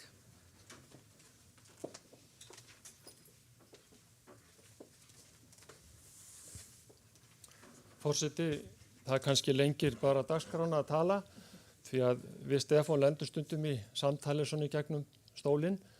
En ég bara ítreka aftur ef ég geti sagt allt sem ég er búin að segja og enn meira kannski það sem ég er búin að hugsa að menn séu ekki umboðslausir í svona samningum og til að mynda sá kostnaður sem verður til hjá þeim að koma til Reykjavíkur og talvarandi hver borgar hann. Ekki getur kirkjuþing samþykkt reikninga sem þeir hafa ekki stofnað til, það er að segja með því að stofna nefndina. En ég vona það að þetta mál það var náttúrulega klókt að draga tilbaka, setja allt í vitleysu en það er illa gert. Farið nefnd og fáið sem framgang og kirkjuþing taki á þessu og með einhverjum hætti þá skipi fólki til verka og við siglum þessu með þöndum seglum til hafnar.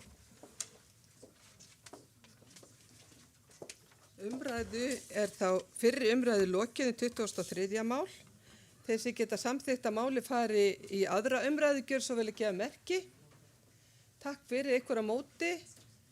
Það er samþykkt samhljóða. Lagt er til að máli fari til fjárhagsnefndar. Þeir sem geta samþykkt það gjör svo vel að gefa merki.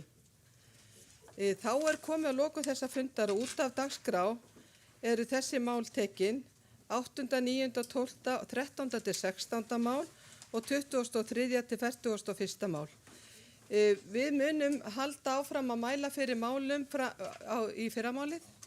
Nefndastörf að því að það á eftir að mæla fyrir svo mörgum málum að það er ekki hægt að hefja nefndastörf fyrir síðdegis á morgun en það fundi verður boðað með dagskrá. Við hefjum vinnuna hér klukkan 9 og þessum fundi er þá slitið. Ég ætla bara að segja ykkur eitt.